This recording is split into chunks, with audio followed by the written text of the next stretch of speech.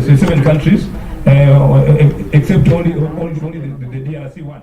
But Msumbiji is connected, Zambia is connected, Uganda and the others are connected. This means that we are ready basically even to serve, and we are serving currently. We are serving all other countries with an exemption of DRC.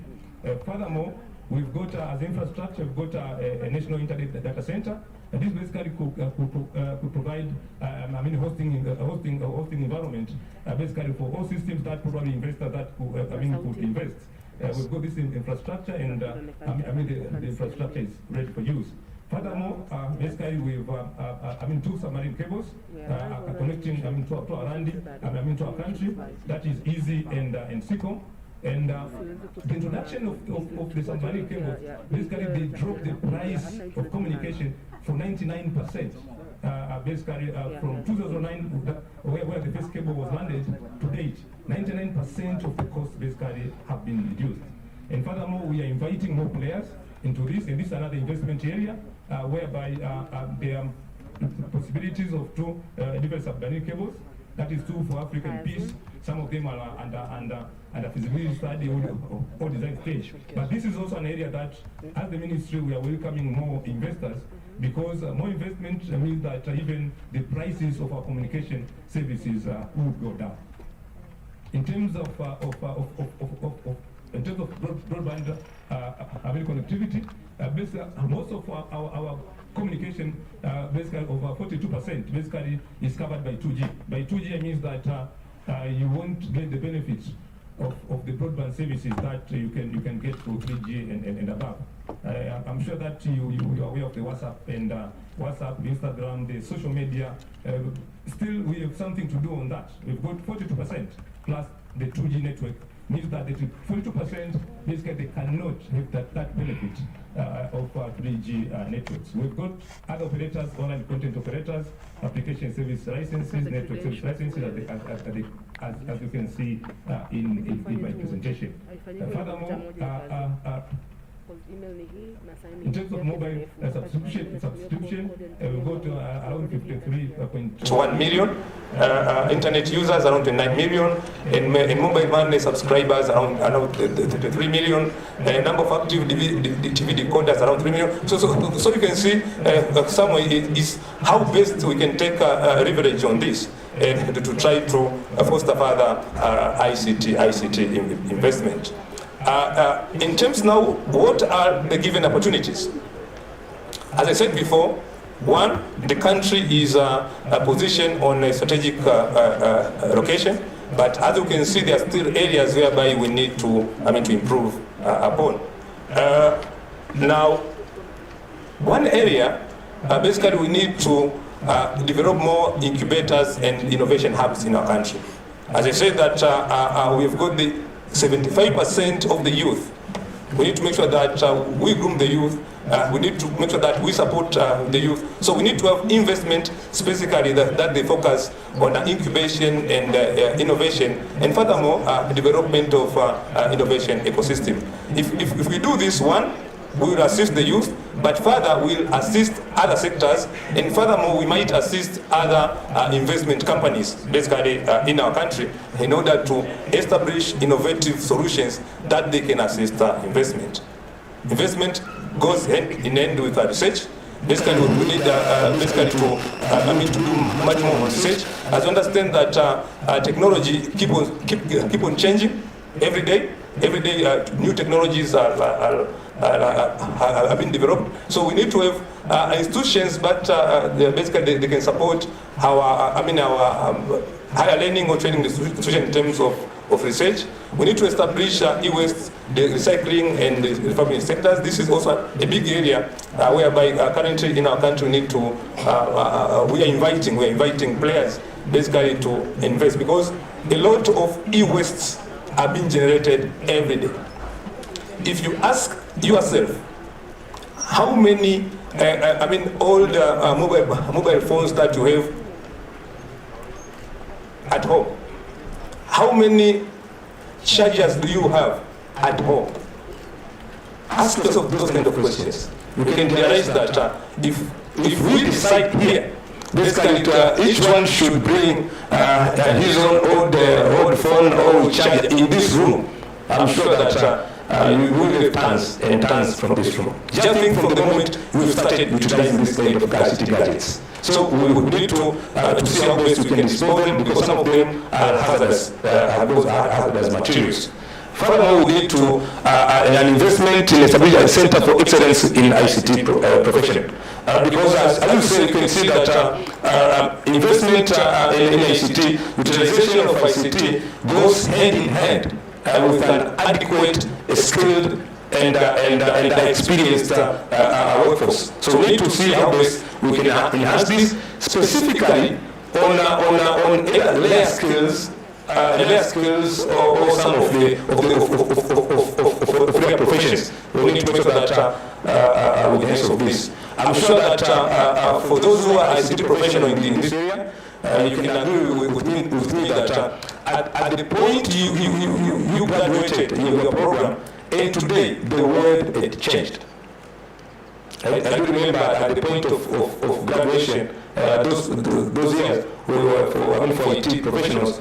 We were taught about Pasco programming. That when I entered the market, it expired 2 years after entering into the market. Now just imagine 25 years just with elapsed. There are a lot of changes. Furthermore, we need further to make sure that we invest much more on rural broadband connectivity, especially the challenge that we have in our country is such that the rural areas are still not connected, and we need basically to make sure that we invest more on this. We appreciate the efforts that are done by our mobile network operators, basically in collaboration with the universal communication, to make sure that at least we enter into a role. But we need also to think about having low-cost technologies. We're inviting players to make sure that we have low-cost technologies to ensure that we can still invest in that particular area in order to reach our target that we have as the government, that we should have the broadband connectivity reach to 80% by 2025, and currently we are around at 46%. That's why we can see there's a big gap whereby we need to see the best way how we can curb this particular gap. Furthermore, we need to make sure that we think on how best to establish ICT-related equipment assemblies industries here. And this is critical, because if you want the penetration, we need to think also about the access devices, the end user devices. We need to think about the mobile phones. So if we have our industries here, whether manufacturing or assembly industries, it means that the prices of our gadgets basically will go down. If the prices go down, automatically you can more citizens basically they can take advantage of this, and we can make sure that at least we enhance basically our financial inclusion in a digital inclusion at the same time. Because there is a situation whereby as far as the location is concerned, we have the communication services capable to provide 3G and 4G services. But you can find that the end user, the citizen, does not have that particular gadget, despite the fact that the location is broadband enough. But the citizen, if does not have the phone that is broadband ready, it means that the citizen will not be able to utilize the advantages that are brought by 3G networks. The citizen won't be able to do online business, and we want to make sure that at least everyone to do business wherever he or she is, to take the advantage of the communication. Furthermore, we need to investment for the companies that they do repair or maintenance of the communication facilities. We've got a lot of facilities or equipment that they need to be repaired. But the question is, where should we send this? But we need to have the facilities that basically investors that are invested also in that particular area. We need further investment in terms of technologies, technologies, whether blockchain, artificial intelligence, and big data services solutions. We need investors on this particular area because if you think about high-tech industries, basically you need as well, in parallel, to think how best you can have companies that are invested in this particular area. The investment to this area would have several advantages. One, it will also assist our former academic institutions basically to have an area, basically to have an extra knowledge. If you want, and I'm sure most of the academic staff, if they're in this particular room, you can agree with me that most of these technologies, they came after you have graduated. So you need to be basically given some specific trainings basically on this.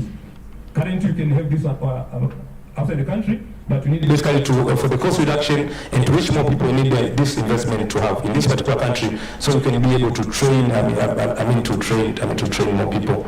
Also, we need some people to invest as either content aggregators, producers, distributors. And so, as you can see, there are several plenty areas which are green areas, they are niche areas in our country. So we need to see exactly what should be done.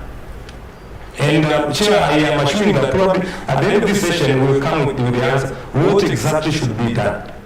If something is wrong, what is this? What is this?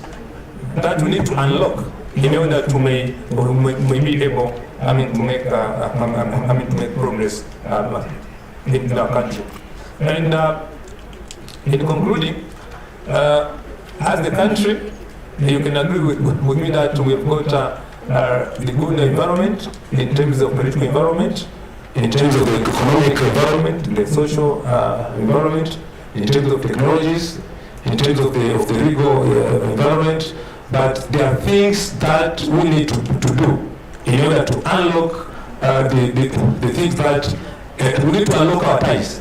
We need to unlock them and see the best way whereby we can we can forge ICT investment in our country. The youth, the 75% depends on us. There is no one else outside of this room that would bring the difference. And if we want to bring the difference, if you want a change, and this I quote, this was from Mahatma Gandhi, said, if you want to bring the change, you must be the one to start that particular change. Don't expect from the situations whereby you say, okay, I think this might be a good idea, but you think someone else will do it. You should be the one to bring that change. It's either you initiate through idea or you try to do it, but I believe that for the composition of this room, for the objective of an annual ICT conference that is only done once, we won't get this composition outside this conference. So we need to take the advantage of the conference to make sure that we get ideas and see the best way how we can move forward. Chairman, I was trying to wind up because you gave me 30 minutes, but I've utilized 28. I've got only 2 minutes. So allow me to leave these 2 minutes for others. Thank you. Thank you very much. I think a big round of applause for a very good presentation. And you asked us questions on how should we get out of this situation, unlock the situation. And you posed a very interesting issue that we have about 5,000 graduates entering the market annually. But you avoided telling us about how they vacate the market as well, the reasons and how they also do. My moderator, please. Thank you so much for allowing us the reserved 2 minutes. Mr. Mlemba Mnaku, very powerful remarks. As a youth advocate, I could not be more proud for the representation that you've made here today. You left us with 2 great quotes. So you want to walk fast, go alone. If you want to go far, go together. But if you want change to happen, initiate it yourself. So I would love to just tag on to key messages that Naku has mentioned here today. One being that 75% of the population is youth, and we need to prepare their future. 75% of the population is youth, and we need to prepare their future, and that can only be done through adequate investment. The second one is that only 20% of the 1 million graduates every year enter into formal employment. Only 20%, ladies and gentlemen. And he also insisted that if you invest in ICT, that automatically leads into growth of GDP. Automation leads to increased production. He also took us through some of the key drivers, which are a well-educated and skilled workforce, consumer-oriented society, policy and legal frameworks, well-developed ICT infrastructure, competitive business environment, and there was a sixth, which I have to look for. But thank you so much. Another huge round of applause to the Director of ICT, Mlembwa Naku. And then while his presentation was up and going, we had several other people join the room, and now it looks like we're filled up. I will do formal salutations to welcome every one of you once again into the conference here today. I would like to recognize heads of government institutions, just by show of hands, wave to the audience. If you are a representative from a government institution, just wave your hand. Awesome. And heads of private sector institutions, just wave your hands as well. Irene. And representatives from the development partners. Ivana, yes. Awesome. Tech innovators and enthusiasts. Where are we at? Tech innovators. Oh, very few. Awesome. Members of the media? No media? Members of the media? Oh, great. Thank you so much. Now I'd like to pass it over back to Dr. Jean to welcome the second representative from TPSF. Thank you very much, my moderator. Now let's hear from the private sector. Mr. Andrew Mahiga, particularly on the lobbying part. Karibu sana.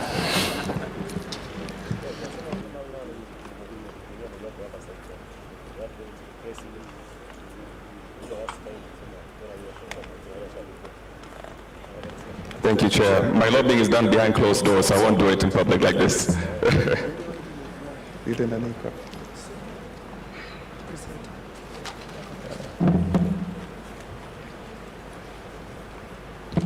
Asante sana, Chair. Good morning, fellow panelists, ladies and gentlemen. Good to be here today. My presentation will focus on the 5-year development plan, the third 5-year development plan, and how the private sector can contribute to it in the areas of ICT, some challenges and recommendations as well. As introduced, my name is Andrew Mahiga. I am the Director of Policy, Research, Advocacy, and Lobbying at Tanzania Private Sector Foundation. It's always good to start off a presentation with a quote from Her Excellency President Mama Samia Suluhu Hassan.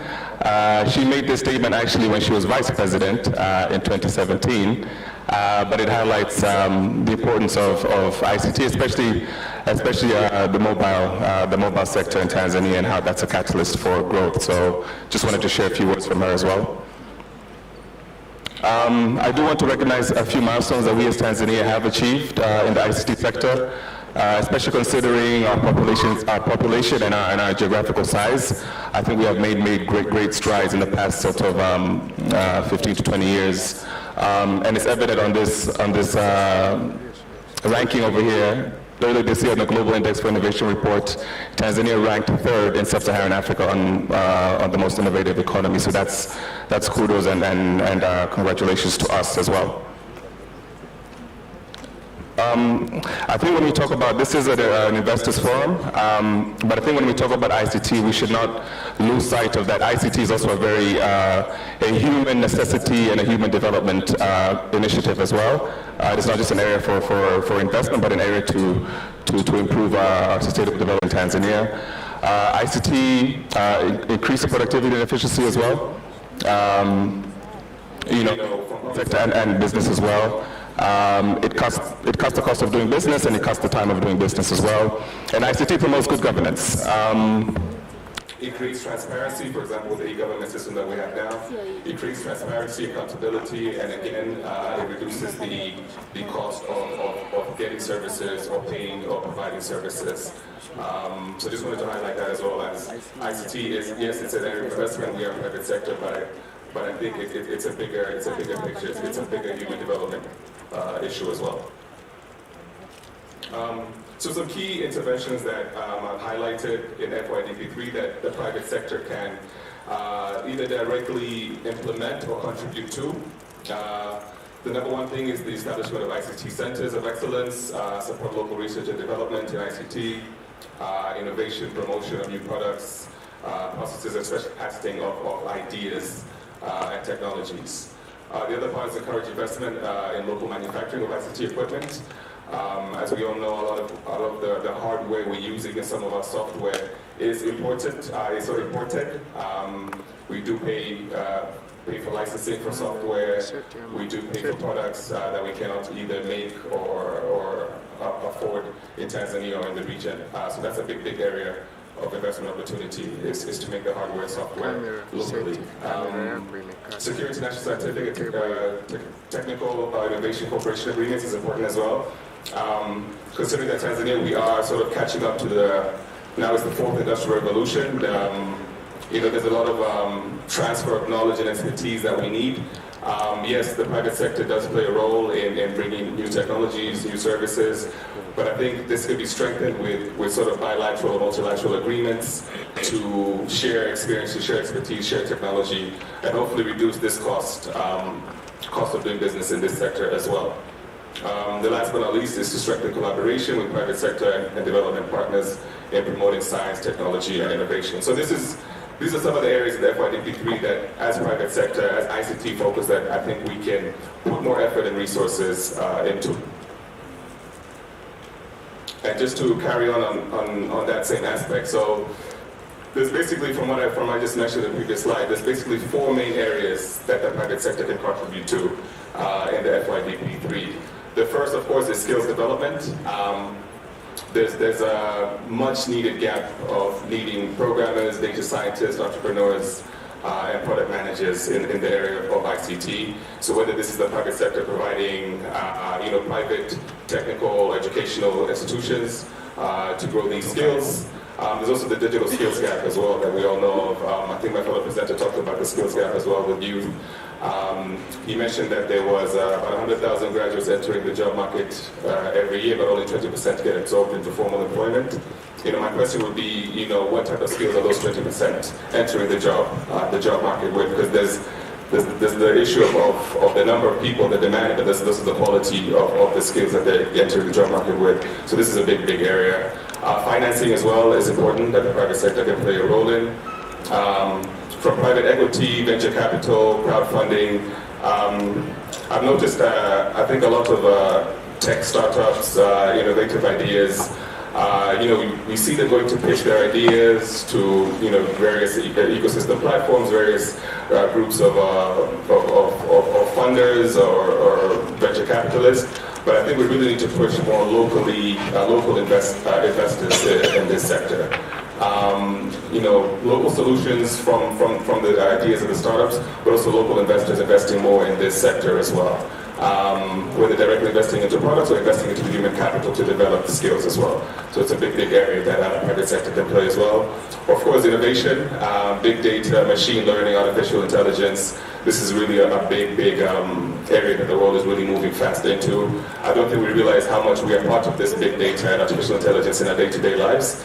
From the ads we have on our phones that are tracking where we're going, what we're doing, from the ads that pop up on our screens. So it's a big area of investment as well. And of course, services. I think this is already ongoing, but there's area to grow as well. There's fintech, there's agri-tech, there's health tech that the private sector can invest in. Again, to improve service delivery, especially for those in rural and hard-to-reach areas. But also on the government side, to support service delivery on the government side as well, to get into maybe public-private partnerships with government to improve service delivery. Some challenges we still face in ICT. In general, of course, I think it's been mentioned a lot, is the lack of skilled and competent human resources. Research and development is also a big area that we need to put more effort and investment in. Testing ideas before they get into market, improving, iterating, and really using a human-centered approach around developing new ICT products or services.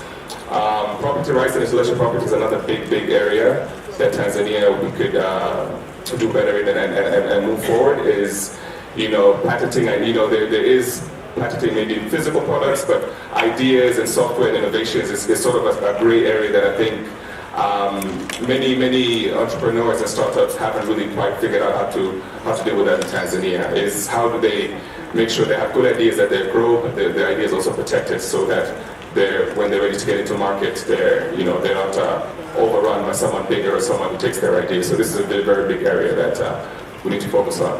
Of course, the policy framework, the legal and policy framework also needs improvement. I think I'll mention a few recommendations moving forward. Over taxation. This is my lobbying and advocacy part.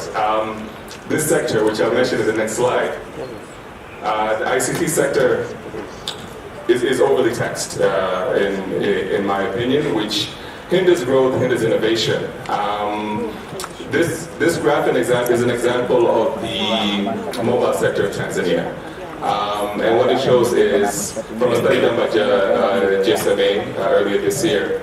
And what this shows is that for all the revenue that this sector, the mobile sector, generates, in Tanzania, about 34% of it goes into paying taxes. Whether it's general taxes and fees or it's their sector mobile specific taxes and fees. So as you can see for Tanzania, 34% of total revenue goes into tax and 18% of that goes into mobile sector specific taxes. Compared to Sub-Saharan Africa, it's significantly lower compared to the Middle East and North Africa, Asia, Europe, and so forth. So as you can see, a lot of this revenue goes back into paying taxes, which could have potentially gone to reinvesting, growing, developing skills, and growing human capacity.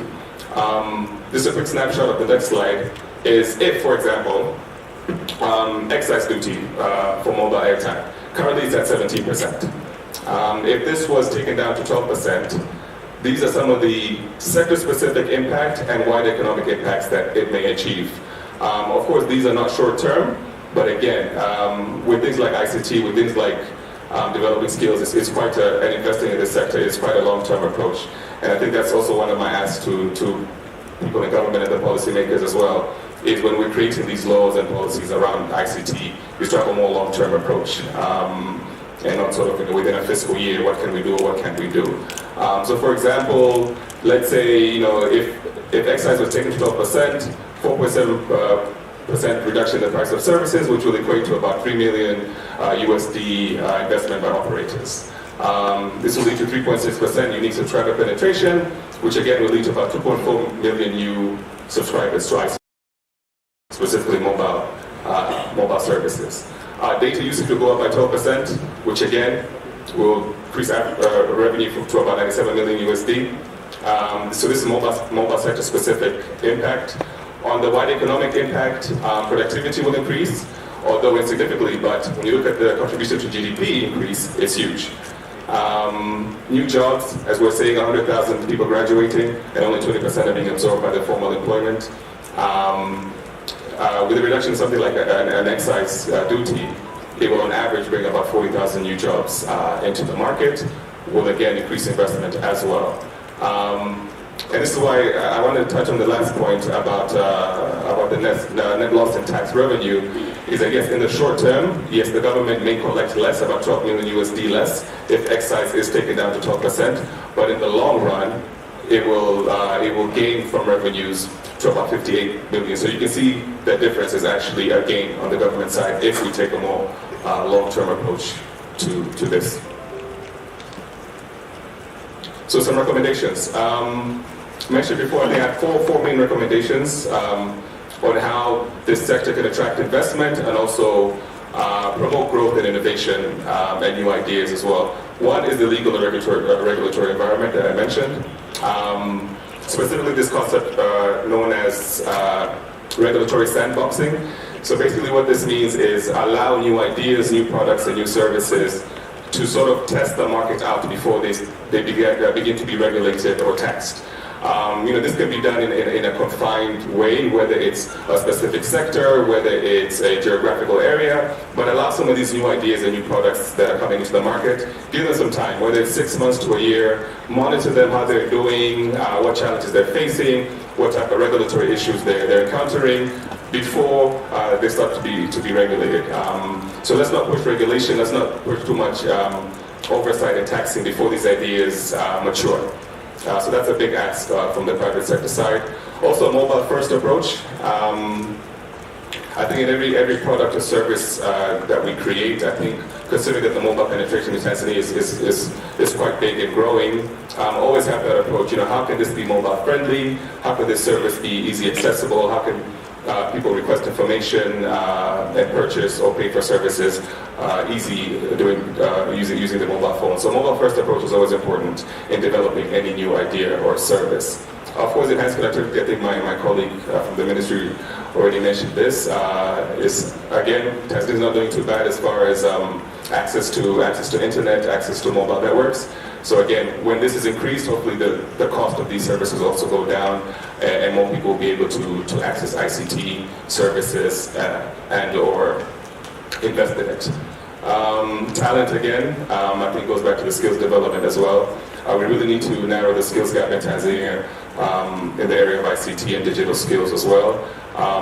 And I think this could also touch on it as being a regulatory framework issue where perhaps we may need to look at our school curriculums from an earlier stage, introduce STEM sort of subjects, science, technology, engineering, and mathematics, for example. Introduce those subjects, possibly later years in primary school. Have STEM as a mandatory sort of subject in secondary school and maybe university, depending on the field. So things like that. I think, again, it's a very long-term approach. Changing curriculums, changing education policy is not an overnight thing, but that's how we need to start thinking about the talent and how we're developing local homegrown talent to develop local homegrown solutions. Chair, I think I'm within my time. Thank you very much. Makofi kwake tafadhali. Thank you very much. Just one or two issues. This session is being online streamed live, so we are available online, and the link will be shared shortly. Possibly my team will be providing you with the link. But again, thank you very much for the very good presentation. And I really like the idea of dealing with taxes. And the main question now comes in, also we are going to get it from this meeting, is how long is long so that we can start reaping the benefits of reducing taxes. Thank you very much. My moderator, please. Thank you so much, Andrew. Certainly, hats off to you, to your lobbying hat. When you squeezed in the tax thing, most of us are like, he's really, really bold. So I think it has to be there. It's a right. It now has become a right. And you also took us through quickly the 5-year development plan, some of the key areas which also are very much closely aligned with what NACO said, so skills development, financing, innovations and services, but also the role of private sector partnerships, which are really, really critical. So how do we bridge this middle? You normally find private sector working independently in silos, and government has their own strategies working independently. So how do we match the two? But this context of the skills mismatch, it's become like a broken record. We just cannot fail to hear it at each conference, at each workshop, how there is a gap indeed of the graduates that come out and what the demand is actually on the other end. So is the 20% entering the job market and the 80% not entering in because of the lack of opportunities, or the skills, the ready enough skills that the market actually needs? And thank you so much for the recommendations around regulatory sandboxes. I know this also has come in as a trend, sandboxes. Mobile first approach, enhancing connectivity, and again, talent. Let's catch them early before we can regret that our labor force is unskilled. Thank you so much, Andrew. I will now give it over back to the chairman, who is going to be introducing our next speaker, the Member of Parliament, Karibu. Asante sana, moderator. We are quite lucky today that one of the presenters is Honorable Tehama, the Member of Parliament. It's quite interesting to have a Member of Parliament coming in to share knowledge with us. So, karibu sana, and we want to hear that from the House. Karibu.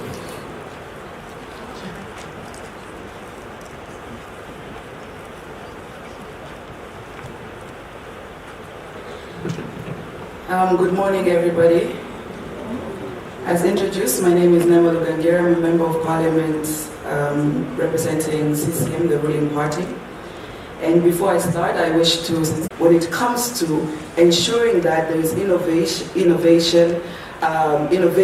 interventions in agriculture, but also rural women participating in this space, because we're all enjoying the food and the things that the agriculture produce here in Tanzania, but 50% of the smallholder farmers are women. But these women are still, the poorest, are still not having equal access to the different, advanced, exciting agricultural innovations because they are far from the ecosystem. So I challenge the ICT conference to consider rural women in the agriculture space who are not close to the ecosystem. Because if we continue to bundle up everything in the urban areas while our food systems depend on the rural areas, then again, it's all for nothing. So that is why earlier on I said I'm very excited to see FSDT here and UNDP here, because I believe it is an agenda that we can carry forward together and see how can we bridge the gap, the online gender gap in the agricultural sector. Now, obviously, being a woman in politics, the second area is the online gender gap of women in politics. Oftentimes, it is said that, governments and stakeholders and development partners want to see more women in politics being online, want to see more women being accessible. But there's one area that almost nobody is talking about, is the enormous amount of online gender abuse that women in politics face. So to be very honest, and here I'm speaking also from experience, being an active member of Parliament in social media, I can see the difference prior to me being a member of Parliament, active in social media, and now being an active member of Parliament in social media. The difference is enormous. It is actually quite scary. You need to have a triple thick skin to manage and cope in the digital space. But a lot of interventions that are advocating for online safe space for all, nobody looks at this group. Nobody looks at the group of women in politics. Yet, so much effort goes to promote and enhance and make women get into politics. But most women fear to get into politics because they see the women in politics, how they're being treated. And very unfortunately, when a woman in politics is being attacked online versus a male in politics is being attacked online, the male in politics the agenda based on the issue, but now the woman in politics issue will be sexualized based on her gender. This is something that is clearly happening right now, and it is even clearly happening to the level of Her Excellency President Samia Suluhu Hassan. But who is coming to the defense of women in politics? So if we're talking about here ICT, we're talking about we want to bridge the gender gap. We're talking about we invest in the ICT. We need to invest in making sure even women leaders who are the voice of ensuring that we bridge this gender gap have equal and safe space online. Without that, again, all will be for nothing. Because even if we're promoting youth to be online, the way an adolescent female is treated, an adolescent male is treated is totally different. So I wish to conclude by challenging the digital ecosystem, the ICT, the stakeholders to prioritize and ensure that we are creating online space which is safe for all groups and without forgetting women in politics. Quite strange, this issue is even the organizations that claim to be advocating for women's rights. When a woman in politics is being abused online, they don't say nothing. They don't even come up with their public statements to call out that behavior. Why? Is it perceived that it is normal and okay for a woman in politics to be subjected to such abuse? I think not. And the youth who are trying to promote to come online, when they see someone who's in politics and they assume that they are powerful in their position, are being attacked, how are they going to cope? And this brings me to my concluding point that I think the ministry needs to develop the face, place it onto something else, and all of that is okay, but that should not be okay. That should not be allowed. But if we look at our ICT policy, what is it saying about women? I'm not going to say anything, but I challenge all of you, take the ICT policy and just search the word woman and find out for yourselves how many times will the word woman has been reflected in the ICT policy. You will be shocked, my friends. So if we are pushing forward the agenda of ICT, I think we need to start by reviewing and reforming our policies, our acts, so that they can be gender sensitive and gender inclusive. On that note, I wish you all the very best in this ICT conference. I am sincerely grateful for this opportunity, but it is my sincere hope all of the things that I've mentioned here will be taken with its weight, and hopefully by the end of the summit, this conference will be able to get a way forward on how do we sustainably develop the ICT sector, the digital economy sector, without excluding women, and once again, without excluding women in politics. Thank you.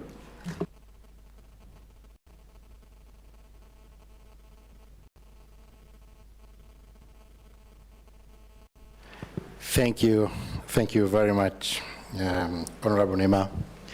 And thank you everyone here for attentively listening to this very challenging, I would say, presentation. Each one of us has received his or her own share of a challenge. I can see TPSF nodding. I think you have your share. My director of ICT here. I think we'll have a discussion right after this this session. Even if he as well, and each of the participants. Thank you very much for that very beautiful and good, powerful presentation. My moderator. Thank you so much, Honorable. You literally downloaded my whole head, because I'm actually an advocate for digital inclusion, and most importantly even for women and how they're included and the online safe spaces. And I feel like you're hitting right to the chord and to the mark. The things that we don't normally say. Thank you so much for the boldness to bring them forward and throw the challenge, and I saw Christine nodding as well, towards accelerating more investment, and FSDT UCSAF is over there, so I'm hoping through the breakout session you can find ways to chat and see how to progress this forward. But also rural communities, I mean, women, how they are normally forgotten. We speak about digital, we speak about towns, urban centers.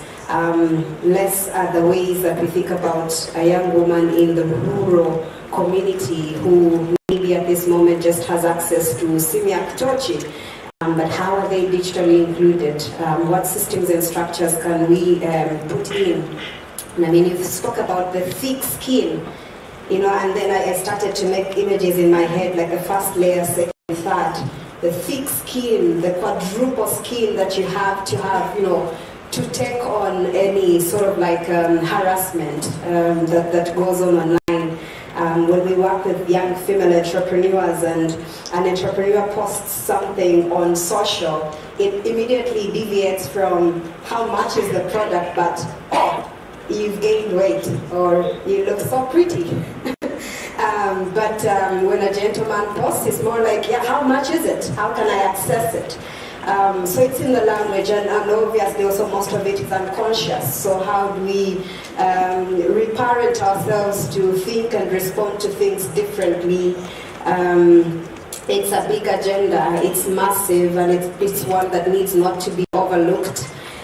So creating equal and safe spaces for everyone, and thank you so much for being an advocate for that. I'll give it back to our chair to lead us into the second phase, which is a discussion.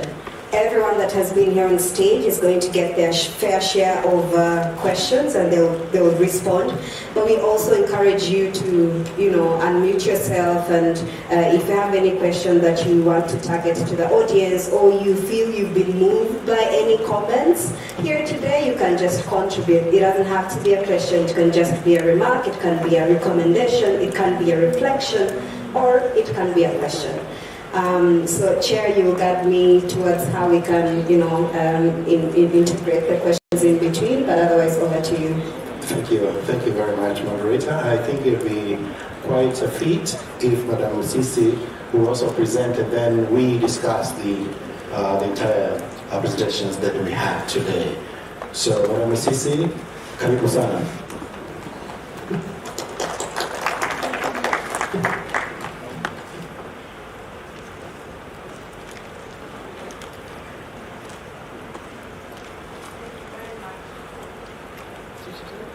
Thank you very much for giving me this opportunity to speak now. I thought that it would be better that I come in now, especially after being extremely challenged by my sister from the Parliament.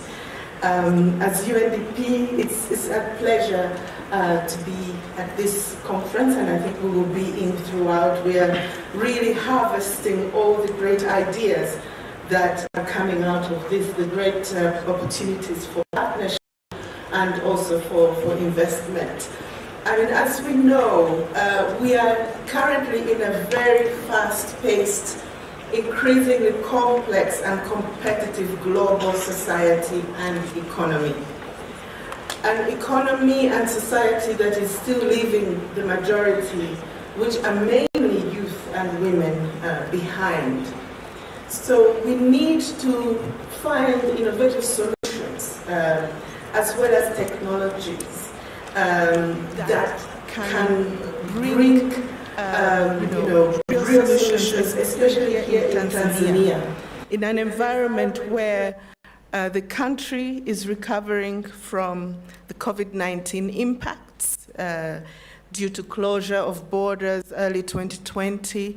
We are feeling the economic impacts still, but I really congratulate Tanzania for really having disciplined economic management and diversifying its economy, which is enabling it to cope.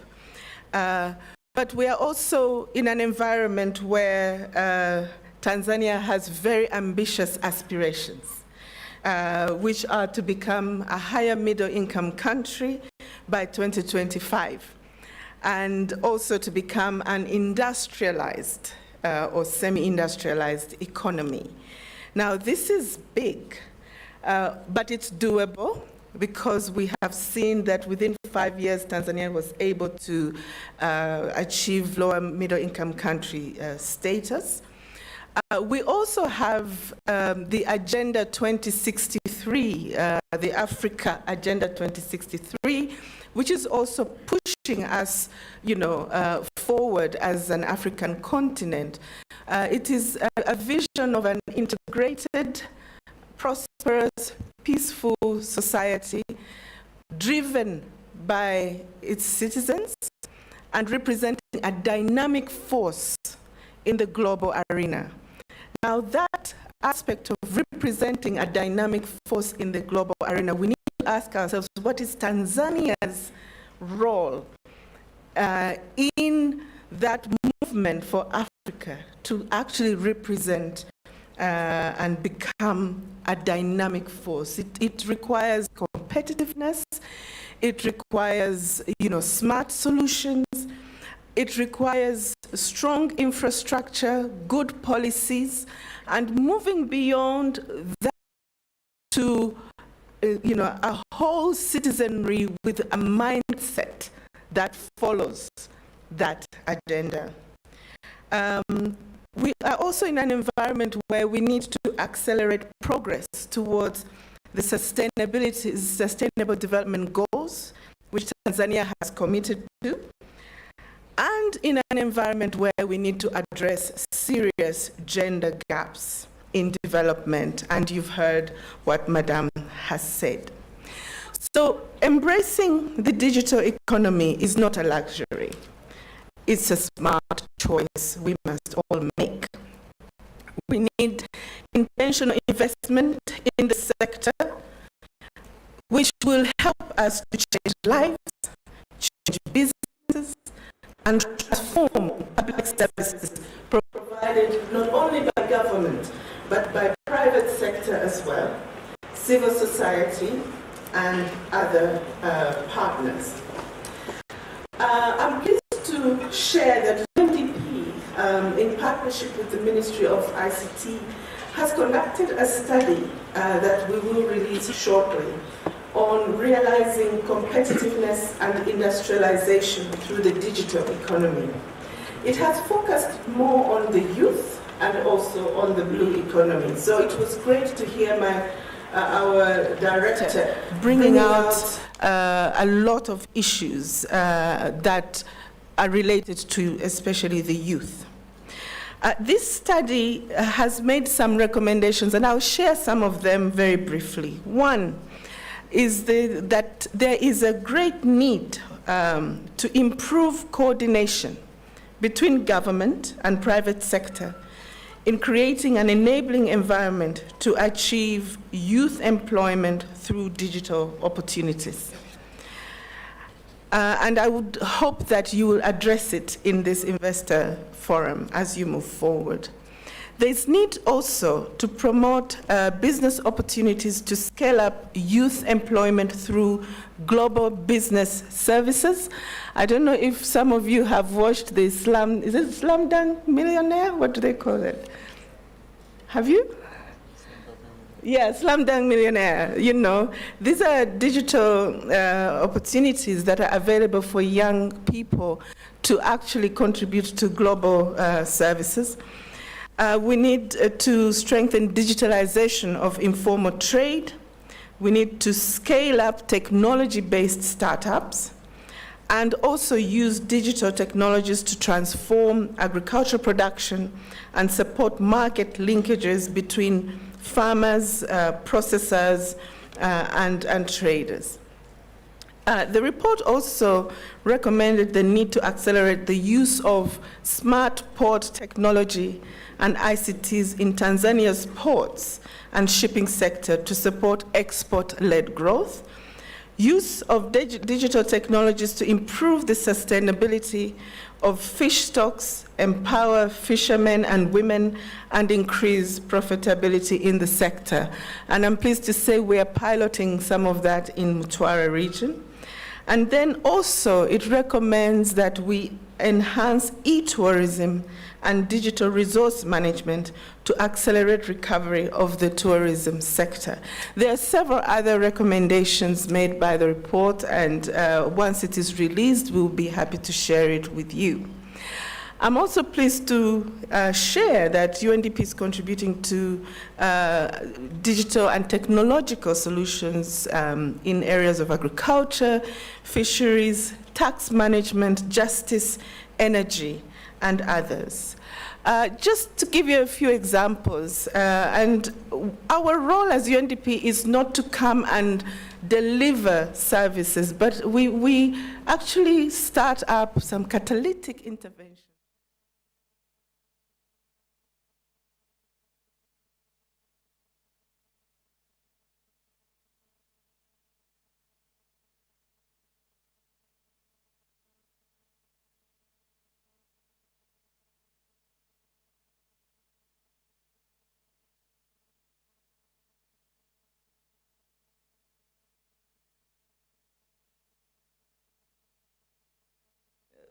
Thinking that there are opportunities for us to use such technologies to actually improve local manufacturing and reduce dependency on imports.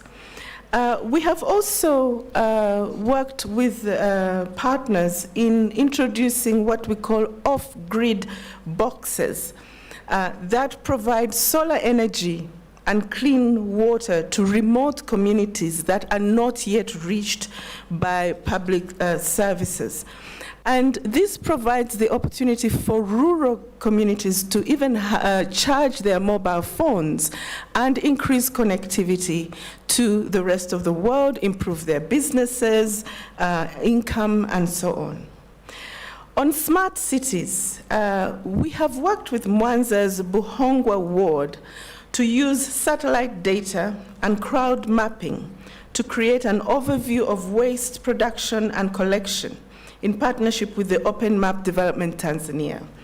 We ran what we called a virtual mapathon that produced data and analysis, which is now being used by the city's Urban Water Supply and Sanitation Authority to add waste collection points that were previously unmapped, especially those that are in informal settlements.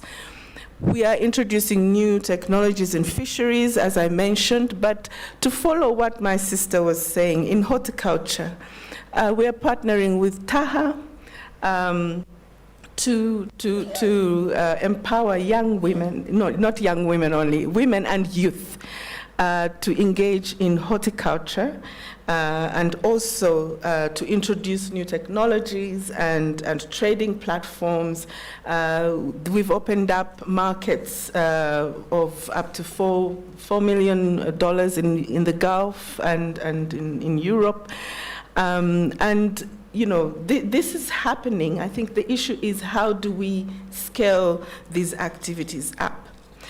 Now, before I close, I just want to mention that as UNDP, we are working with the ministry, various ministries, including education, ICT, and also, several other ministries and Ministry of Investment on a program that we call Funguo, meaning unlocking. This is supported by the European Union and the UK.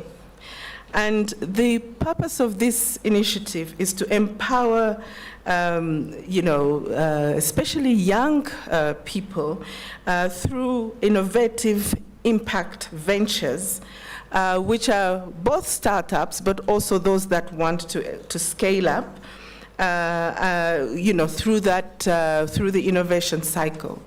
Now that program provides support to project development, to financing, and also a business enhancement. And we are really happy that through the Fungua we are partnering with you on this specific conference.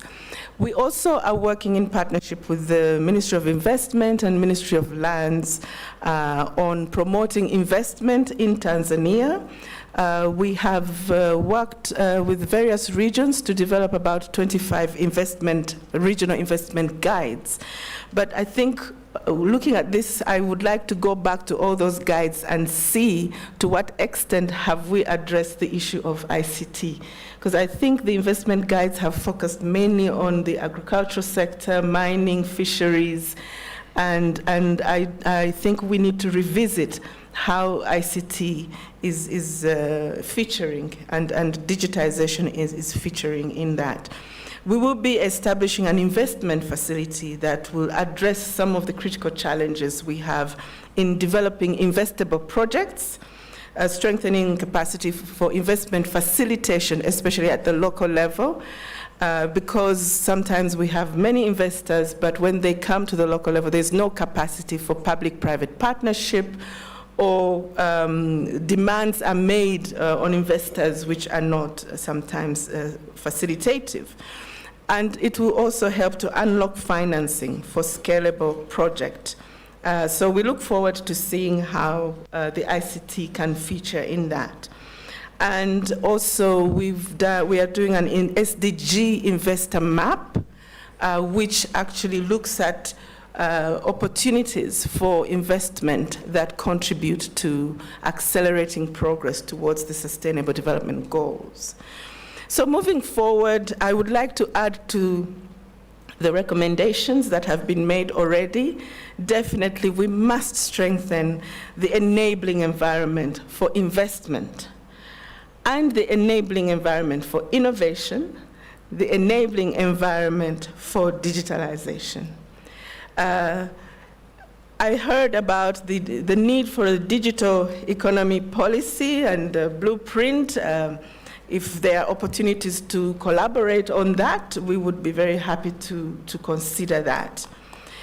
And then the other issue is the need to strengthen the requisite capacity in the government, in the workforce, and business, especially in small businesses, but also the society at large.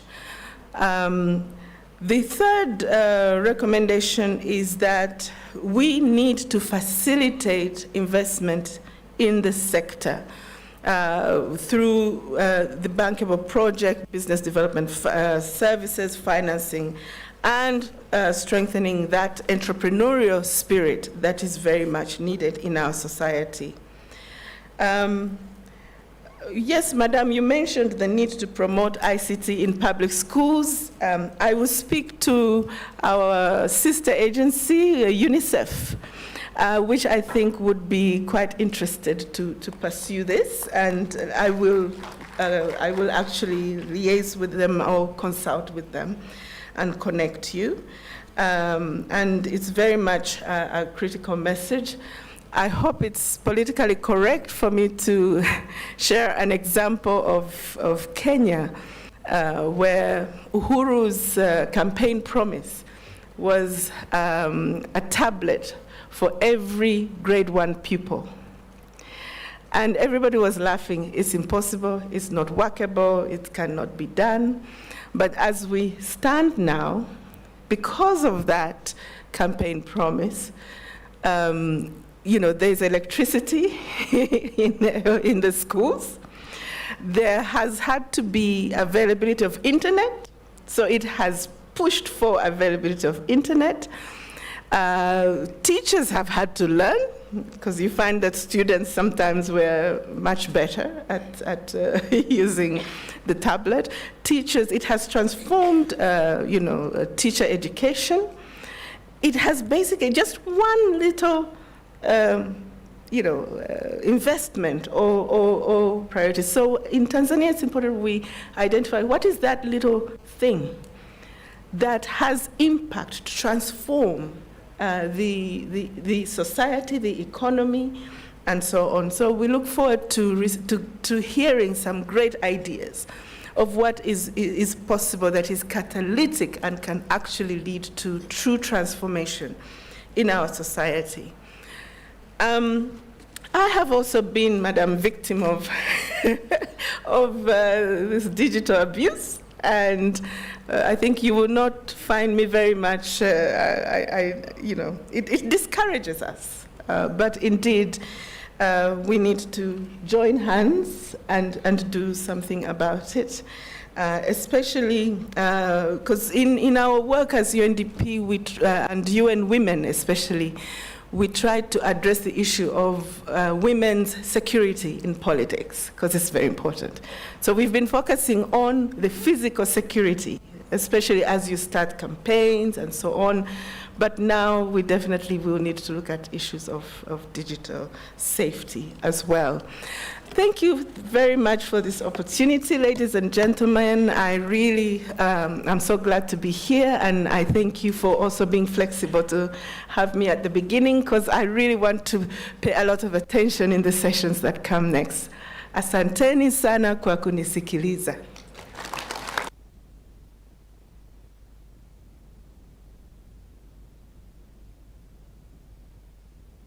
Thank you so much, Madam Christine Musisi, for your very powerful remarks.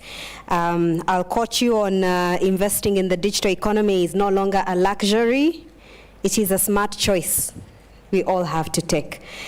So thank you so much for that remark. But also, I would love to just quickly, as a huge fan of Funguo, speak about the three main pillars that Funguo is set to achieve, which is the first one being supporting access to financing for innovations. Innovation service delivery support, and finally support and improve innovation enabling environment. And the program manager, Joseph, is going to be on the panel later on, so anyone who wants to make connections or partnerships within the Funguo program, feel free to join that panel. And I hope that our big people are listening and to all take us to that bet of 1 tablet for every grade 1 pupil. But I'll qualify that a little bit to also challenge us to focus on the teachers as well. Because, these pupils cannot be what they don't see. It has got to be an environment which is walk the talk. So the teachers within the curriculum, the teaching training colleges that they undergo through, how are they also trained to integrate and simulate digital within the learning processes, and whether it's in the TVETs, whether it's in the folk development colleges or the higher learning institutions, how are teachers also groomed in a way that is digital ready?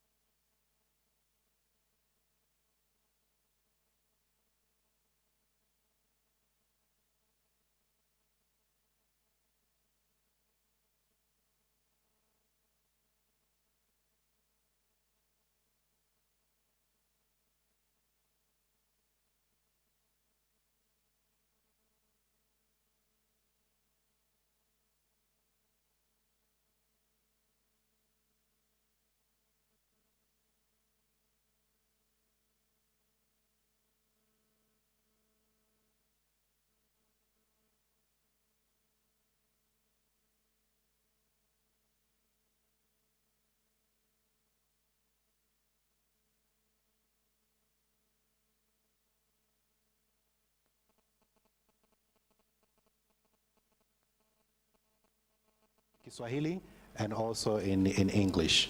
I wouldn't like to see anybody being challenged out of language. So if there's anybody who needs assistance in terms of interpretation or, yep. Okay, so the gadgets are available. Thank you very much. Karibuni sana to this discussion. Anybody would like to be the first? I think now I have to be careful now here. Gender balance. Yes, anybody? I can see a hand right in front of me, and the gender has not been balanced. It's not that I've not seen you, sir. I've seen you, but I'm just looking at... Okay, there you go. Karibu sana. Mpelekee microphone.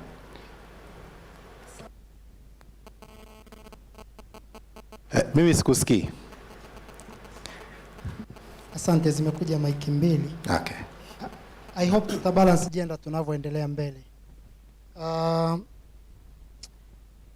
I thank you all the presenters for good presentations, and I commend the government. From the first presentation we heard about the initiatives in digital connectivity, and that is very important because that is one of the drivers of the digital economy that we are talking about. And we have heard about the national ICT broadband backbone spanning to close to 9,000 kilometers now. Sorry, if I'm not interrupting, will you please be kind to share your name, please? Okay. My name is Moses Ismail from the University of Dar es Salaam. I was at the point where the national ICT broadband backbone is 9,000 kilometers across the country. I was going to ask a question there. That is that we have made, but we still need to get to the point where the biggest or the largest part of the population, which is in the rural areas, are getting connected. I was wondering whether the government is thinking about getting that to the close to the district level or the ward level, and targeting specific initiatives, for example, education, where these young guys we're talking about can benefit. So that is point number one. And next to that is point number two. I was glad to hear the MP there touching the issue of education, especially at the secondary and primary level. And there have been initiatives in the, at different levels. Unfortunately, these initiatives have been in silos to get them acquainted with ICT knowledge and probably now digital economy. We haven't started that. But I think that is something we can do. I was wondering whether the government has a coordinated or can come up with a coordinated initiative to ensure that these initiatives which are in silos can be coordinated to avoid duplication of efforts and resources in ensuring that these young guys from especially rural areas can be reached. Because we talked about the youth being 75%, but I wanted to mention as well that the median age of Tanzania is 20 years. And that means we have as many people above that age as we have below it. And if we want to reach to this 20 years and below generation, we really need to go to where they are. And that is a starting point. So if we could come up with probably something that could be nationally coordinated, come up with curriculum, especially the digital economy curriculum to this level to ensure that we start bringing them up right now. And I wanted to touch the issue of taxation. Of course, it's the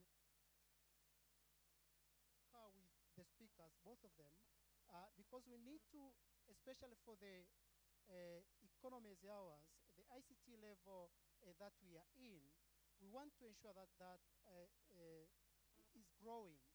And if we have the taxes that is coupled, growing from the initial stage, I think that is detrimental. But as well, of course, it is understandable that we need to have taxes in that area as well, because that is where we go. That's the ultimate target.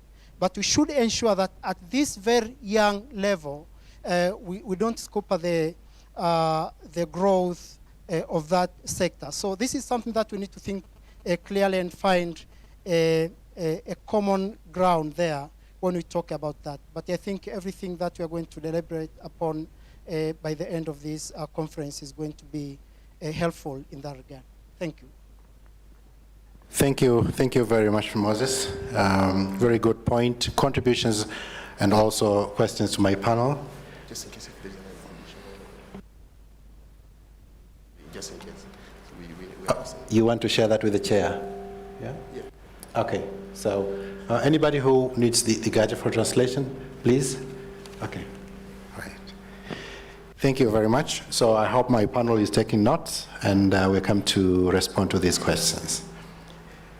I'm quite interested, Madam MP, on the way you will be looking at the maturity curve as to when we should start implementing or charging digital services. I think it will be interesting to hear from you, but also from experts in here. Can we get on that question and then we allow the panel to respond? Let me start from this side. Anybody from this side? Anybody? That side, I think I can see 2 hands. I can see 1 hand from here. Yeah. So we go there and then we'll come back to that side. Yeah.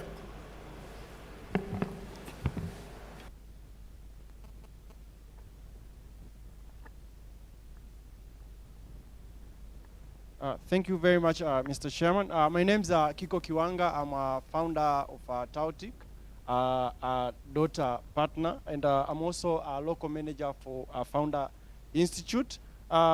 First, I would like to make my recognition of the big step which the government of Tanzania has made concerning allowing the first crowdfunding in Tanzania that will be launching. So that's a very great initiative towards stimulating startup, scaling our startups and the innovation initiative in Tanzania. So I really want to, but I will also have some few remarks that I would like to share with respect to the adequacy of our supportive environment for development of ICT in Tanzania, specifically on the policy issue, on fiscal policy with respect to taxation. I heard Madam there, her Honorable has mentioned about this, which is very necessary, but Mr. Chair also has asked about the maturity, like when that is going to be implemented, which also is a very, very critical question. But my point was with respect to widening our tax base, we need to consider in terms of net gain, not net socioeconomic gain, because we might be focusing on gross tax collection, but in the end we might end up with a negative socioeconomic gain. So we need to pay attention to that. And for instance, Andrew has shared a very good statistics there, like with respect to comparative figures in terms of how ICT is already charged here in Tanzania. So we need to pay attention to that, because I'm very sure as I've seen something for them to have what we saw there in the projection. So, but regardless, there is a case of competition. If our taxes are very high, we won't be able to compete in the global market. And the gain, actually, the really long-term gain will come from expansion. But for instance, the point numbers there, like we have like almost 400 million addressable market when you combine East African and SADC, which is very good. But to get there, you need to start these initiatives here locally. So our local market, like for startups to be able to scale, they need first to have grounds in where they're founded. That one thing people are missing. Like they cannot scale to 400 million market without first being grounded in our local market. And that will give them ground to replicate the solution which they have come up, they have been proven, then they can scale to 400 million. So concerning our local market, if we don't create a conducive and supportive environment to actually make these startups thrive, it will be impossible actually to reach the 400 million, which if we'll be able to do that, the tax collection will be huge. Because in Tanzania, for instance, our market is around 50 million, let's say, less than that. So even if, for instance, if we get 10% of that, and 10% of 400 million, 10% of 100 million would be huge. I'm just talking this in general terms, in easy way for people to understand. So it will be huge compared to if we just focus on 50 million, which if our tax environment here is not conducive for startups to actually thrive, we won't be able even to exploit our own local market. So the government should see in that perspective in the long term and in a broader perspective when it comes about widening tax base. So the tax base is actually bigger than what we have in Tanzania if we manage to get to the 400 million that have been mentioned there. So with respect also to the fiscal policy, I wanted also to mention the things. Sorry, like, yes. I'll appreciate if you can also be brief so that we can also get time for others to contribute. Thank you. All right, thank you very much. Then I will skip that. Okay, I'll just make this one last recommendation concerning Tanzania Startup Act, which right now is under development. I understand and there is a very great support from the government. But one thing which might be forgotten is a social enterprise, recognition of social enterprises, because those are between NGOs and for-profit organization. And I understand right now there are some changes with respect to NGOs. But Maiga there mentioned about sandbox, the idea of sandbox. So we really need this for social enterprises specifically, because these will create more jobs, but also in terms of impact, it will have a bigger positive impact in socio-economic terms. So we really need to consider social enterprises when we are drafting our Tanzania Startup Act. Yeah, I'll just end there. I'll be brief. Thank you very much. Thank you very, very much. Very good contributions. The moderator? Yeah, thank you so much, Kiko. And again, your final point on recognizing social enterprises, just right on the mark. I would like to make just a quick announcement for those of you who might be struggling with the connection in here, as I have been. We have a Wi-Fi connection. It's taik_raha-Wi-Fi. The password is TAIC 2021. The password is TAIC 2021, and that will give you connection. Also to encourage us to post on our socials, so whatever you're hearing and you're interested in and you feel like it's resonating and you want to share anything about the conference or the discussions that are undergoing, you can hashtag through TAIC 2021, so hashtag TAIC 2021.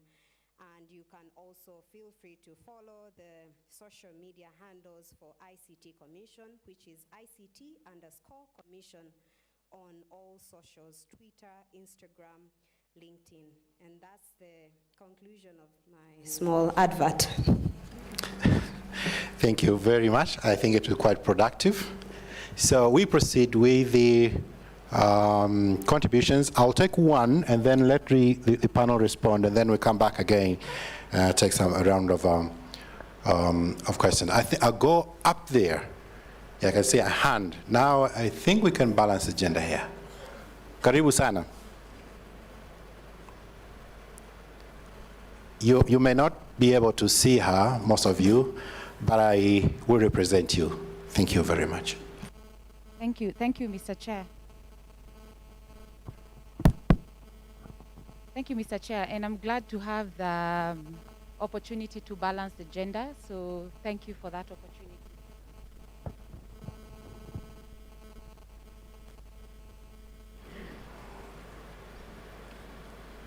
Can you hear me now? Yes. Thank you. As I'm just saying thank you very much, Mr. Chair, for the opportunity to share, and I am glad that I have the opportunity balance the gender as we have just mentioned. My name is Caroline Bugwa. I am Senior Policy Manager Sub-Saharan Africa at the GSMA. And the GSMA is an association of mobile operators that represent represent mobile operators globally. I'm here with my colleague, the head of Sub-Saharan Africa region, Angela Wamola, and we are here to just learn and exchange ideas. So when we talk about the digital economy and digital driving accelerated digital services in the country. I thought it would be important for us to also just take a step back and look at, because when you're talking about the digital economy, you need to look at it from two angles. The demand side, which is the investment, and the supply side, which is the usage of these services. And the demand side, you're talking about attracting this investment that will be able to be favorable and also to sustain the investment in the digital economy. And as you're doing that, it's important to also think about who is the consumers of these services. How are we doing on matters broadband service utilization? So for instance, in Tanzania, according to our studies at the GSMA, we are looking at something we call a usage gap of about 46%. So a usage gap is the consumers that are covered by broadband services but are not using the services. And I'm happy to understand that the President herself has a target to increasing this to 80% by 2025. So when you look at the usage gap, it's important to ask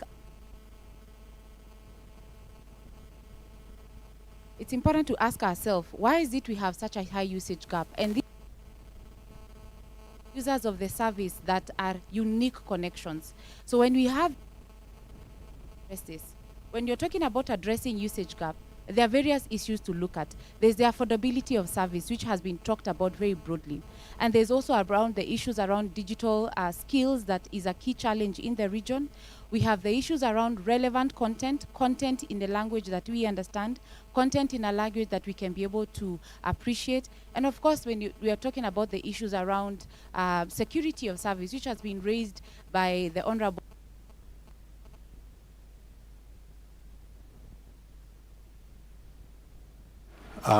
Excuse me, I'll appreciate if she can be provided with a working microphone.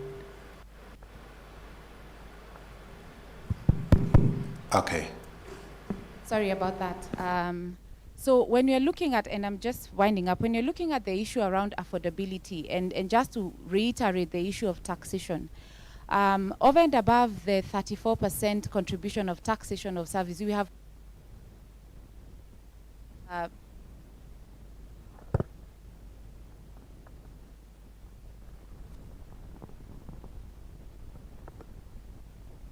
so just to mention that on the issue of taxation, it's important to look at how do we address this, and we are looking at balancing the issue of revenue to the government, but also supporting the development of the sector. So it's important to review at what point is important to introduce these taxes, and for how do we address the challenges around the budget deficits that we have. So I think even as we're looking at introducing these taxes, it's important to just look at the timing, because is it of value to introduce it now when the industry is still growing at its nascent stage, or is it better to give it time to grow and grow the pie even bigger and get more of this income revenue as government through VAT and excess duty and etc. And lastly, as we are looking at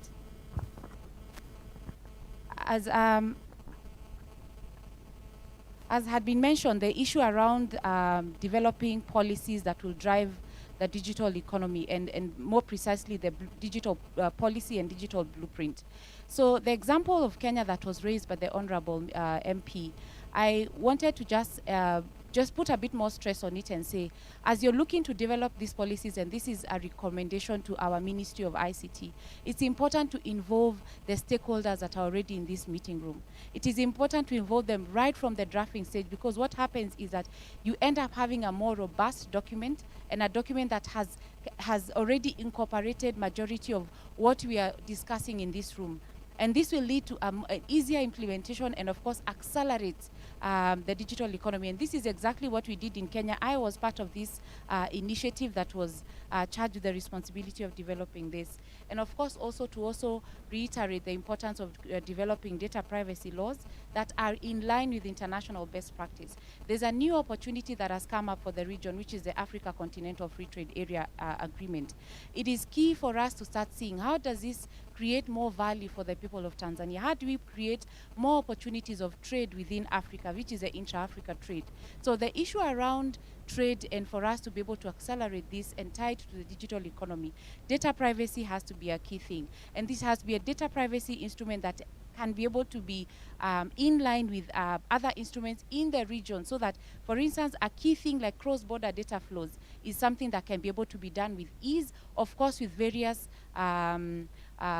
policies in place to be able to continue ensuring that data is protected, and for people to feel safe in the situation, in the online space. Just to wrap up, as I mentioned, we are here as the GSMA. We would be more than glad to engage on this. DPSF would like to go on first. Yeah, thank you, Chair. I'm not going to sound like a tax expert, but in a way, I first want to agree with my fellow panelists here, my sister Tehama, that I think digital taxation is a better solution than how currently the ICT sector is being taxed right now. Now, how we tax the digital the digital ecosystem is another question. But I think there's a few things that need to be in place before we even start thinking about taxing digital services. For example, e-commerce is a good entry point into taxing digital services. But again, our e-commerce is still growing. I'm happy to know that the ministry actually is setting up these residential addresses and postcode systems, which I think is going to really, really boost the e-commerce sector in Tanzania. And again, that could be a quite an easy entry point into taxing the digital system. So I just wanted to say that I agree, it is a better alternative, but there's still some things that need to be put into place so that we can see the real benefits of taxing digital services. We don't want to just remove eggs from one basket and move them to another basket, but we're not really moving or making the basket bigger, so to speak. So I just wanted to touch on that. And also, when it comes to taxation regulations and whatnot, as private sector, as businesses, we usually make decisions maybe on a 3 to 5 year sort of outlook. But then we're confronted with, let's say, legislations or policies or acts that change on a yearly basis. So, the disruptive, sometimes a tax is not that disruptive, but the uncertainty of whether this tax is going to stay consistent or increase next year or whatnot, that uncertainty also sort of destabilizes the investment climate and business decision process. So I just wanted to touch on those things. Asante Chair. Thank you very much.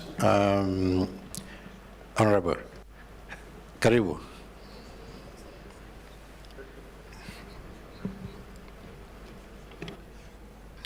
I know that it is always risky to bring up the issue of tax, especially when private sector is there. But I must reaffirm again, with the growth of the digital economy, with the growth of the ICT sector, we cannot avoid taxing the digital economy. The issue is how to tax it, but we cannot avoid taxing, because if every other sector is being taxed, I think the digital economy brings forward a new tax base. And when I talk about a new tax base, it's a group that was not being taxed prior. Now, just to give, to shed a little bit of light, what do I mean when I say digital service tax? In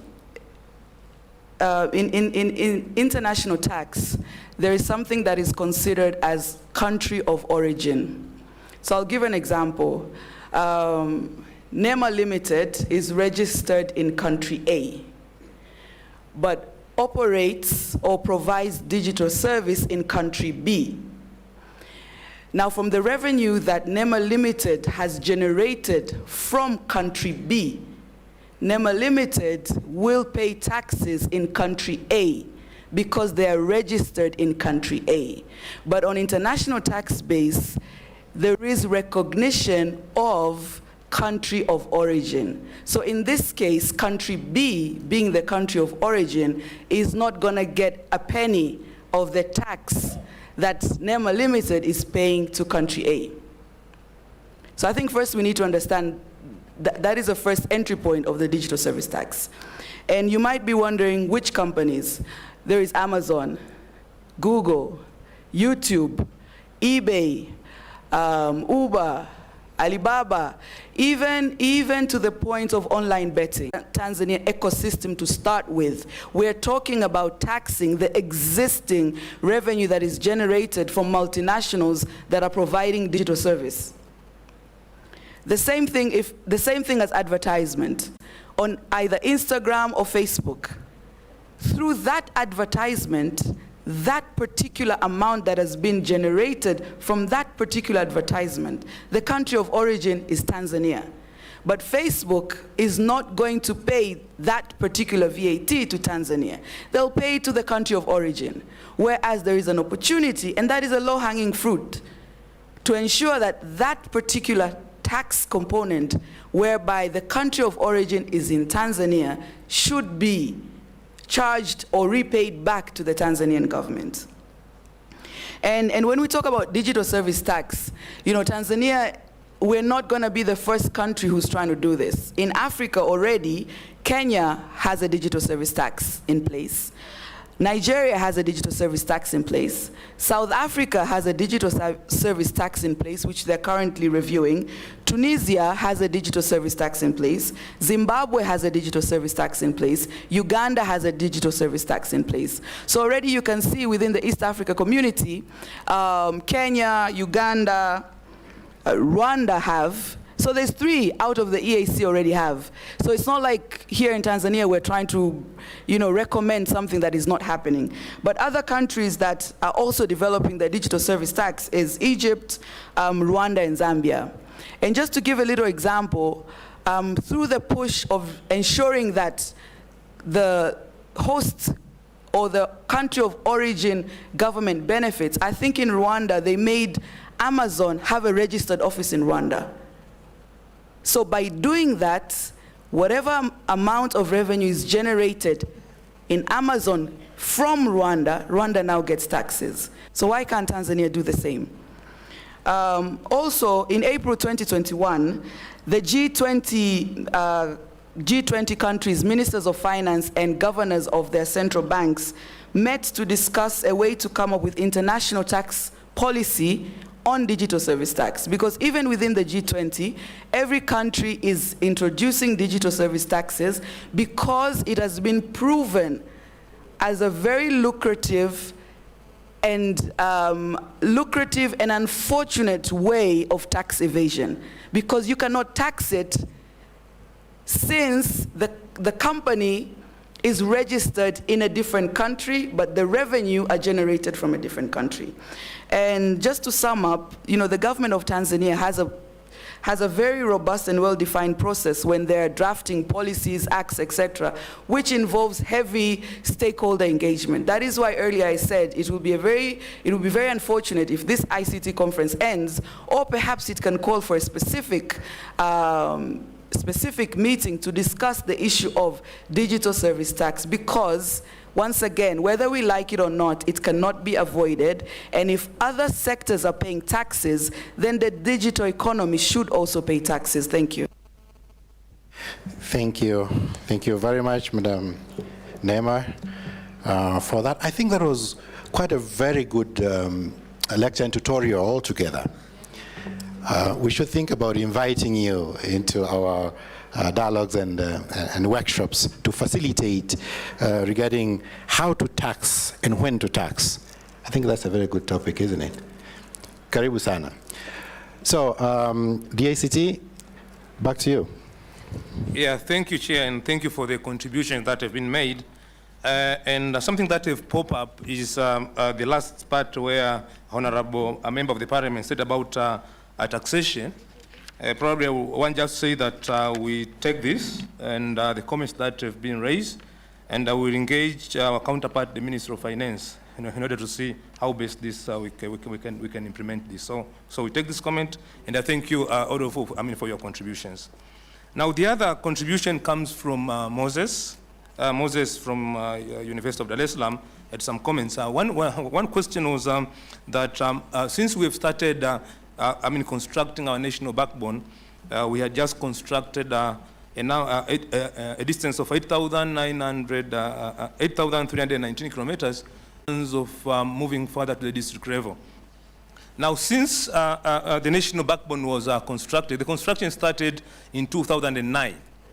So if you measure the time that we've taken from 2009 to date, you can find that like 11 years have elapsed. Now, for the period of 11 years, we have been able to construct that distance, that is 8,319 kilometers.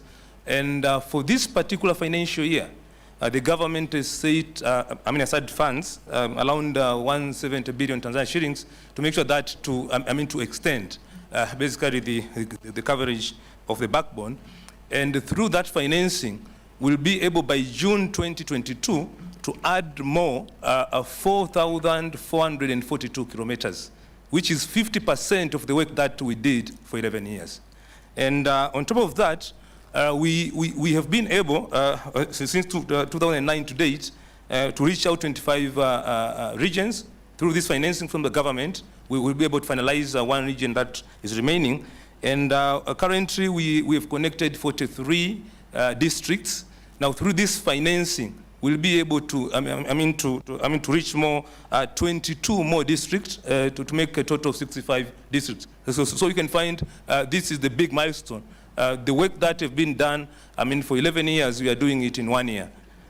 So there are some efforts that are going on, and this shows that the current government is highly committed to make sure that the extension of infrastructure reach out throughout the country in order we may reach our targets of having a digital nation towards a digital economy. The other question that came from Moses basically was how best we have a national coordinated program basically that takes care for the youth. We have started engagement with our counterpart, the Minister of Education, towards this. So we thank you for your comment. We will further liaise with the Minister of Education to see how best we can engage more further on the in terms of curriculum, basically on the youth programs. But there's another initiative with the Ministry of Health, Community Development. They've got a specific focus of how to protect online children. Online on the children. There are some programs that we are starting working with the Ministry of Health and the community development section to see how best we can protect the youth before we do some sort of engagements. There was another also from Caroline as well on the issue of data privacy policy.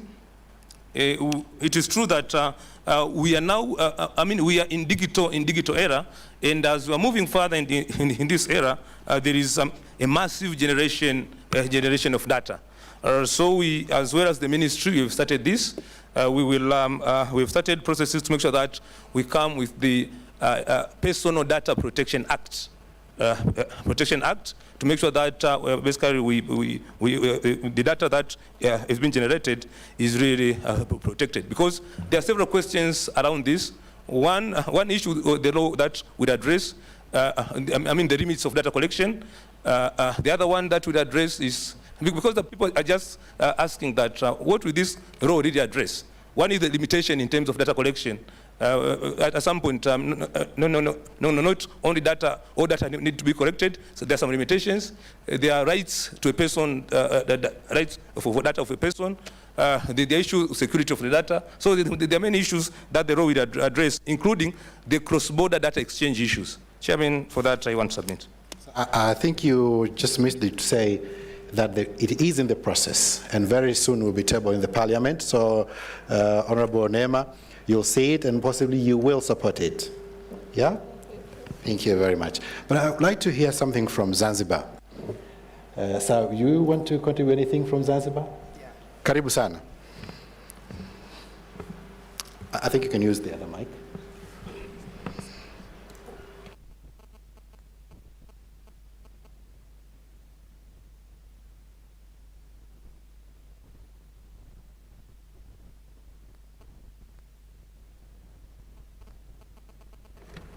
Assalamu alaikum. My name is Engineer Shukuru Awad Suleiman, the Director of Zanzibar ICT Infrastructure Agency.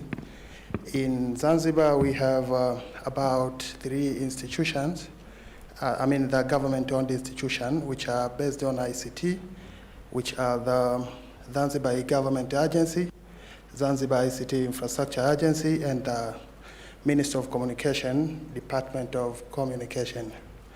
The strengths what we have now from the Zanzibar ICT Infrastructure Agency, we are running 3 main part of infrastructure, the national fiber backbone. In 2013, when we were constructing the national fiber backbone, we had the 2 parts, which were one of them based in Tanzania mainland, and the one was based in Zanzibar. So in Zanzibar right now, we have been able to connect the healthy services as well as registration services, like NIDA. In Zanzibar, we have the national ID cards based in Zanzibar. In those, the Zanzibar ID card had been constructing the offices in 11 districts based in Zanzibar. Each of the offices directly connected to the national fiber backbone, which enabled the citizen to collect ID cards and birth certificates like that from the central district areas. As well as we have the data center, although it is the smallest one, the smaller one, which is not capable of serving all services around Zanzibar right now. And I know as a nation, strategically, we had the target to have at least 3 data centers, which were one based in Dar es Salaam.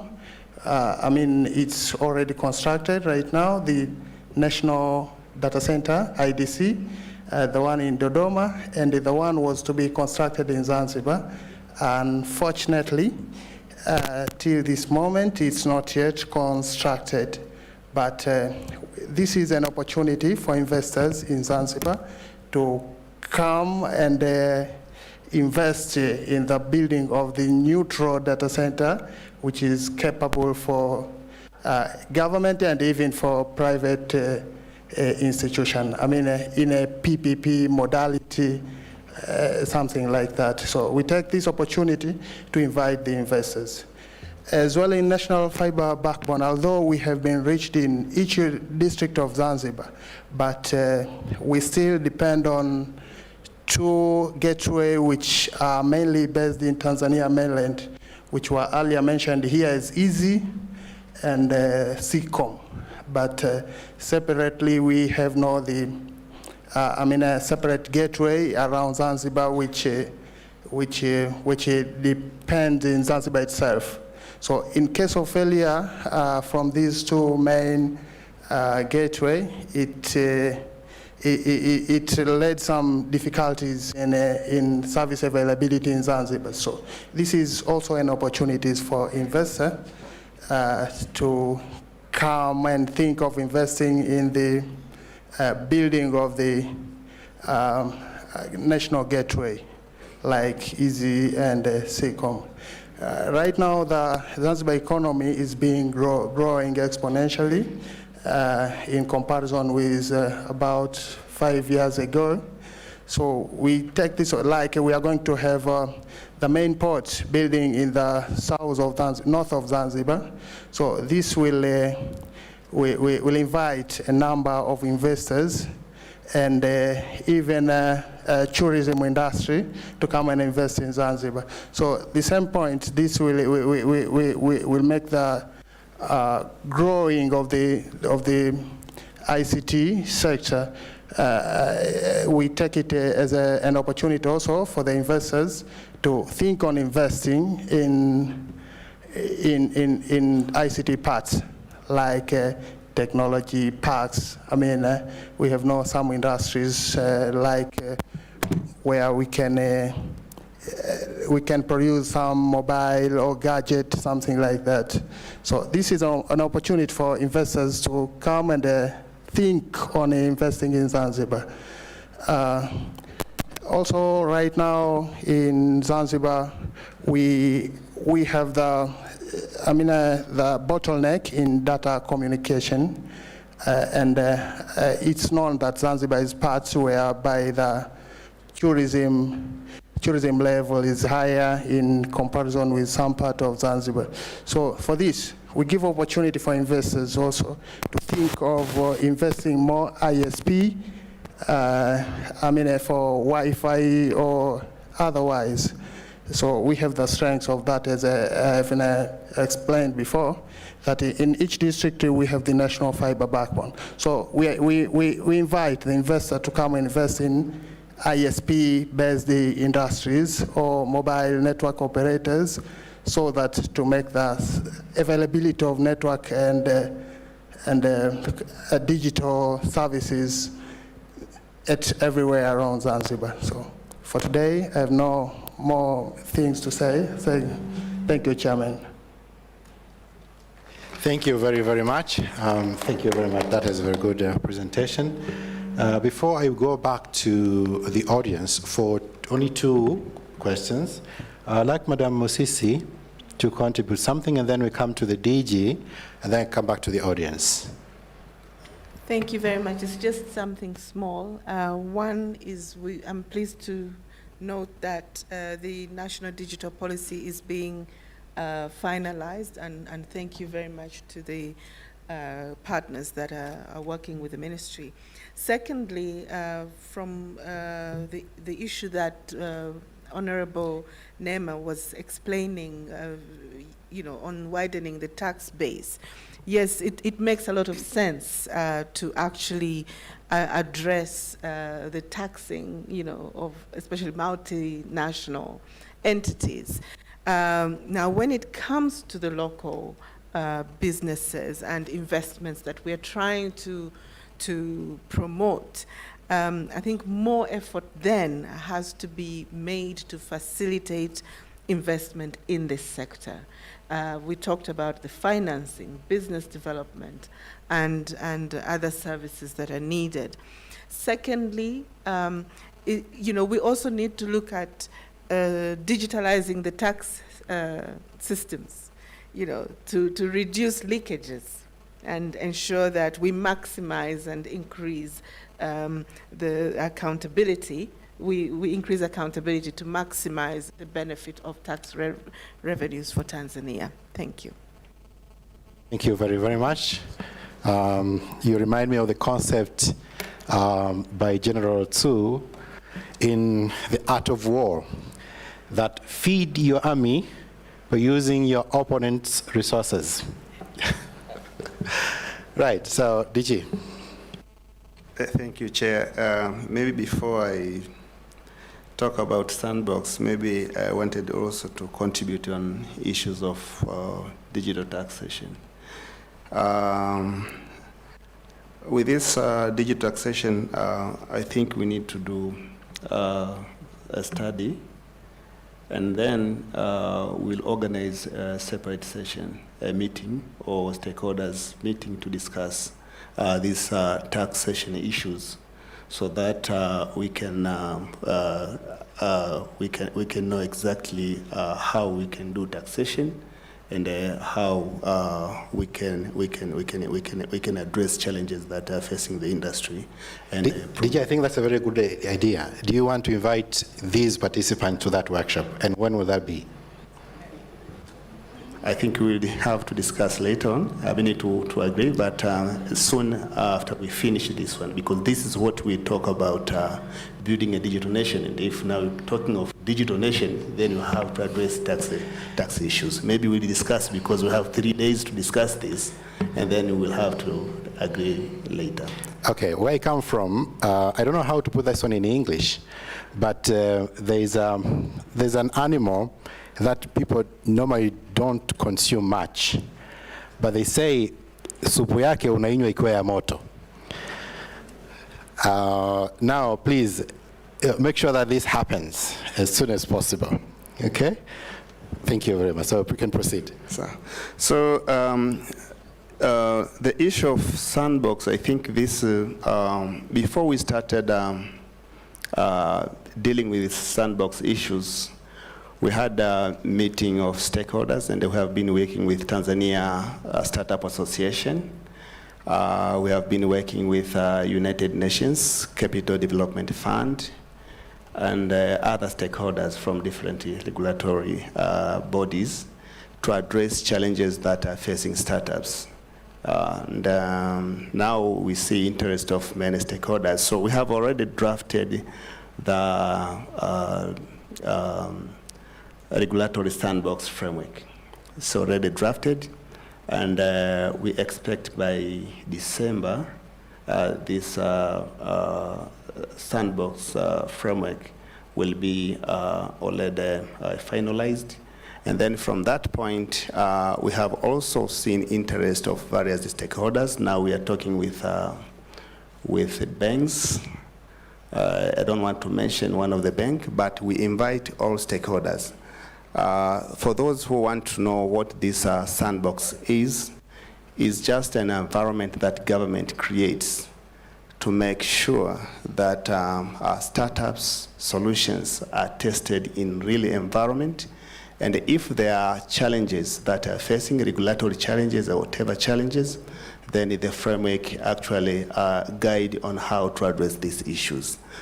So we will invite stakeholders maybe in November, from November, before we conclude this one. But we are working very closely with Tanzania Startup Association and other regulatory bodies to make sure that ICT solutions are tested in real environment and address challenges that are affecting youth in Tanzania. Thank you, Chair.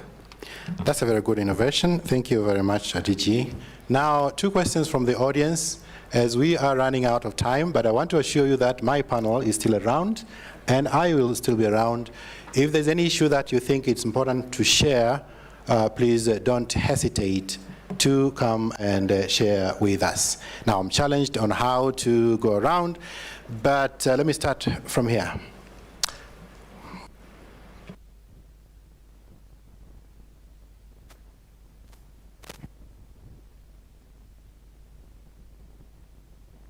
We'll appreciate if you can also be as brief as possible. Yeah, absolutely. Thank you very much for this opportunity, Mr. Chairman. My name Director of Technopro. Sorry, we missed your name. Timothy Muna.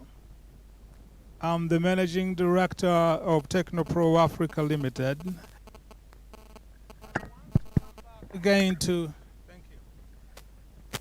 I want to come back again to the same thing we have been talking here about digital service taxes. And my contribution as a private sector, I want to be very practical. I see we are talking about things, but practically what we experience out there, I think, is a little bit different. We are saying we want to introduce the digital service tax, but I think we are already paying out there. Technopro, we are the Google partners in Tanzania. There are only 2 official Google partners. There's one in Dar es Salaam and we here in Arusha. And we are also Microsoft partners. And if you want to sell, now officially, if you want to sell any Google product or Microsoft product, there is already a tax policy is already there. Locally, for any local company, there's something we call withholding tax, and that is 5%. But if a company outside the country is selling their services in the country, they have to pay 15%. Now, as a corporate, if you're selling it to large, you can say to large corporate, they are obliged to pay 15% as a withholding tax. So I don't know, when we are talking about the digital service tax, what maybe there are more taxes that will be introduced, but if we have the TRA guys here, they know that, and maybe BOT and people from the Ministry of Finance, that one is very clear. So the companies outside the country are supposed to pay 15% of withholding taxes of the services that they offer in the country here. Now, the second thing I would want to know is about, we are talking about the digital economy. Now, when we talk about digital economy, we are not confined in the country only. We want to sell things out there. And when we are selling, we have to be paid, or we get paid. And most of our banks, they're local banks, doing the wire transactions, or you do the TT, it takes time, but they're already out there, international ways of getting paid, and one of them is PayPal. I want to speak about PayPal a little bit. We talked about this last year, but there was no any other way forward. So the international digital payment like PayPal, there's Skrill, Vericash, and TazzaPay, but I'm focusing only on PayPal. Now, in Tanzania, if you subscribe, it's very easy. You can subscribe and become a PayPal member. You can pay through PayPal. You can receive payment. But there's only one problem that we face. The money that we, as Tanzania, you get paid in PayPal, you cannot cash it out. It's locked there. You can use your digital balance only, but you cannot get the cash. You are selling things out there, and most people in the global market, they're comfortable paying you through PayPal because it's simple, just an email address. But we cannot withdraw that money. We don't know why until now, so we wanted to pose that question if we have anyone who can help us understand. In Kenya, we have been, our neighbor. So for us, and I will say this with good heart, I had to go to Kenya to open a PayPal account in Kenya and open an account there in order for me to cash that money out. But here, I can only spend, and I don't want to spend all the money. I want to have the cash to do all the things. So probably it's important the Minister of Finance or BOT and the Commission to help us understand why, or if there's any other way they can help business people to do transaction through these international digital payment systems. Thank you very much. Thank you. Thank you very, very much. That's a very good contribution. Let me just forward this to DG ICTC. Please work on this. We need answers as to how people can be able to cash out their money. They don't want to earn and then spend just online. We want that money down here. Okay, so let me now move to this side. I can see one hand. No. Let's hear from the regulator first. Let's hear from the regulator first, and then we proceed. We have very few minutes remaining. Dr. Manasseh, please. Thank you very much for this opportunity. And I think your mic is not working properly.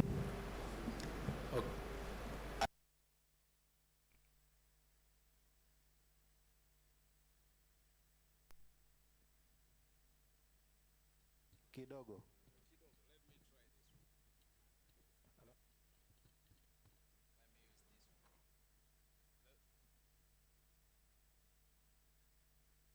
I think you have an issue with the mic today. No, we cannot hear you. If it's not too much for you. I'll try everything. Okay, thank you. Thank you very much. I just wanted to say something regarding the issue of digital taxation.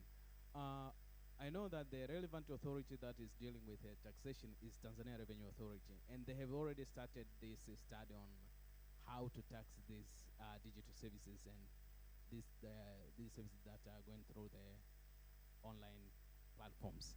I could advise that probably the consultation is required with the relevant authority to make sure that we don't duplicate the effort or work in silos, but if effort need to be added, then should be added through the authority that is responsible for all issues of taxation, which is Tanzania Revenue Authority. Thank you. Thank you very much. Now I'll go. There's a hand here, and one hand from that side. So please be very brief as we proceed to the other contributor.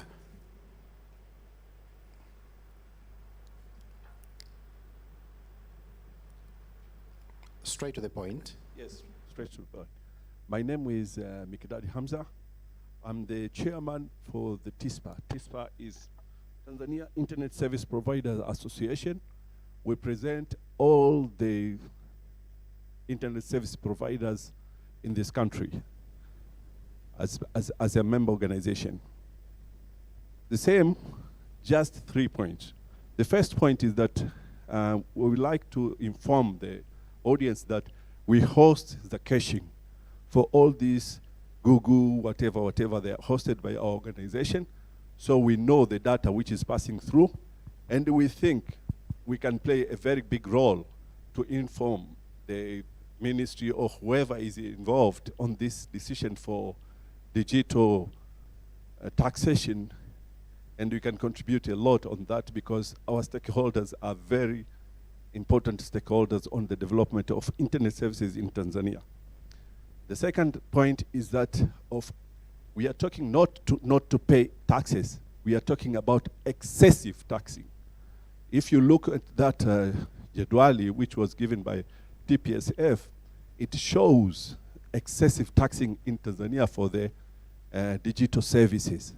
So we would like to be involved as well to give out our opinions. We have been logging around to the ministry, to the regulator, to all other peoples about excessive taxing for our members.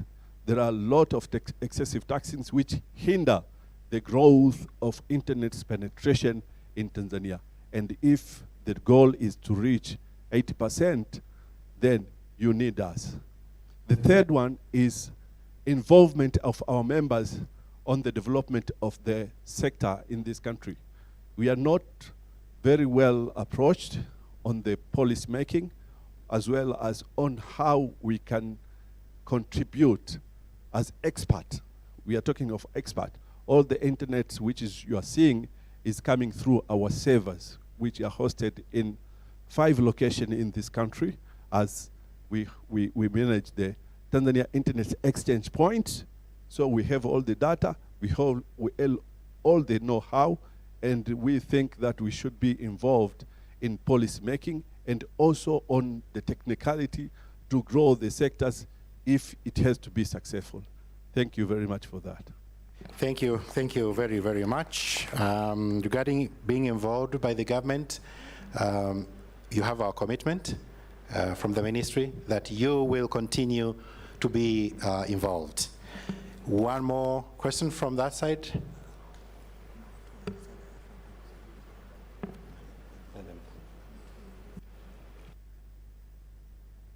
Thank you.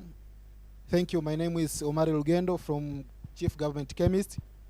I would like to appreciate the contribution from presenters and my fellow colleagues. But I have one thing which I think is worth mentioning, and can be a turnover of this meeting and maybe other initiatives. My issues is on governance. I would like to emphasize it because maybe we are here because of governance. And in the respect of governance, I mean, we need something with the structures and processes which can provide directives, can provide monitoring, as well as the evaluation of what is being done so far. Now, if it was in my power, I wish we could close our eyes and be at 2050. I mean, the list of what I know, I will be 63 years old. What I'm trying to say is maybe we are here because our forefathers were not able to see here. Today we are talking about the digital economy and the other stuff. But maybe our forefathers were able to create good structures which comprise with good governance. Today we could be talking of the performance and getting the benefits of digital economy. Now we are talking a lot of initiatives from ministries and the other sectors, whether private or government.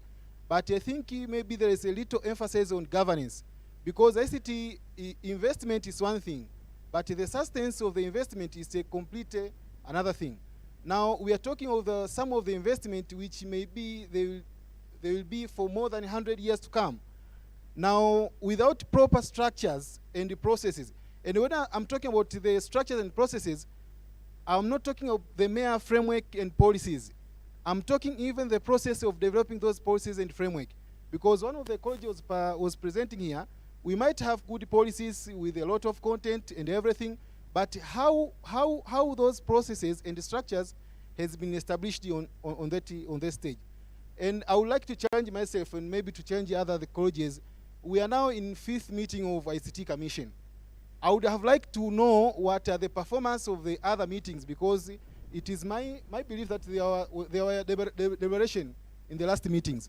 Now, if there was a institutionalization of governance, maybe we could have a presentation of what was the deliberation and what have been done so far and what are the challenges. So in finalizing my point, first is governance, but maybe the problem is bigger and very complex, and at some point you might need a step-by-step intelligent intervention, because we might need to attack the whole problem, and at the end, we solve nothing. Maybe the problem is bigger. Yes, it's bigger. We want to digitalize. We want to be with the rest of the world. But somehow, at some point, we need step-by-step intelligent intervention. If we say the problem is curriculum, maybe if the problem is curriculum, which is not embedding ICT, then we should know exactly what we are doing on curriculum. Maybe education sector, in the next meeting, they will come with what have been done so far. But if we say the problem is curriculum, and then we leave the problem, we go to another initiative, I'm looking maybe we might end up having a lot of deliberations and yet not taking them serious. Thank you. Thank you very much. Thank you for that very beautiful contribution. Now, before we end up and sum up this session, I would like to give my panelists just 1 minute to say something before we close. TPSF. We start from that side, yeah. Thank you, Chair. I think a takeaway note from my end is that Tanzania has made great strides in ICT. As I mentioned in my presentation, I think we should pat ourselves on the back with that. We do need to stimulate innovation, stimulate creativity in this sector. I think the more ideas, startups, businesses grow in this sector, the taxation revenue thing won't be such a debate. I think we need to look at promoting growth, promoting new ideas, new products and services, and even the consultative process, as DG is mentioning, on how to study, for example, on how to digitalize tax digital services. I think will be an easier discussion because we will be seeing how this sector is growing and how investments are coming in. So, Asante, that's my takeaway. Thank you very much. Honorable Name. I join my colleagues, first of all, to convey my sincere gratitude for the opportunity of being here. But I also wanted to just quickly share that also myself, as a member of parliament, I've decided to challenge myself on using ICT. So I've started up a Maendeleo podcast initiative, which is aimed to use my voice and my platform to raise awareness on pertinent issues, such as the ones I did today. So I hope to collaborate with many of you on that front, but also on the rural digital gender gap for rural women in agriculture. I hope to collaborate with many of you through an NGO that I lead called Agri-Thamani. And finally, in Parliament, I've already started, I'm in the final stages of forming a parliamentary caucus on internet governance to try and see how can we as parliamentarians push and champion the agenda of internet and the like. So I'm very much open and willing to continue these discussions in different ways for mutual benefits for the growth of Tanzania. So thank you. Asante sana. Thank you very much. The DG. Thank you, Chair. Maybe what I can say, thank you very much all participants for discussions, and your comments and the contribution has been taken. I think ICT Commission will work on them. Thank you very much. All right, thank you very much. We start then the DG. Thank you very much. We are excited about all the opportunities that we have heard about today. As UNDP, and I believe my other UN sister agencies, we are committed to collaborate on this sector, and also through Funguo, which I think has already been shared, as well as our other investment facilitation programs. We are very much looking forward to contributing to this sector. Some key words I'm taking away from this conversation. One is inclusion, two is governance, and then another concept, let's start right from the little ones. Let's not forget. I think if we make sure that the little ones, the young children, are fully on board, which they already have a natural gift anyway. So we will make sure that the future is indeed bright. Thank you. Asante sana, DCT. Mwenyekiti, ni washukuru wote kwa mawazo na maoni mliotoa. Tumeyapokea nikiwa na imani translation ipo inaendelea. Tumeyapokea maoni, tutayafanyia kazi. Na vile vile ningependekeza mwenyekiti, ukiruhusu, ni kwa wale ambao labda watakuwa wana maoni ya ziada ambayo labda wangependa watufikishie, basi nitaomba watu waandike wawape wale ushers ili tuweze kutekeleza. Mwenyekiti, nashukuru. Asante sana. My moderator, before I close the session. Thank you so much, my chair. I would like to thank everyone, especially our presenters and the discussants. Thank you for the enlightening presentations that you've made. They've certainly been thought-provocative, they've been disruptive, and they've left us thinking quite a bit. So shots have been fired, challenges have been received, and pledges have been made. So I would like to just wrap up by quoting you again and saying to everyone, kunyweni supu ikiwa bado ya moto. Thank you. Thank you very, very much. My friends, we come now to the end of this session. I know that we have one more announcement from the Minister of Health, but I would like to end up with this quote that I like so much. And it's a challenge to all of us in this room. And it's from the person I really like. It was called Vince Lombardi. And Vince Lombardi challenges us all and says, the price of success is hard work, dedication to the job at hand, and the determination that whether we win or lose, we have applied the best of ourselves to the task at hand. We have a task at hand. We have the digital economy to push. We have a country to develop. We have a society to serve. Let us do the best of ourselves. Thank you very much.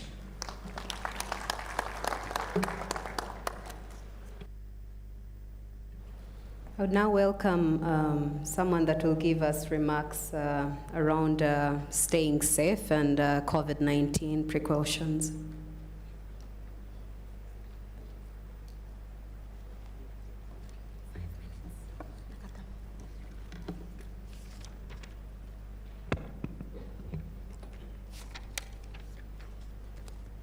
Mheshimiwa Naibu Katibu Mkuu, Wizara ya Habari, Mawasiliano, Teknolojia ya Habari, Dr. Jimmy Yonas, Mkurugenzi Mkuu Tume ya Tehama, Mheshimiwa Samson Mwelo, viongozi wote na wageni waalikwa, mabibi kwa mabwana, habari ya mchana.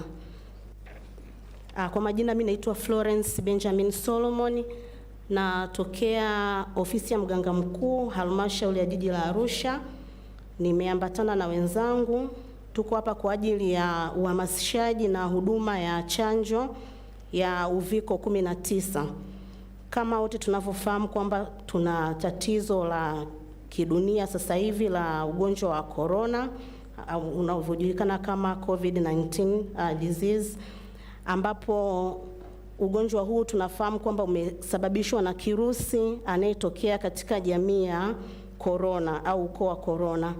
Na ugonjwa huu sio mgeni kwa sababu mwaka 2003 tulipata ugonjwa ambao unafahamika kama mafua ya ndege au SARS, unaojulikana kama Severe Acute Respiratory Syndrome, ambao ugonjwa huu ulitokea nchi za Japan, Hong Kong na Taiwan huko, Mafua ya ndege pia ulikuwa ni ugonjwa uliosababishwa na virusi vinavyotokea katika jamii ya corona.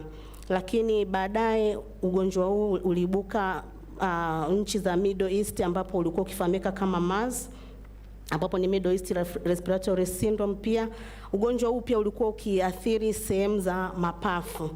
Lakini mwaka 2019 uliibuka ugonjwa unaofanana na huo pia ambao ulitokea jimbo la Wuhan, China. Ugonjwa huo pia ulikuwa ukisababishwa na virusi jamii hiyo ya corona. Na dalili zake zilikuwa zikifanana na magonjwa hayo ya mafua ya ndege yaliyopita.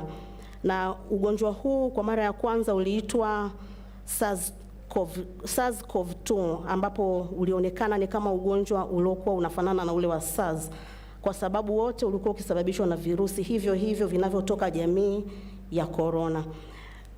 Dalili mbalimbali tumeziona za ugonjwa hii kutokea wave ya kwanza mpaka hii wave ya 3 ambayo ilikuwa ni kama homa, kikohozi, mafua, kuchoka na vitu kama hivyo. Lakini tunaona katika wave ya 3 ugonjwa pia umekuja kwa design ya tofauti kidogo, ambapo mtu alikuwa haoneshi dalili za kikohozi moja kwa moja, alikuwa anachoka kiasi kwamba ilikuwa ni rahisi kuchanganya ugonjwa huu na magonjwa mengine kama typhoid, malaria, UTI na kadhalika.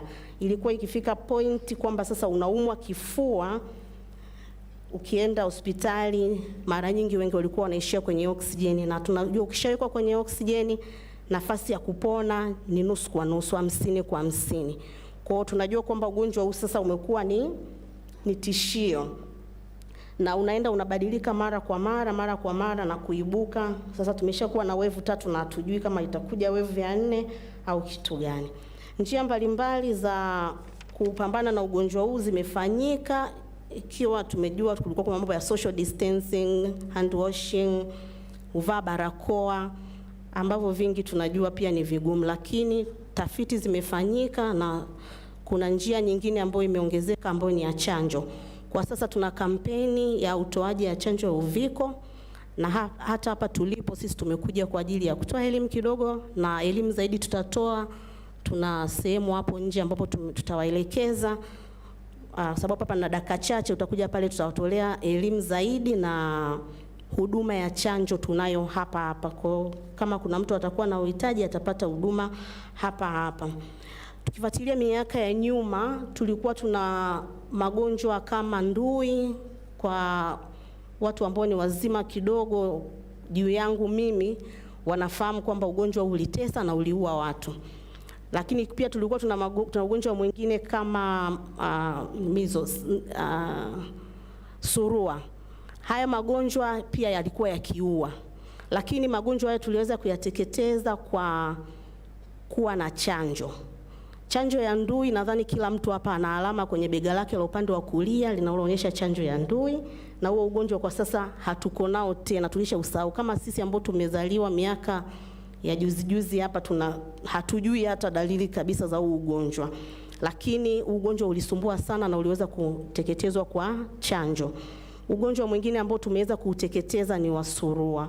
Zamani watoto walikuwa wanakufa kwa surua, lakini baada ya kuwa na chanjo ya surua, sasa hivi tunaona kwamba ugonjwa huu hata mtoto akiumwa surua, lakini kama alikuwa na chanjo tayari, atapata yale maudhi madogo tu ya ugonjwa huu, lakini sio ugonjwa wa kusema tena tunaogopa kwamba utaua watoto kama zamani. Kwa hiyo karibuni sasa tupambane pia na janga hili la corona kwa kuwa na hizi chanjo. Tanzania ilipitisha chanjo 5 kati ya chanjo 8 ambazo zilipitishwa na Shirika la Afya Ulimwenguni WHO. Lakini pia chanjo ambazo zimekuwa developed zilikuwa kama 184. 8 ndio zilipitishwa na Tanzania sasa tuna 5. Ila mpaka sasa ambazo tunazo sisi kama sisi tuna Janssen na Sinopharm. Kwa hiyo karibuni kwa maswali zaidi na elimu zaidi. Tunapatikana beside first aid room hapo nje, naweza kupata huduma hii. Karibuni sana. Asante sana. And this session has been officially closed. Yes, thank you. So I'd love to give the final instructions. So everyone seated on the round tables, please exit through the VIP door, so right over there on the left. And everyone else, your exit points can either be through this door or that door where you'll pick your coupon for lunch. Bon appetit and all the best.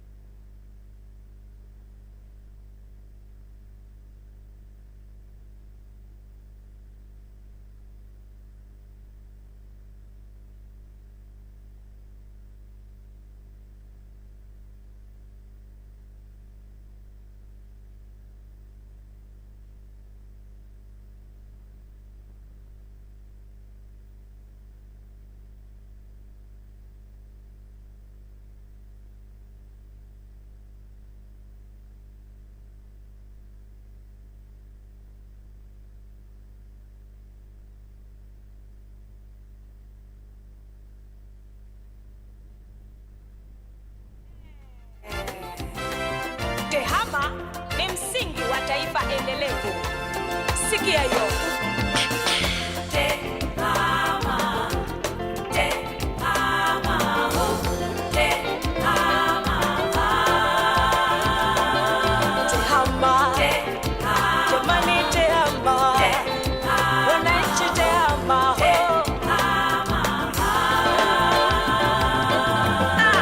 Tehama ni msingi wa taifa endelevu. Itakuwa ni hapa Ordonyo Lengai, just opposite na huu ukumbi. Kwa hiyo na presenter atakuwa ni Engineer Wangwe kutoka Wizara ya Mawasiliano ambaye atapresent current initiative towards a digital nation. Lakini presentation nyingine itakuwa ni kutoka kwa Eileen Mlola, mkurugenzi mtendaji wa FSDT, ambayo itakuwa ni enabling development through digital economy. Na presentation nyingine itakuwa ni kutoka kwa Dr. Nyankomo Marwa wa University of Stellenbosch, South Africa, na presentation yake itakuwa ni Economics of Blockchain Technology and the Future of Banking. Kwa hiyo hizo ndo session mbili tutakuwa nazo kwa siku ya leo, lakini zitarani parallel. Kwa hiyo ambaye atataka kuhudhuria promoting digital transformation na innovation atabaki hapa. Ambaye atataka kuhudhuria technology drivers of digital economy itabidi tunaomba radhi, anaweza akanyanyuka tu taratibu akaenda kwenye ukumbi, ni ukumbi ulioko parallel hapa. Kwa hiyo karibuni sana. Washiriki ambao walioko nje, tafadhali tunaomba muingie ndani.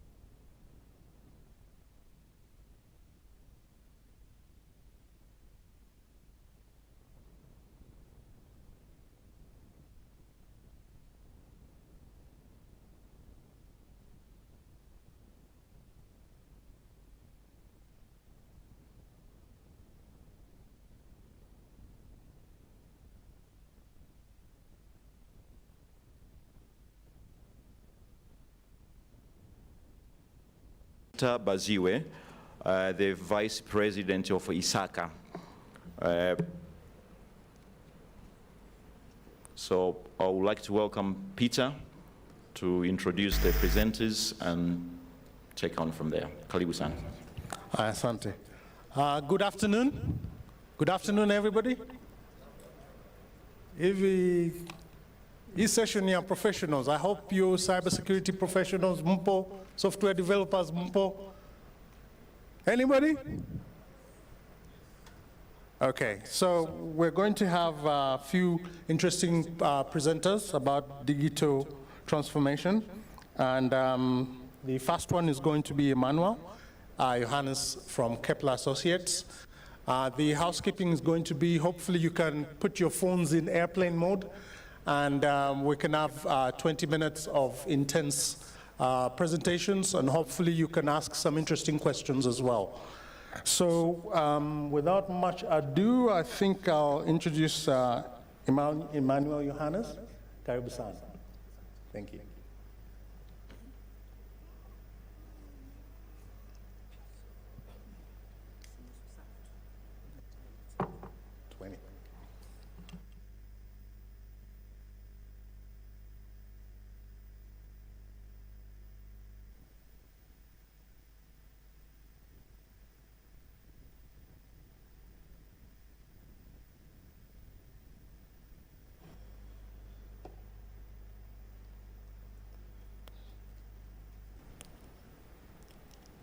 Good afternoon. Good afternoon. Okay, I have 30 minutes to talk about information and technology governance. So, unlike most of you, I am not a technology person, but I believe I spend a lot of time on the governance space. So I will talk a little bit about that so that we can use it to channel our discussions together and see how we can power the developments, but through the context of a governed framework. So that's what we are going to discuss. My apologies, there's been some compatibility issues on the display for the first slide, but I think we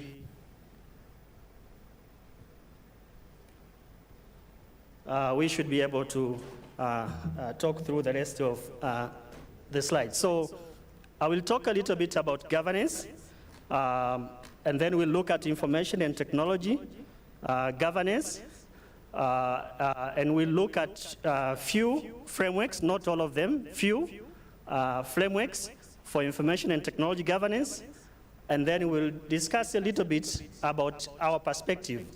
Yeah, so let me start with a quote, which is coming from a book. It's called Great by Choice. It says, "Victory awaits him who has everything in order. Luck, some people call it. Defeat is certain for him who has neglected to take necessary precautions in time." So that is called bad luck. Okay, so what we are discussing in this presentation, when we talk about information and technology governance, we are talking about the first group of those who have everything in order. Yeah, so this discussion is about those who want to put their house in order as far as the innovation, the digital transformation, and everything that you are going to discuss is concerned. Okay, so I will define what is corporate governance. I think based on your experience, most of you already know what is corporate governance. But critically, when we talk about information and technology governance, we are talking in the same space. So that is a sub-component of the governance of an organization generally. But we want to look specifically at the information and technology. So how do we govern information and technology? So in the same context, if you look at corporate governance, the focus is to make sure that there's the appropriate structure, through which the objectives of the company are being set and they are achieved. There's a proper oversight, so there's a proper governance from the perspective of the board of directors, if you have the board of who are operating, but they are appropriately. So when we refer to the information and technology governance, as I said earlier, in the past we used to say IT. So what is IT? Information technology. You know, but in the last few years, in the governance space, things have been technology. We say it's information and technology.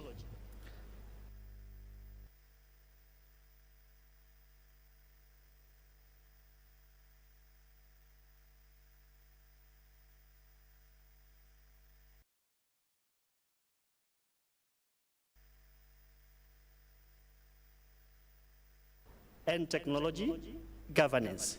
So basically, this is how we can optimize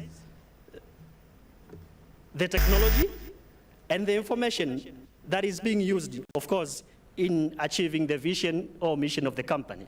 Yeah. So in other words, this has been defined by ISACA, that information and technology governance is defined as a systematic determination of processes that ensure the effective and efficient use of IT in enabling an organization to achieve its goals. So the key focus is organization goals. So the IT is being used as a means for achieving those goals. So when we talk about information and technology governance, it's about how effectively can we achieve that organization goals? Can we achieve shareholders' value in the context of information and technology? Yeah, so that's the information and technology governance. And as you can see, it involves two parts. There's a management part, but also there's a board part. So in other words, there's management part, and then there's a governance part. So the governance part is now from the oversight, which is normally being provided by the board. Yeah. So again, the same context, in accordance with the King 4 report. So this is one of the famous reports on corporate governance. It's called King 4. It was released in South Africa, but it's being used globally by most international organizations, including the United Nations. So again, in the same report, they insist the importance of information and technology governance. Yeah. Again, for the same reasons I've said earlier. But there's one more item which is being added to this perspective, which I'll discuss shortly as we go along with our presentation. Okay, so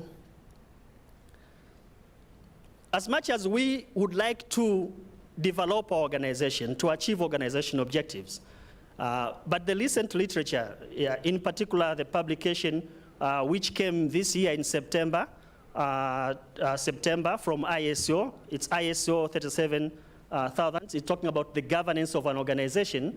So it insists it is not only about achieving the purpose of your organization. Yeah? So that is not good enough. So we have to look at it in the context of not only your organization, but the society as a whole. So if you are developing a technology solution today, you should not only think about your company, but you should also think about how is it going to impact the society as a whole. Yeah? And this is part of the sustainable development goals, where we have 17 goals. As a result of that, this ISO 37000 was developed. And in particular, there's a lot of concerns in the impact also of the technology in terms of our lives and how does it affect our lives. You know, I know there will be a lot of discussions here in the next 2 days. People will be talking about how technology has transformed things. But from the governance perspective, we are more concerned about that technology on how ethically, it's not only about achieving technology, but how ethically are you attaining the goals using that technology? Yeah. So we have seen the technology has been used to hack people's mobile phones and devices. It has been used to kill people, yeah, because precisely you can locate them and you can find where they are, you can trace their locations. Yeah. So when we discuss about information and technology governance, we are also concerned about the ethical behavior of those who are working in information and technological governance. But we are also concerned about, of course, performance is critical, effective performance. So if we govern properly, we are certain that the performance of the organizations, there's a high chance you will achieve your objectives. Yeah, which means you will achieve your purpose, which is at the center of everything. Yeah. So with information and technology governance, it is about how do we create value within the context of our strategy, how do we provide oversight, but how are we accountable as well? Yeah, so I think those are some of the things also we'll discuss as we go along. Yeah, so it's not about what you do, but are you also accountable for what you do? Do we have mechanism to hold you accountable for what you do? Yeah, so those are some of the things we will continue to discuss as we consider this. Yeah, I think there's been a lot of discussion again about the COVID-19, whether it is made in the laboratory or it came from, you know, other cause or other means. But again, those discussions, they take us back through the ethical use of technology and all means involving around it.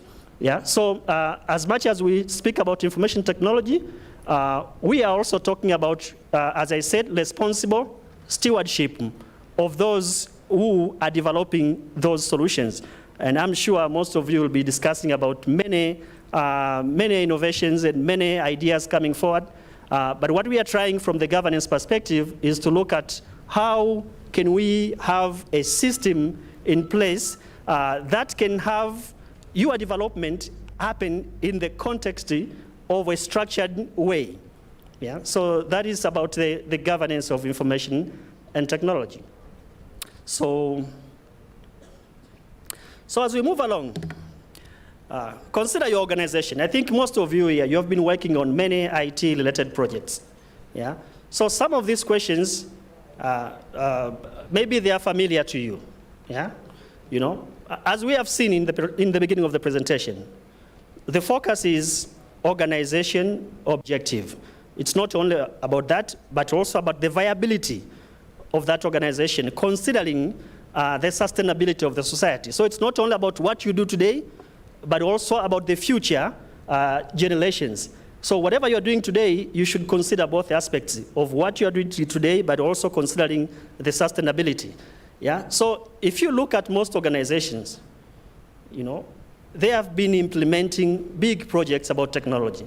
So like now in this room, everyone is talking about digital innovation, digital transformation, technology. Yeah? But is that technology connected to your business stakeholders? So that's one of the questions that you need to ask yourself. But also, I'm not very sure, and I don't have enough data and statistics to speak with authority regarding exposure to regulatory fines and penalties. But I can see, and I've seen a lot of information on the social media, online, on other publications, whereby, for example, only this month, Facebook has agreed to pay $14 million because of the discrimination in the employment policy of Facebook. Yeah, so they have been fined with the security, I think, and exchange committee, around $14 million, just because they are not employing certain groups of people. But also this week, there has been a discussion in UK also about what the artificial intelligence developed by Facebook can detect from online users and protect. Yeah, yeah. So in particular, the issue of hate crimes have been increasing a lot. So Facebook made a promise to the Senate that they will develop artificial intelligence, a algorithm which should be able to detect that automatically. Yeah, but the data which was published, I think last week, shows that artificial intelligence is only effective by 2%. Yeah.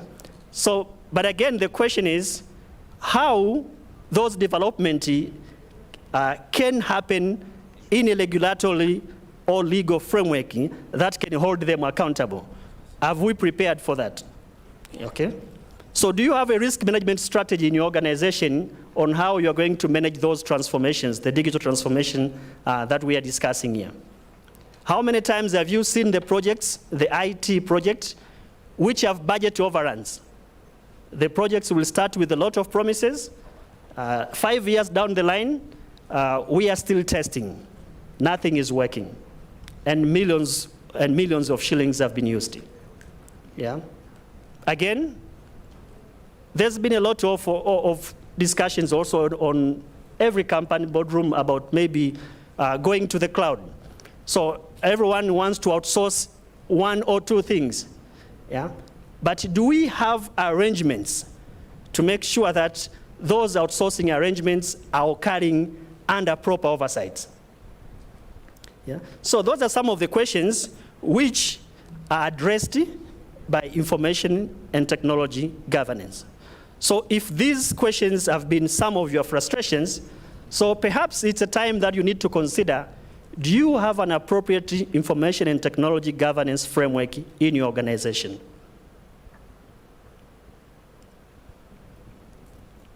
If not, think again. If you are sitting at the board, if you are a member of the board of directors, you need to ask your organizations, how do they govern their IT in the organization? So you need to ask more questions. Yeah. So so looking at it in short, I will just cut my presentation within the context of the 30 minutes that we have.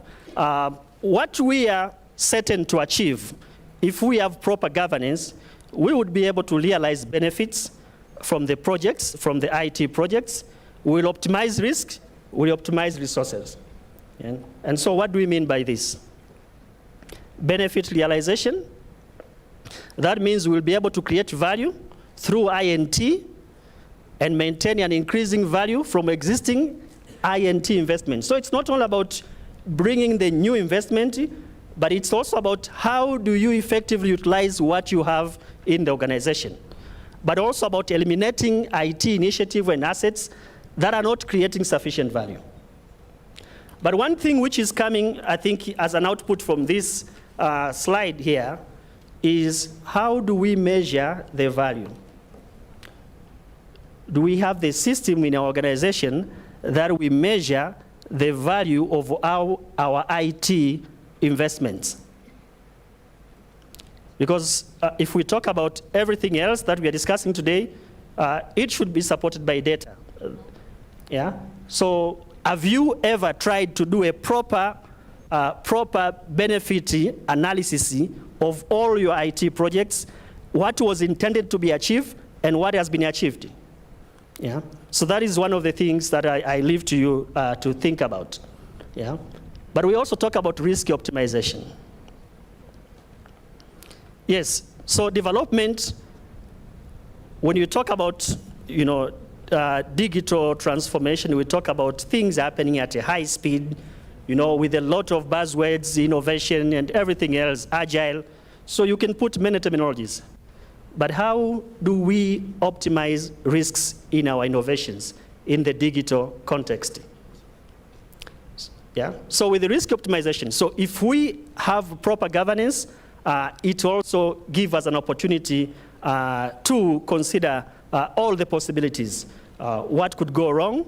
What could be the other possibility and open opportunities that we could take? So because it's not only about being preventive, but it's also about the opportunities that you can take. So I think that's another benefit that we get. But also about the resources. So these are three main, resource optimizations. And when we talk about resources, we talk about our infrastructures, we talk about our people, the data and information that is available, but also other resources to oversee our strategic planning or our strategic goals. So, ladies and gentlemen, I would like to say it is time to highly think about information and technology governance in your organization. And as I go towards looking at some few frameworks, some few leading frameworks of information and technology governance, Again, we will not go into detail because this is just an awareness session, but there are a few that you may consider. Yeah? For example, when you talk about risk optimization, you may need to consider risky from the perspective of ISO 31000, which was released in 2018 for risk management. So this is also an important standard, and I think it has also been used as an input to the development of most information and technology frameworks. Yeah? And I think without discussing everything which is in the standard, but you can see at the core of it is value, creation, and protection. So I think everyone here wants to create certain value. So your innovation needs to create a value. But it's not only about value creation, it is about also how can we protect that value. Yeah. You know, think about companies like BlackBerry. Did they protect their value? Think about Nokia. Yeah. We may also think of many other companies and many other examples. Yeah. I think last month, I can't remember which company was that, but I think there was one technology company where investors had put $77 million, but it has gone down because of ethical issues. And one of the investors, I think it was the wife of the late Steve Jobs, she had put also a lot of money because she trusted in innovation. But where they failed is on not having a proper governance framework. Their failure is completely on governance of information and technology. So they have lost $77 million of investors. Yeah? And the company was closed because of few mistakes that was done by the founders. Yeah? So as we think about how we can optimize technology and move forward, it is also important to consider that we have to do it in a proper governed framework. So one of the framework, apart from ISO 31000, is also that we have the COVID 2019 framework, which is published by ISACA. I think this is also a famous framework. It's been there for a while, but it has been reviewed and being updated from time to time. So if you look at the COVID, again, on the information and technology governance, as much as you want to do everything to build it, to acquire, to implement, to deliver support and services, but there are critical components, which is where now the governance comes. One of them is how do we evaluate? How do we direct those technological development? How do we monitor? That's a question I asked earlier. How do we measure the numbers? How do we measure the benefits that we are getting from our infrastructures? Yeah. So again, there's another component of monitor, evaluate, and assess. That is from management perspective. So there are 5 domains. One of them is purely the board of directors role. So if you go into details, if you're a member of the board, you need to read, evaluate, direct, and monitor. Those are your roles. Yeah? But if you are sitting at the management, the other 4 blocks, the other 4 domains is what you need to consider. Okay? So this is the generic now, the COVID 2019. But what is important, you know, there are 4 governance and management, 40 governance and management objectives. But what it says, any organization, you need to tailor that to suit your environment. So how do you tailor? That's where we have design factors. You need to consider your enterprise strategy, your goals. We don't have the same goals in this room. Yeah? The role of IT. Yeah? If you are innovative, are you a follower or are you a leader in innovation? Because if you are a follower, then your strategy is different from someone who wants to innovate all the time. So the strategy for Apple is different for Samsung because Samsung is a follower, Apple is a leader. Yeah? So it's the same way with those design factors, you can tailor something that suits your organization. And I can tell you there are countries where COVID has been adopted by most of the financial institutions, and it has been included the same way some of the things have been included in the requirement that you have to comply. So COVID also has been adopted by several. We have NIST, the cybersecurity framework. I know you're excited about all innovations, but we are also exposed. So the more we go on digital, the more also we are exposed. Yeah? So I understand we may have our own cybersecurity act, but is it comprehensive? when was it reviewed last time? Okay? Has it been prepared to allow innovation? Because those are two things. Because you may have a cybersecurity framework, but it's not for innovation. So we have to think in the context of innovation. Yeah? So I've been told I have only 2 minutes. Okay, so if you allow me, I'm finishing in 2 minutes. So when we talk about the cybersecurity, so with all the innovation that we are talking about here, but there are key questions that we need to ask ourselves where we are in our organization, because this is also part of the information and technology governance. You know, do we know in our organization what assets we need to protect? What are the safeguards that are available that is protected? Yeah, but how do we detect it? Do we have a detection mechanism? Yeah, what are the techniques that can be used? So I would say there's also GDPR, which basically, this is the EU. Yeah? So with the EU, they are being concerned with what is being collected, what data are being collected online. Yeah? For example, I'm actually very concerned because every day I receive an email, an SMS about different marketing. Everything is coming to me, but I have not shared my data to those companies. And where do they get permission to use my data, my email and everything, to send me all this information? But the question is, what do we have in our country? Yeah? In the context of that. Because with the innovations and technology, the way it's coming, then more things are going to happen. But in what context? But also there's data transfer laws from the same perspective. How do we manage cross-border transfer of data or personal information? Yeah? Those are some of the questions which GDPR has been addressing it. But what do we have as an equivalent of GDPR in terms of the protection of the data that we are collecting? Yeah? So I know there's been a lot that has been done. For example, we have IGA, is doing a lot on the government side. But what about the private sector?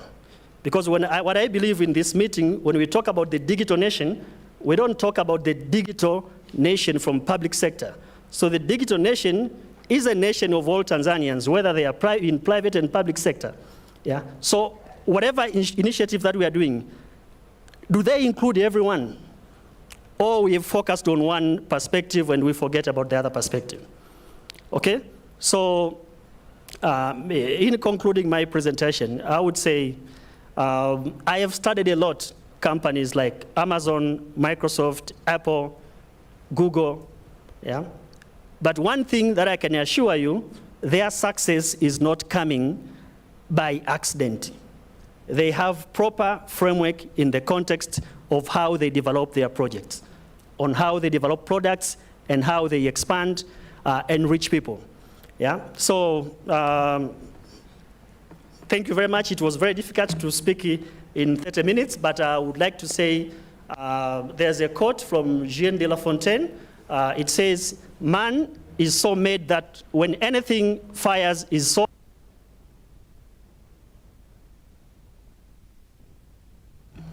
I also believe that this should challenge us, should fire us, so that we can look at how best we can move forward as a nation in terms of the information and technology governance. Thank you very much. Thank you very much, Johannes. What we're going to do is we're going to have presenters presenting, and then we have our Q&A. So just briefly to summarize what Emmanuel Johannes was talking about, technology governance is very, very important. Technology governance is quite important, especially in the fourth industrial revolution. So if you look at some of the examples he was giving, if we take 4 technologies, AI, blockchain, cloud, big data, and IoT. AI has been used to kill. That was the death of the Syrian nuclear scientist in 2020. It was an AI gun that shot him down. AI can be used for both good and for bad. 5 days ago, I was talking to a few data scientists in a mobile company, and people don't really understand the extent to which you can use AI or machine learning to get things. And we're giving an example of right now, if we decided, if I was in this telecom, and we decided, najua nye vijana mna wapenzi, sijui nini. So if I decided I want to find out who is sponsoring this person's girlfriend, chuo kikuu, all I have to do is gather data from that mast in chuo kikuu between 4 o'clock and mpaka saa ngapi? Saa 10 mpaka on Friday night. Saa 10 mpaka? I'm using a terrible example, but I just want you to understand. So from 4 o'clock to 10 p.m., we can gather that data, prune out everybody and know who is calling. Say, this one. So that's from just data alone. So there's a need to have technology governance ethics to govern especially new technology. How are we going to govern, for example, if we allowed new blockchain solutions for digital assets? How are we going to allow cryptocurrency? How are you going to govern that if somebody runs away with people's 12 billion shillings? You know? So technology governance is a very important area. And are we ready for it? Can we get the people accountable? So we want to impose a digital services tax, but do we know how to enforce a digital services tax? How are you going to enforce it? So what risk strategies are in place? So when we talk about risk, we've got different factors, but two major ones are cybersecurity and business continuity. So the day, kuna ile siku tulikosa luku. So those are governance issues. Those are technology governance issues. So once we have a framework for solving technology governance issues, we can hopefully adopt and integrate technology in digital transformation. Thank you very much, Johannes. Our next presenter is going to be my PhD friend, Dr. Nkundwe Musanga. And his topic is on Tanzania postal sector. Karibu sana.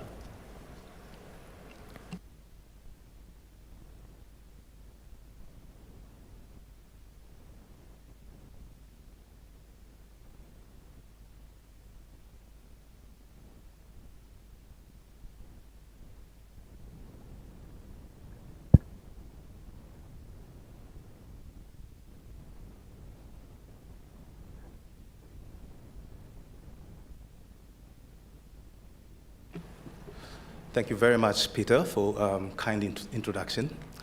My name is Nkundwe Moses Mosaga. I'm presenting about Tanzania postal sector as an agent of digital transformation. First, I think I need to give a brief about this presentation of mine. Actually, it's a research which was conducted in ICT Commission. So I was part of the team, and the team was composing of Dr. Lupiana, DG Mwela, and myself. So just presenting the findings, but we have tailored them to show that Tanzania postal sector can contribute as an agent in a digital transformation. So like the way we have put it, we start with a history from 1885, where postal activity were happening in East Africa. So the timeline that shows that postal as a sector has been consuming technology since then. It started with telegraph services. It adopted fax more than many sectors. They've been providing financial inclusion since a long time. And I think that's the reason why, if we talk about postal sector from our independence time, we'll find that in 1977, postal was together with a telecommunication company. The reason was postal, they are consumers of technology, very much. They consume and provide services to different sectors. So this sector, it started for a long time, to say the truth. They've been providing different kind of services, I think some of us will remember there's a time where open universities used to send things through postal before internet was started. So the education inclusion was a part of the thing that postal other sector was providing that. Postal, they've been providing financial services to underserved areas and using their wide network that they have, which reach in different areas. They were able to provide some sort of banking services since that time. Then things change in 90s. That's where liberalization of sectors started, and we found that what used to be called Tanzania Postal and Telecommunication Company was split, and we had a telecommunication company, and the postal had the monopoly at that time. But the National Postal Policy of 2003 liberalized, invited different players to provide different types of services, and so that's where things start to get more interesting. So with that, there are a number of things that were achieved by the National Policy of 2003, and some of them was universal postal services, provision of postal services to different parts where maybe it was difficult or not cost-effective to provide those services in those areas. There was the issue of commercialization of public postal operators, which didn't happen, but it gave a chance for other players to come, especially in the space of couriers. And they consume different types of technologies to provide different types of services. Another achievement is national address system, which we expect that while we are in a time of digital transformation, we believe and we know that with a national addressing system, there are different dimensions of benefits that we are going to get. One of them, as I was discussed with my colleague Peter, in the area of security. In the area of security, identity matters very much, and national addressing system plays a big part on that. National addressing system also is a crucial component when we talk about e-commerce. E-commerce, the technology of the website can enable some people to find solutions or to find products and things like that. But the crucial part which matters is delivery. And the delivery technology, they base on addressing system, plus other things which are on top of there. Also, there's the issue of postal security and safety. As a sector, they played a big part on that. But we'll see later that there are some other things which need to be included now in the time of fourth industrial revolution. The area of capacity building, and the interesting part, based on the discussion that we had in the morning, is statistics about the gender perspective. In the postal industry or sector, the balance is tipped in, as you can see from the data there. So they are doing very fine, to say the truth. Hebu sema vizuri tuelewe kidogo. Well, I mean, the statistics read there. As of 2021, these are statistics of the designated postal operator, which is Postal Corporation. Number of women, you can see there is 452 versus 316. So the statistics they are interesting, but there is something which is hidden there, especially when you start to look at the gender balance in the top management position. It is tipped to the discussion which was very similar to what was discussed in the morning.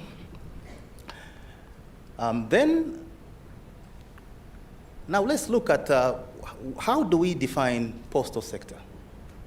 Because there's a confusion between logistics sector and postal sector. So based on UPU, operators undertaking conveyance of later, main under 2 kilogram and a parcel of 20 kilogram, they're in the postal sector.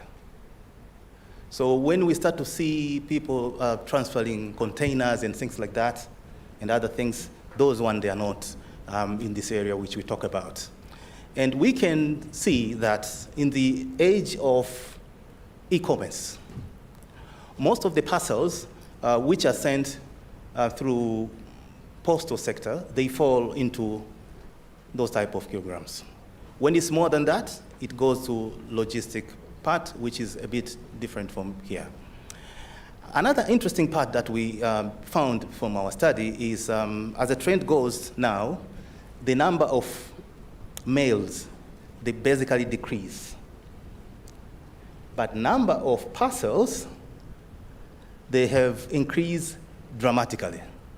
So this shows that we are in an age where people are embracing e-commerce, and e-commerce is consuming the services from that sector. But we need to make sure that we differentiate between Tanzania Postal Corporation and the sector. When we talk about sector, we talk about Tanzania Postal plus couriers plus other players who are in the sector. Now, the biggest part that designated postal operator is still playing a major part now is an area that is called universal services obligations. In the universal service obligations, you find that the private sector, they are not, because they are up to profit. They are not for service company. They are, if they start to provide something of that sort, they may end up making loss and perhaps they will fail. But the area that make the incumbent company relevant very much in this area, and this area is very important to make sure that mail and different type of services that are provided by the sector, they are accessible, indiscriminatory everywhere in Tanzania. There's an aspect of global postal industry sensitivity with macroeconomic indicators that we saw, and the indicators are growth of trade. When trade increase, parcels increase, later they increase, and the consumption of different technologies which are provided by postal is increasing. As number of people who are having access to internet increase, also the sector is experiencing increase of number of parcels, especially parcels, because most of the people now, they consume social media, and through social media they do transactions of different kind of things, and the part of delivery is a part that is falling under this sector.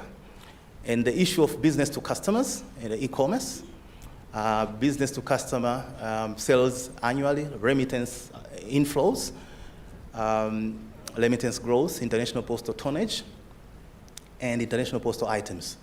These indicators, they are important because they show indication that first, we are in the midst of digital transformation. Of course, it's not completely 100%, but we are going there. Things are changing, different kind of players are coming. Especially in the space of e-commerce, we can, I think, agree with me. Apart from this big company that we know, in our suite, we have many border. Basically, they are providing the same kind of service. So a little bit of a regulation and registration of those people can make this, this sector big.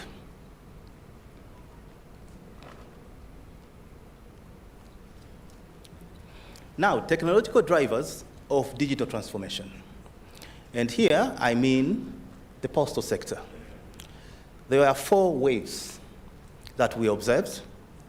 There was a wave number 1 for automation, and this is partly I've already explained it. They've been using telegraph, they'll be using telecommunication technologies, fax, different types of technology to just automate their systems. Wave number 2 is a wave that has to do with revenue generation services.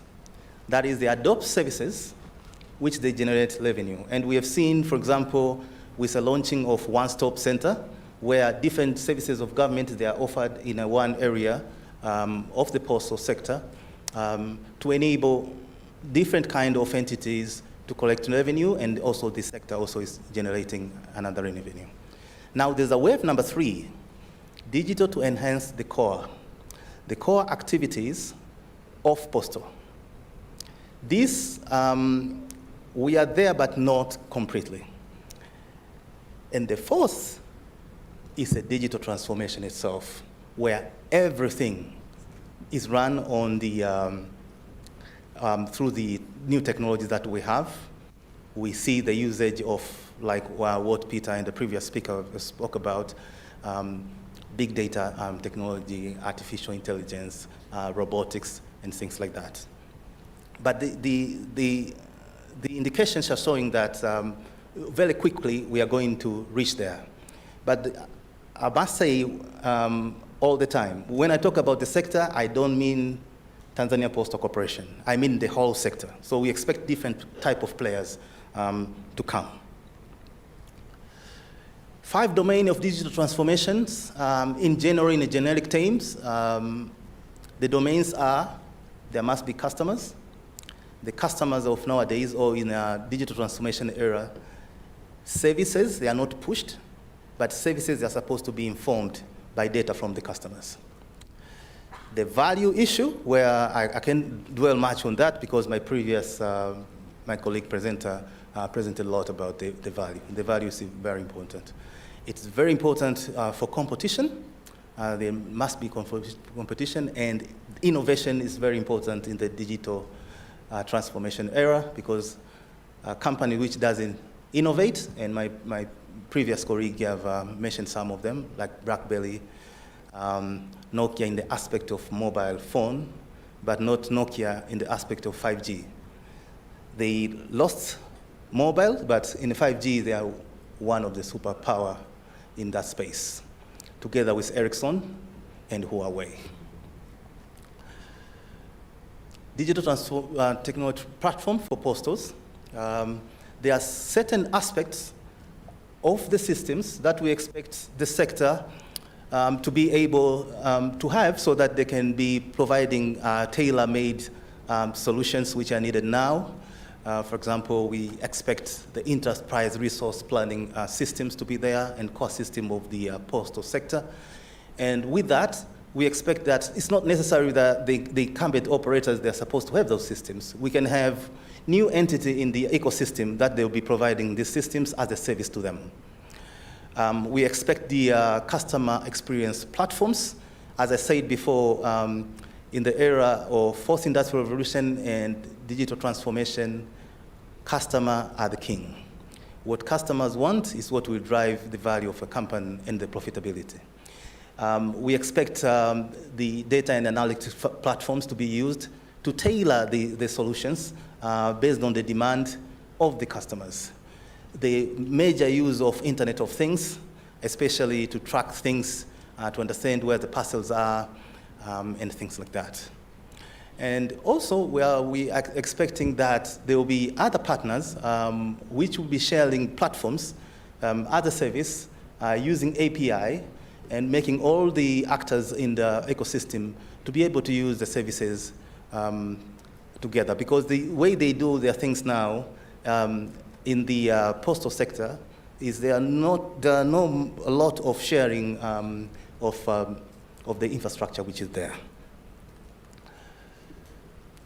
And let's look at the role of postal sector in the digital economy. Of course, there are a lot of them. It plays in a role of facilitation of e-commerce. That one, there's no doubt about it. There is a role of innovation. Postal sector can provide innovation that will facilitate other entities to do their things without any problem. And one of the innovations that I'm talking about is like the one-stop center, which recently have been opened by incumbent operator in Tanzania, which enables different companies to use the platform that they have to reach the customer and provide the services very nice. They can be able to communicate with end customers much better as a platform, because they are used of dealing with end customer more than other companies. Ensuring, well, the terms of their employees, they are fine, the issue of the license regimes, the role of operator to provide postal services.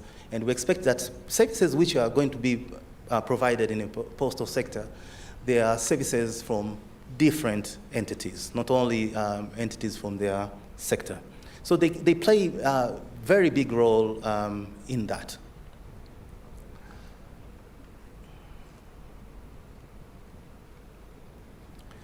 Success factor of the sector. The sector have robust network, and we'll see the statistics that they are in another slide that I've put forward. They have enough staff. They have a legal and regulatory framework that they are working on. They have financial capacity. Political commitment and public trust is there in the postal, and the policy alignment is there. So this sector can be truly as a team player to other sectors to be able to reach the goals that they want.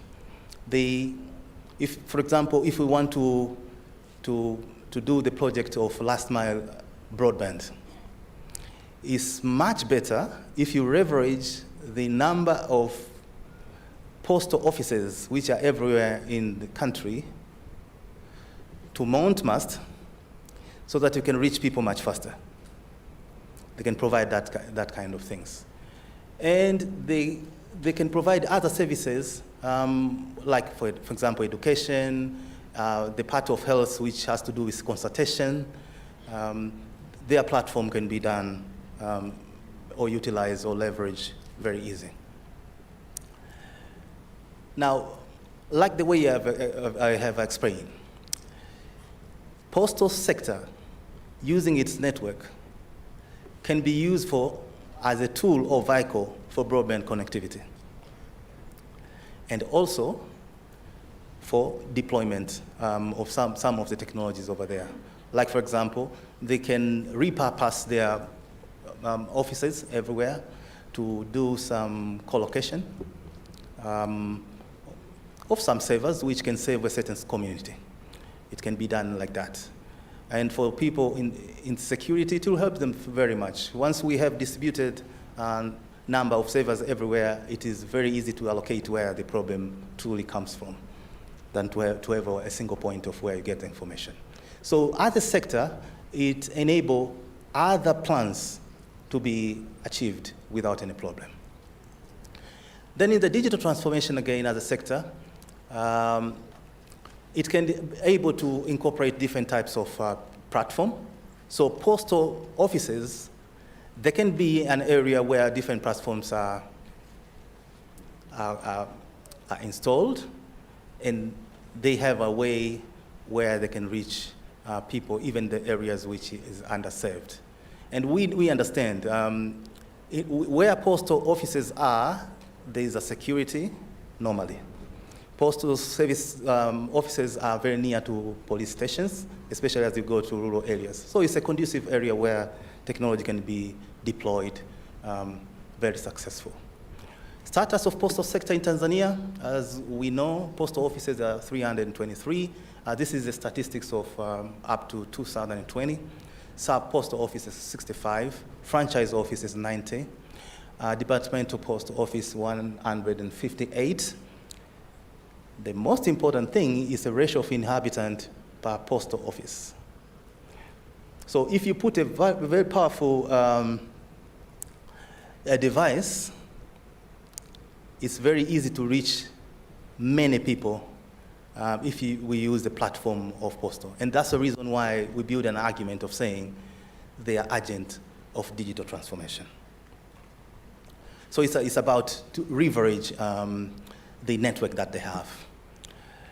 The leverage postal services asset to deploy 5G. I know that is still in the plan, but it's much easier to leverage the platform that they have. So there's an issue of co-location, can be done there. There's an issue of deployment of fiber in postal facilities, leasing space and things like that. So the last mile project will be achieved much easier if we leverage the existing system in the postal sector, which is already there. Of course, this is one of the model. We are not trying to say this is the best model, but it can work in this way, that a postal sector and broadband infrastructure company, they select a site, maybe area A, so they look at which postal office is near that place. Postal sector provide broadband infrastructure company with a list of owned facilities to choose where they can install. Broadband infrastructure company with the cellular carriers identify the viable facilities from out of those facilities that they have, and they reach into agreement, and then they can provide those services without any problem. Thank you very much. This is the end of my presentation. Thank you very much, Dr. Nkundwe. That was an excellent presentation. I didn't know we could leverage postal communication services for broadband. That was a very interesting session. Thank you very much. Just briefly, I won't go through most of what you've said. One of the salient points that you had was the national address system, which is a very, very important thing, especially for digital security. You talked about the gender perspective, which was interesting to me. There were more women than men there, but when you get to the boardroom, things are reversed. Postal services are very important. But let me find out, how many of you have bought things from AliExpress? AliExpress, who has ordered? eBay? Did it come through the post? Our post? How you're using other couriers? So it's a very important factor. Total tech drivers for digital transformation, you talked about postal automation and having one-stop shop center. You went through the 5 domains of digital transformation. That was interesting. And you went through some issues that I think Posta, if the post office can take up things like ERP, improving customer experience, using data analytics will really transform them. And mostly opening up APIs in case they have services to developers out there to use their APIs for addressing and e-commerce as well. I was most impressed by the fact that we could use leverage the postal network for leveraging our 5G, and I know the DG of TCRA, when he first got in his post, talked about 5G. Hapa nyumbani ukiongea 5G kuna watu wengine wanapata, I don't know, there are some rumors about 5G. I don't know what you'll say about 6G because it's coming as well. So anyway, thank you very much, and thank you very much. I appreciate your presentation. A big round of applause, please.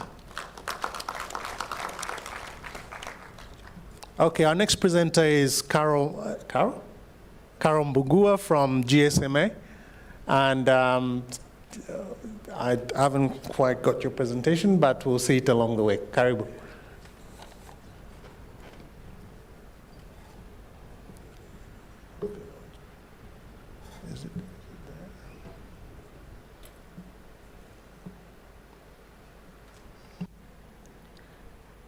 Good afternoon, everybody. As has been mentioned, my name is Caroline Mbugua. I am a Senior Policy Manager, Sub-Saharan Africa at the GSMA, and I am glad to be here. I have a focus on East Africa as a region.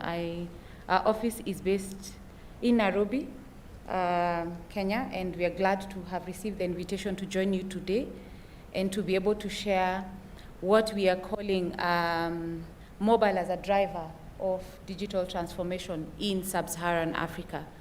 I believe that the presentation will be put up, just waiting for that to be done. But just to give you a bit of information about the GSMA, we are an industry association, a global industry association that represents the interests of mobile operators globally. Our HQ is based in the UK, and currently we have membership from mobile operators, device manufacturers, OTT service providers, and a lot of other industry-associated organizations. And our key mandate is to provide the necessary support and provide the necessary thought leadership around various aspects that would be able to drive digital transformation in the globally, and our focus in the Sub-Saharan Africa office is digital transformation in Sub-Saharan Africa. I don't know how far we are in putting up the presentation.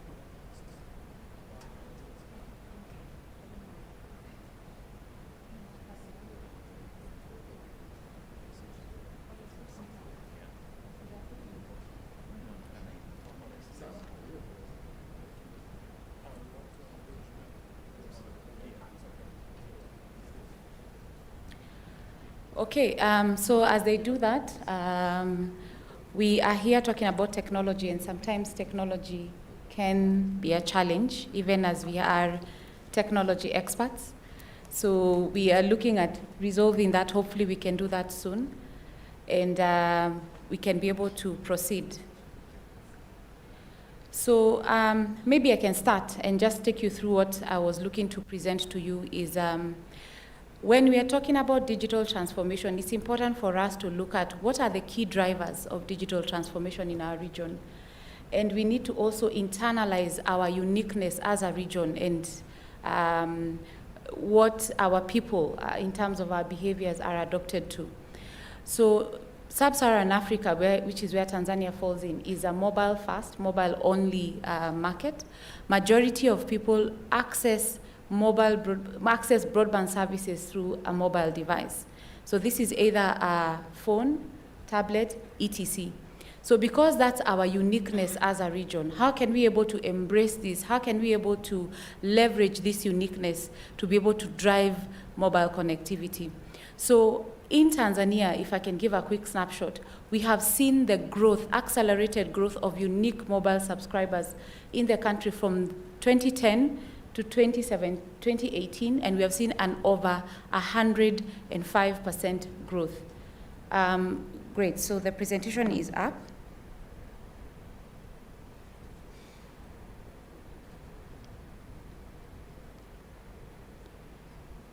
I don't know if there's still something that needs to be addressed. But if I can just quickly go through that, this slide gives you a snapshot of how the mobile industry is doing in the region.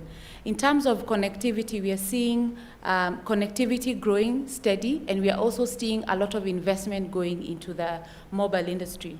And this is to tell you the value that we have placed in the mobile industry and the investment by the mobile operators in driving the digital economy at large. As I had just mentioned, we have seen a steady growth in the unique subscribers in Tanzania. And this is growing from 2010 to about 2020, and we've seen an 100% growth. This is where you should clap for yourself, because this means that you have continued to drive this sector as consumers. And of course, we have seen steady investment by mobile operators. And as at 2018, we were looking at investment of around 2.6 billion USD. And this has continued to grow steadily, which means the mobile operators are committed to continuing to support the growth of the sector in the country. So when we look at the digital economy and mobile connectivity is a driver of fourth industrial revolution. And I'm glad that my previous speakers have already talked about that. When we talk about a driver of the fourth industrial revolution, what are we looking to achieve? And if there's something that I'd like us to live here with at an individual level, is the value of the fourth industrial revolution and what this means for our people. It means that we are able to improve efficiency of doing business, meaning that if you look at economies that are more advanced than a lot of economies in the sub-Saharan Africa region, doing business in those economies is very easy. It's very easy to move your goods from one place to another. It's very easy for an individual to move from one place to another. So we need to look at how do we start improving that. If you look at our movement, for instance, moving within East Africa, we are advancing because we are moving towards a single passport, or you can be able to move with your ID.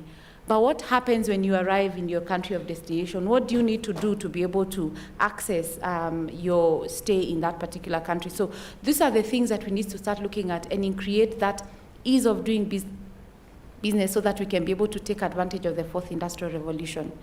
And another key factor is connectivity helps in reduction of cost of doing business. Now, all of us will appreciate that resources are becoming more and more scarce, and businesses are challenged to look at how do we ensure that we reduce our costs as much as possible so that you can continue making returns and ensuring that the business is sustainable. Because as long as the business is not sustainable, then it becomes a challenge of, is it worth doing that business in the first place? Connectivity also reduces the lead time in service delivery. Now, we have just asked a question here around where a lot of us have done our orders, eBay, Amazon, etc. And the greatest differentiator of these companies is service delivery. How are you able to deliver your promises to your consumers? And with connectivity, we can see that we are able to cut that delivery time significantly, only if connectivity or technology is properly embraced. And of course, it improves the convenience of accessing services.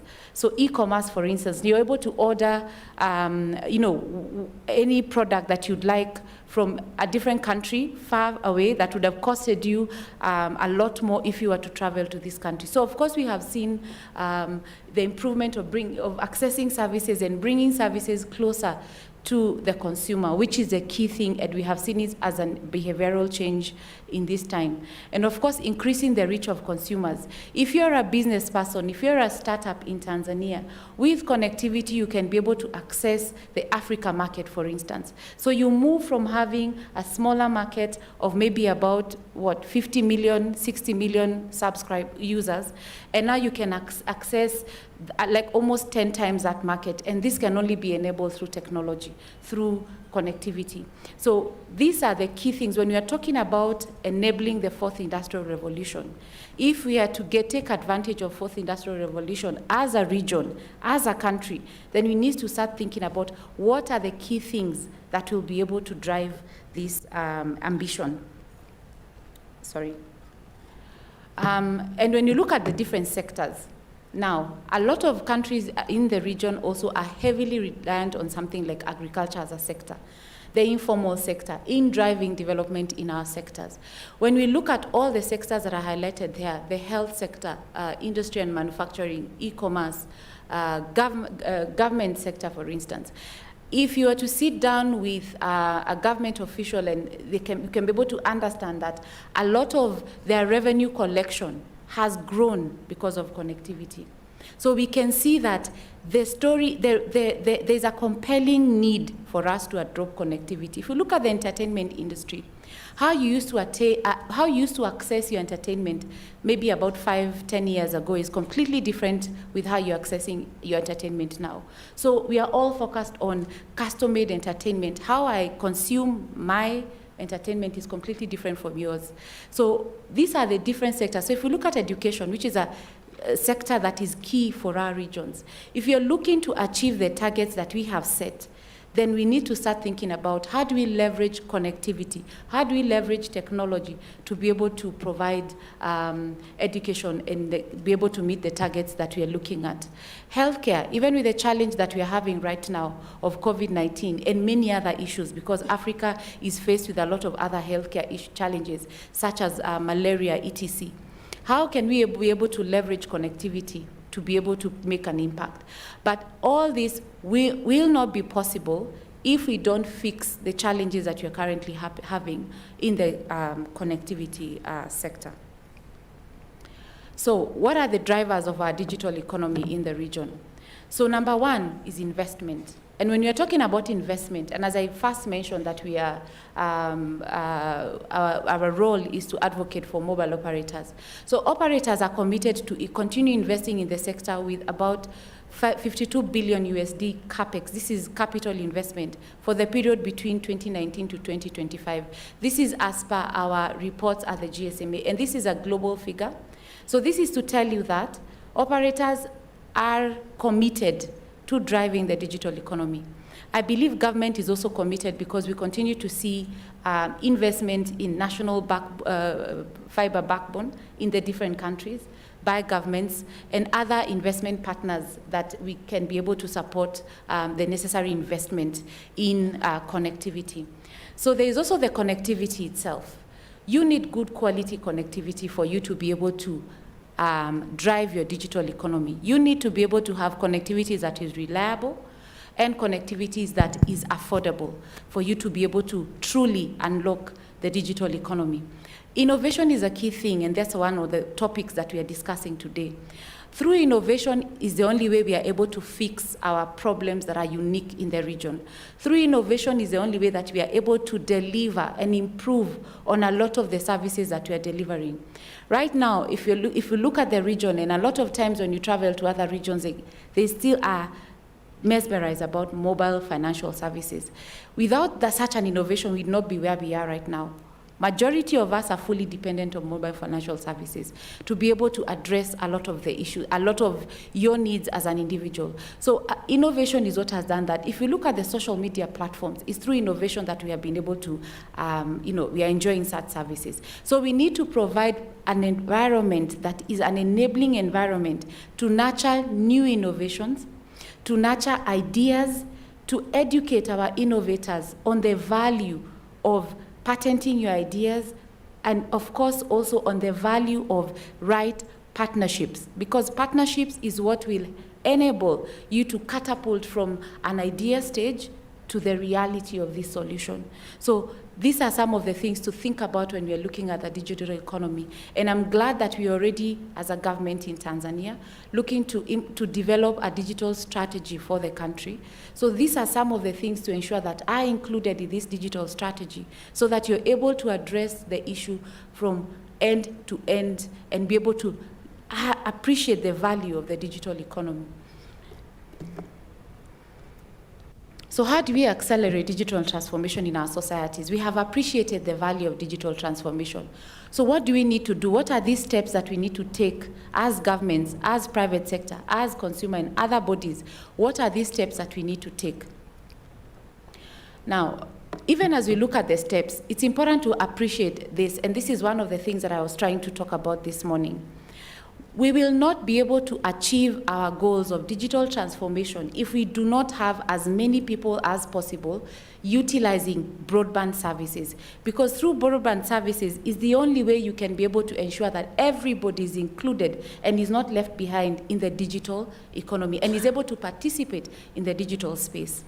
So when we look at figures that we have done as a GSMA, and this is based on unique subscriber numbers. Unique subscribers meaning if an individual has a mobile line of multiple providers, that individual is categorized as one, not necessarily. So we don't incorporate the multiple SIM cards that an individual would have. So if you can look at these slides, and we are looking at 48% of Tanzanians do not use mobile internet services, and despite being covered by this particular service. So we have seen a steady improvement in Tanzania. And the usage gap here, if I can just explain as a GSMA how we define it, these are the number of consumers that are covered. They have access to broadband services, mobile broadband services, but are not using this service. And it's important for us to understand why is this the case, and how can we improve this and ensure that as many people as possible are consuming this service and be able to take advantage of the digital space. So we can see the gradual growth in terms of improving the coverage gap in Tanzania. And currently, we have a high usage gap of 48%. So how do we address that and ensure that the usage gap is coming down and more people are joining what we are calling the connected gap, because the connected numbers. Because connected means these are individuals that are covered by the service and are actually using this service. So it's something to think about as we proceed, even as we are looking at how to unlock the digital economy. We can unlock the digital economy, but as long as people are not using broadband services, we will not be able to achieve our key target of inclusivity. So we look at what are the regulatory, suggestions, or what are the things that we can be able to look at so that we can ensure that the digital revolution is a reality in Tanzania. Because we clearly, the regulatory environment plays a key role in ensuring that the revolution is going in the right direction. So if I can just touch on a few of these things, and I believe these slides will be available after this session, and you can be able to access them and you can be able to appreciate them. And my colleague and myself are here, and we are happy to answer your questions if you may have any. So if we can touch on a few of them. So the first one is talk about spectrum access. So we are talking about access to timely, harmonized and affordable spectrum. And when you're looking at the value of spectrum, spectrum is a lifeline of a mobile network. Spectrum is a lifeline of connectivity, if I may say it like that. So when operators have access to this spectrum in a harmonized, timely, and affordable manner, they are able to ensure that they are able to provide high-quality connectivity. Because if you're looking at the fourth industrial revolution, you're looking at artificial intelligence, IoT, etc. All that will require high-speed, high-quality connectivity. For you to be able to do that, you need to have this spectrum that powers this connectivity. And we are looking at equipping the operators with this spectrum so that they're able to provide service at the right speed and also at the right capacity. This is a key thing, and is something that is I would say is a must for you to be able to reach this digital revolution target. Technology neutrality, and it's something that I must applaud the TCRA already, because this is something that is already embraced in Tanzania. We advocate for embracing licensing that is technology neutral and service neutral, so that you ensure that operators can be able to have the flexibility of providing different services, and the people of Tanzania can be able to benefit from the evolution of technology from 2G, 3G, 4G, and 5G, as has been discussed this morning, and I mean just now by the moderator. And we are also looking at modernizing the regulatory environment and reducing the red tape. So for instance, looking at the approval process of new sites for operators, for instance, how easy is it to get approval for a new site? If you're looking at the rural areas in Tanzania, which we've already seen that there's still some coverage that needs to be done, how easy is it to get an approval for a site? How accessible are these areas in the rural areas in terms of infrastructure, in terms of supporting infrastructure? How enabled are we? So access roads, access to reliable power on the national grid. How enabled are we in terms of these aspects? So these are the areas that we are talking about improving connectivity. And I appreciate I have just a few more minutes, and I'm winding up. So to talk about this, so transformative, digital transformation requires sound policies, and these have been touched on before. So improving digital literacy, ensuring that our people are able to appreciate and are able to go online and maneuver in and there are different levels of digital literacy. There's a very, new users to digital connectivity, and there's the advanced that require, new skills on coding, etc. So ensuring that we have a proper strategy as a government that has been able to looking at these different categories and ensuring that we have a solution for the different categories. Now, I'd like us to look at the third one, which is eliminate or reduce sector-specific taxes. So when we talk about sector-specific taxes, if you look at a market like Tanzania, and I'd like us to focus on taxes in the mobile sector. So currently, we have a VAT of 18%, excise duty 17%, and this is not including the other taxes, which is the corporation tax, etc., that operators would be is subjected to. So the issue, and when we go back to what we were discussing, the usage gap, the issue of sector-specific taxes is that they raise the cost of accessing services, meaning that more and more people are not able to afford using this service. And when you're talking about affordability of service, this is a key barrier in adoption of mobile broadband services. And we started to discuss that if we don't have people using the service, then we'll not be able to achieve our digital transformation goals.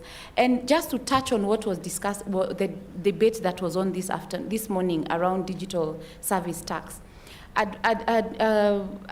would say that I agree that it's inevitable for us to start talking about digital service tax, but I would advise some caution around it. One, it's an area that I believe a lot of study needs to be done so that we are able to understand what exactly is digital services as we are trying to understand them. Because are we saying that the digital services is mobile services, or how different is it? Because different sectors are already paying tax. On top of that, it is important for us to look at the countries that we are trying to emulate and see that they are already having this tax in place. How efficient, how successful has this tax been? How much is the government able to collect? And I will ask a question is it better to wait and grow this sector and be able to collect more? Or is it better to collect now and run the risk of stifling the development of that particular sector? So when you're looking at introduction of new taxes, it's important to answer a few questions. How are you going to implement this tax? When would be the ideal time to do so? What alternatives exist? So that you're not targeting a sector that is just trying to grow, that you can be able to get more collection from this sector as you proceed. So coming back to the mobile sector, the message is, as a GSMA, and when you look at the average taxes in the region, Tanzania is higher than the average sub-Saharan Africa. You're currently at about 34%, sub-Saharan Africa average is 26%. So looking at reducing this mobile sector-specific taxes would be a key move and commitment by the government in driving adoption and, of course, also driving digital transformation in the country. So, as I said, these slides will already be available, and these are also other policy priorities that you can be able to adopt. Of course, digital financial services is another area, because we have seen governments are using digital financial services as a tool to address or to tackle poverty in our markets. So again, I come back to the issue of sector-specific taxes. This is another area that we've started to see a lot of taxes coming up, and we have seen a new tax introduced in Tanzania. So looking at, is it better to tax and make the service unavailable, unaffordable, and reduce the gains that you already had? Or is it better to let the sector grow and then you're able to collect from a wider pie? So those are some of the questions that we need to be asking ourselves. And with that, ladies and gentlemen, I want to say thank you very much for paying attention and for giving me your time. As I mentioned, we are available to answer your questions at any time during this session. Thank you very much. Thank you very much, Carol Mbugua from GSMA. Sorry for the interruptions in the beginning. You've mentioned a lot of things, but just want to make a quick summary.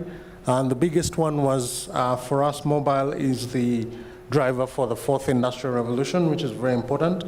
And you mentioned a few interesting things like connectivity. Without connectivity, we can't think of fulfilling any of our dreams. And also without usage of the services, we'll have a problem. And then there are a few drivers you mentioned of the digital economy that we're trying to be a part of. And the key ones were investment, connectivity again, and innovation. Now, we've not talked a lot about innovation, but I'm hoping you'll have more questions out there in the panels and in the public regarding innovation. Innovation is very important, and it's one of those things that would help us reduce the what we see mobile internet usage or increase mobile internet usage as well. So innovation is a very important thing. You mentioned about having a digital strategy, which I think is a very, very important thing that I think the ministry is concerned about as well. Thank you very much. I would like to have the final presenter, and then we'll go on to have a panel, and then we'll have Q&A. So I'd like to take this opportunity to invite Dr. Emmanuel Manasseh from TCRA. Karibu sana.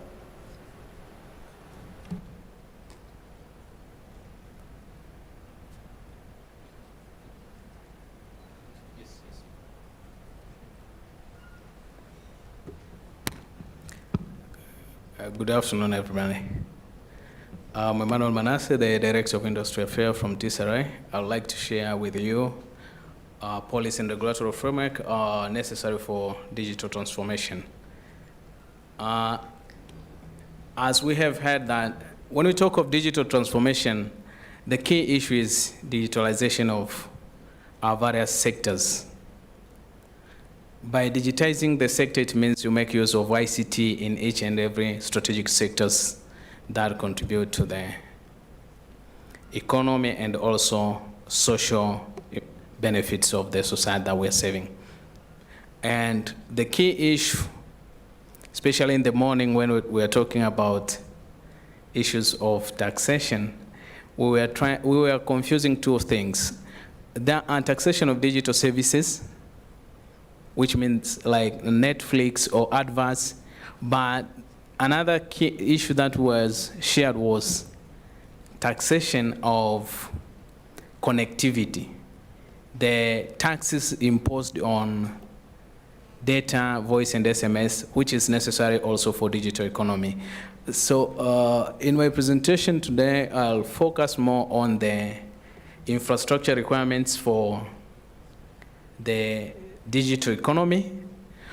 For digital economy to take place, the first digital transformation is crucial because you digitize the sectors to use ICT, and then it will be easy for these sectors to participate in the digital economy. And by doing so, one of the most important things is it increases the tax base. And by increasing the tax base, you get rid of one sector being overtaxed because it is quite formal. Everything that is going through can easily be seen and traced. And you have other sectors that they are contributing a lot in terms of business, but they're not contributing in taxation because the nature of those sectors is people that can do business and you cannot really see what is going on. Still waiting for the presentation to come.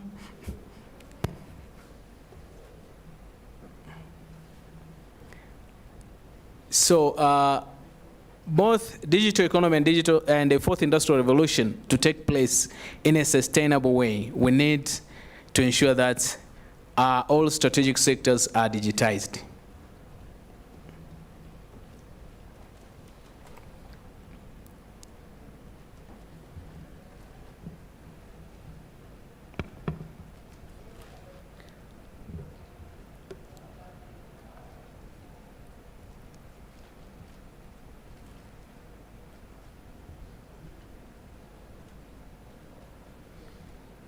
We still need to wait for the presentation. So now I'll give you the statistics. So when the presentation comes, I'll just proceed. When we look at the communication sector in Tanzania, just as Caroline said, we have 94% of the population having 2G coverage. 68% of Tanzanians' population, areas where people live, the population coverage, they have 3G coverage. And only 45% of the population, they have access to 4G network. But the most challenging part is device penetration is still low. We have only 26% of the devices that can connect to 3G and 4G network. That's why Caroline was saying almost, in our data, 43% of the population, they live in areas where there is mobile broadband, but they cannot access because they don't have devices, smartphones to connect to the network. The government, this financial year, they have removed the tax on, import tax on these smartphones to make sure that they increase the penetration. But that's one of the biggest challenge while we are advocating and investors are investing in building networks and increasing the coverage, but still device penetration has been one of the challenge for them, because if the network is available but devices are not available in place for people to use, then you see the challenges in using the mobile broadband services. And when it comes to subscription, now we have 55 million SIM cards. We have 33 million SIM cards that are using mobile phones, and subscriptions on internet is around 30 million now. So you can see that, as Caroline said, compared to fixed broadband and mobile broadband, most of the Tanzanians, their first internet usage is through this mobile. So you see the impact of these mobile broadband services in connecting and providing these internet services. But when we come to key infrastructures that are used for communications, we have 4 critical infrastructure that we need to have in place for the digital economy to take place. The first one is connectivity. And the infrastructure for connectivity, it has also some parts. When we talk of connectivity, we look at international connectivity, where we use submarine cables. We have E's and C's. We have also satellites that can connect us internationally, but also we have the national ICT broadband backbone that is connecting us, and then we have the access network that operators are rolling out their networks to provide last mile connectivity. So all these are quite crucial, and as Caroline said, we need to have affordable and reliable connectivity for the digital economy to succeed. Now the presentation is coming.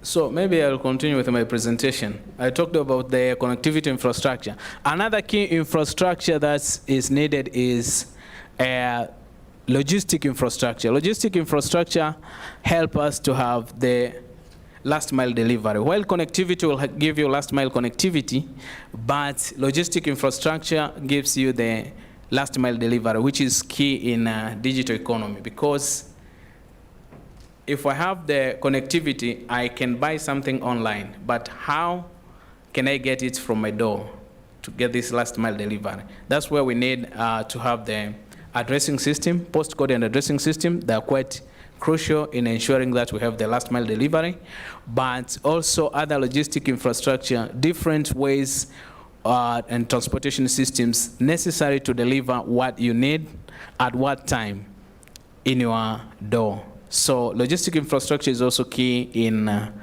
digital transformation. Another infrastructure, we need to have the infrastructure that are secure and can help to do the payments in various platforms.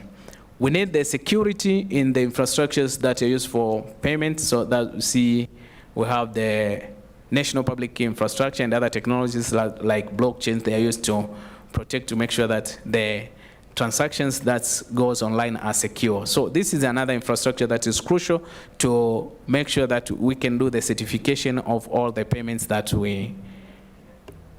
goes through. But the fourth infrastructure, which is very important, is data centers. For the digital transformation, digital economy to succeed, we need to have data centers, because all the digitization produces a lot of data, and these data are necessary to be processed to make a meaningful decision. So you see that in this infrastructure, the data centers is one of the critical infrastructure that is necessary for the digital economy and the fourth industrial revolution. So now I have to go quickly because I've talked about this. That in Tanzania, the 2G is 94%, as I said. 3G and 4G are 68% and 45%. And also, Caroline talked about the earlier release of spectrum. Tanzania actively shaped a favorable environment to MNOs by releasing the 700 megahertz spectrum early in 2018. And the objective is to make sure that the rollout of 4G networks is done quickly. But as I said, the penetration of smartphone devices is low because we have less than 25% of users who are using smartphones. This is a compatibility issue, so we're trying to make it it's not next one. Yeah. It's not moving. It's not moving at all.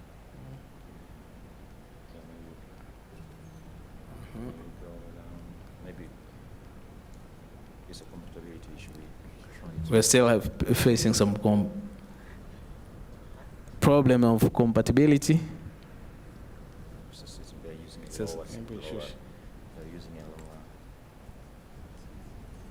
I'm using high tech, that's the problem. So you can go by this, maybe don't do the presentation. Which one? So you go by this one here. Okay. Yeah. So I talked about this, the coverage. And now even this one, the sector development, I talked of users of subscription of mobile, already talked about. Now, when we look at our national ICT policy, the vision is to have a Tanzania with economically and with a connected Tanzania and optimizing the use of ICT. And also we have the mission of making sure that Tanzania is digitally connected and we optimize the use of ICT. But the key issue I was talking about is digitization of sectors. We need to digitize transportation, utility and water, health and education, this environment, governance.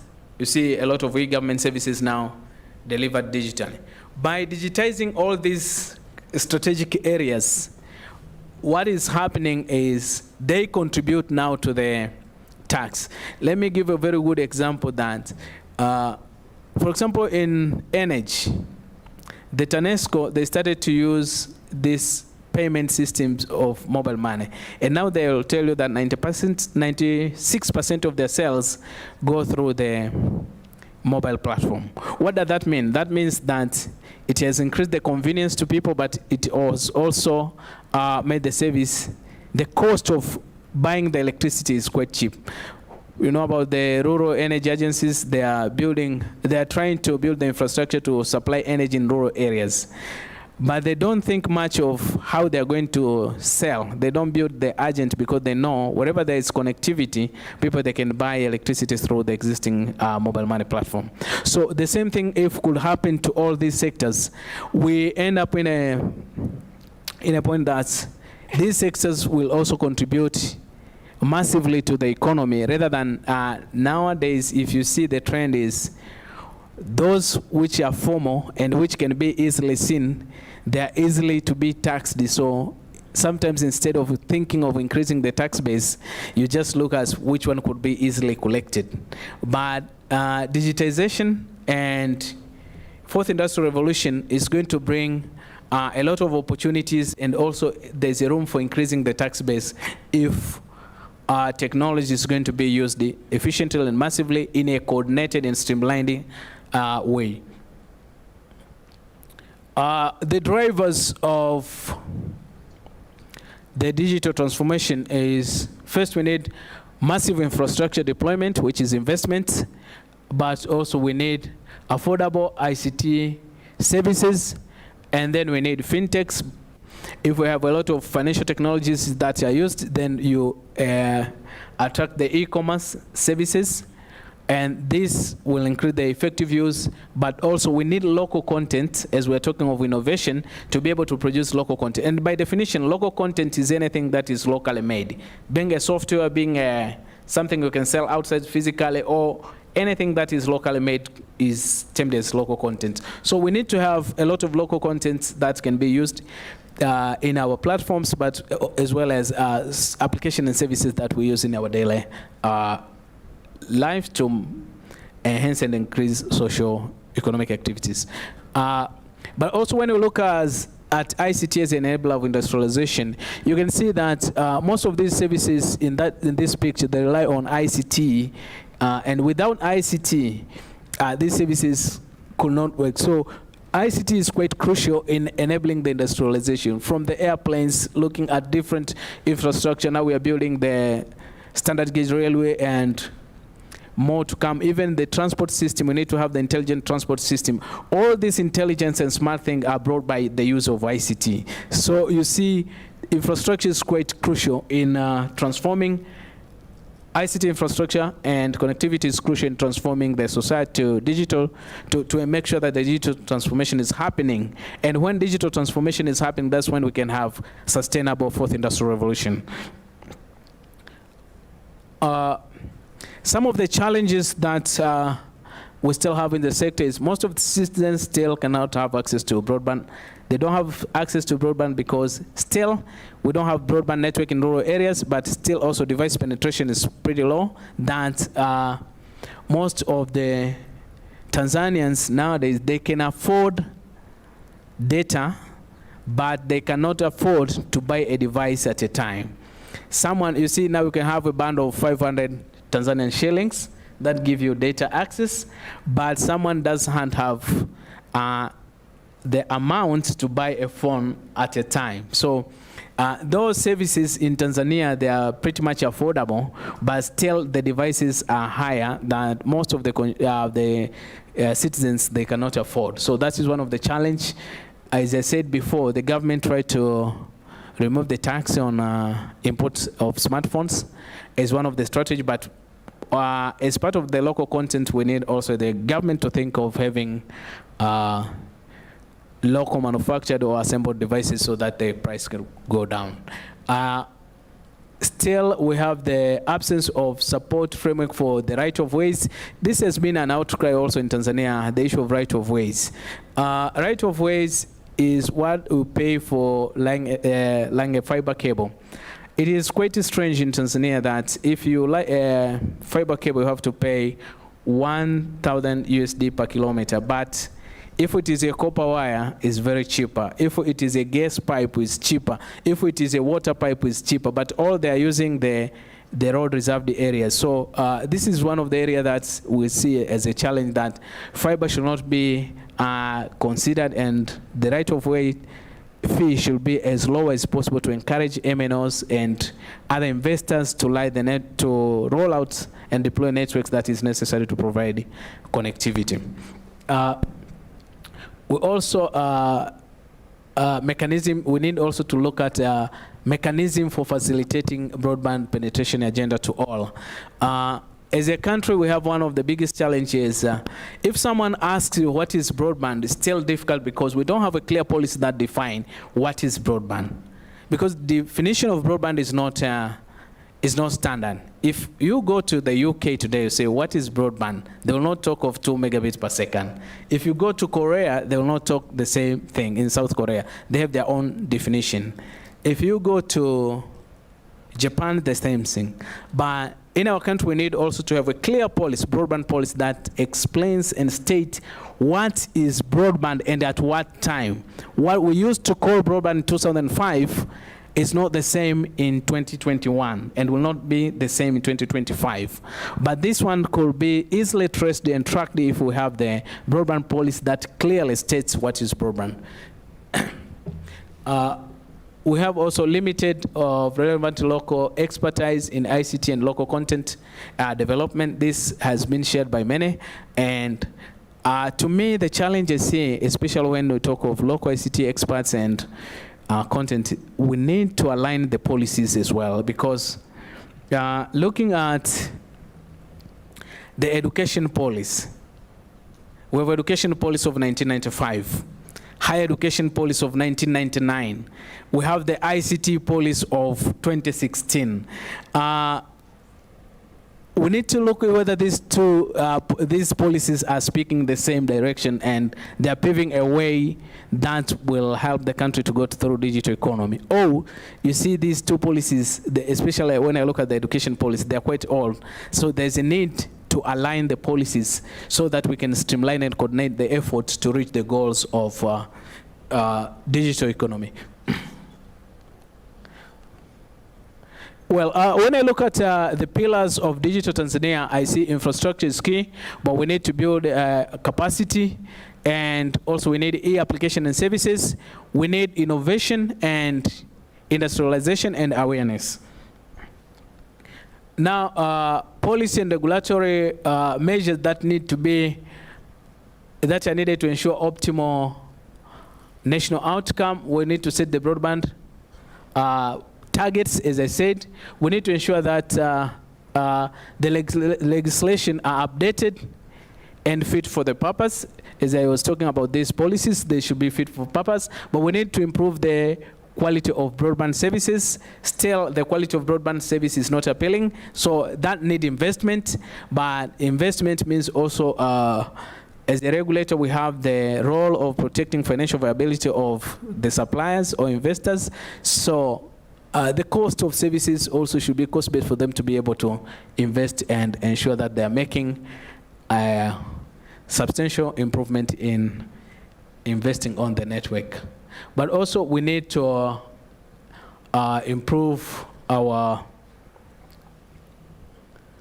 policy and regulatory framework, especially for the emerging technologies. Infrastructure needed for the digital economy. I talked about the fundamental that we need to have connectivity. And for connectivity, I talked about we need the access, but we need also the international submarine cables. We need the national ICT, broadband backbone fiber. We need also the access that give the last mile connectivity. These infrastructures, as I said, we have the access infrastructure, we have the infrastructure for providing certainty and security, as I talked of national public infrastructure that can protect the platform and the transaction that are going online. But data centers, because when you digitize, you produce a lot of data, and these data need to make a meaningful use, but also logistic infrastructures, which is part of the last mile delivery. So this is a summary of connectivity. When you talk of connectivity, you have both submarine cables, satellite, you have the access, and also the national ICT BB. But also, why do we need the data centers? A good example, if you digitize the sector like energy, you have this SCADA, the supervisory control and data acquisition. They produce a lot of data. But every place that you digitize, you produce data. And when you produce data, you need to make meaning of this data. So the data centers are quite a critical infrastructure when we go to the digital economy. And all these sectors should be digitized to use data centers. We had the World Postal Day, and I was asking those those offering postal services, do you have the data of the parcels you sent for the past 5 years? But most of them, they don't have. But you know, you can make a lot of informed decision. You can know your customer well and serve the customers well if you make use of data. And that's where you see the importance of, instead of thinking of having your own data centers, if there's data centers, you can use them as a service to store your data, to process and improve and enhance your business. When we talk of logistic infrastructure, I mentioned that the various ways you can buy something from anywhere, but how do you get it in what time? First, I talked about addressing system, which is very crucial to have something in your door, but how do it come? Imagine I'm from Kigoma, you need to get your kuhe and migebuka in Dar es Salaam. Can you get it? Can you order and get the fresh kuhe and migebuka the same day? So logistic infrastructure is crucial, but do you have the addressing system that they can identify and come and knock to my door and deliver the kuhe and migebuka that you have ordered from Kigoma? So we see we need to have various logistic infrastructures and ways of transportation that enhance. Another good example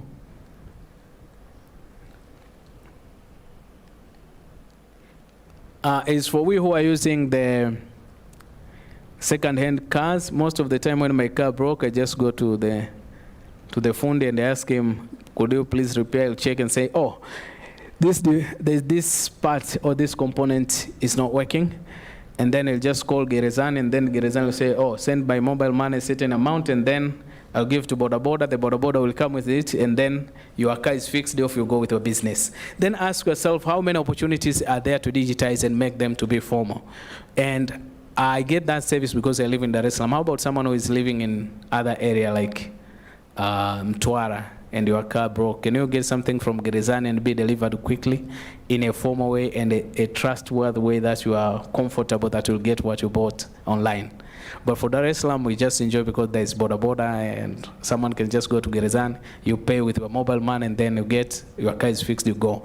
But even with Boda Boda and the other thing, you see that postal and this courier, they need to formalize so that what you buy at Gerezani, you pay with mobile money, which is formal, but also could be delivered in these by courier services, which are formal. So there's still a room of digitizing and providing this service digital. Because of time, maybe I should end there, but the most important thing is infrastructure is crucial for the digital economy and the fourth industrial revolution.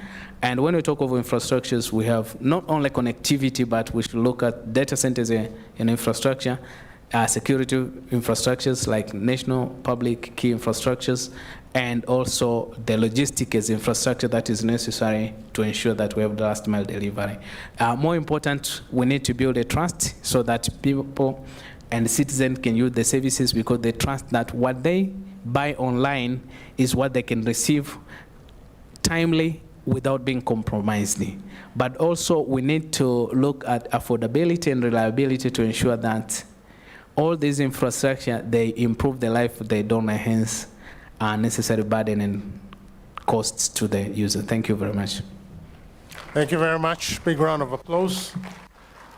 I'm going to just do a short summary. Thank you very much, Dr. Manes. We've talked about 2G, you've talked about taxation of digital services, and talked about the challenges that we've had. You told us that standard gauge will be also using ICT, quite interesting. Digital economy, a lot of points, especially having data centers and the logistical infrastructure. I'm going to invite questions in a few minutes, but I'd like us to have time for our presenters to get ready. And at this particular moment, I'll invite, do we have other panelists? I'm going to.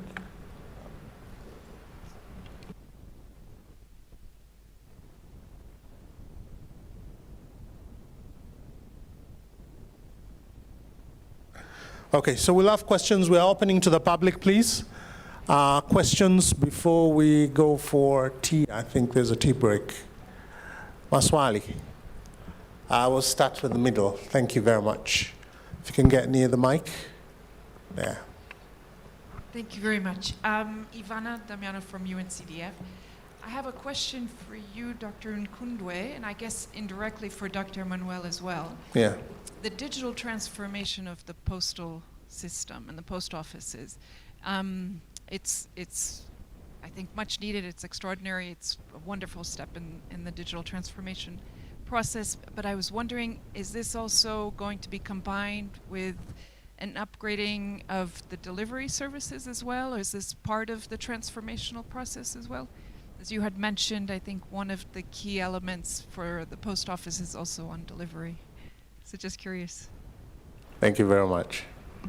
I'll take 2 questions and then I'll have the presenters ask. Next question, please. Mike?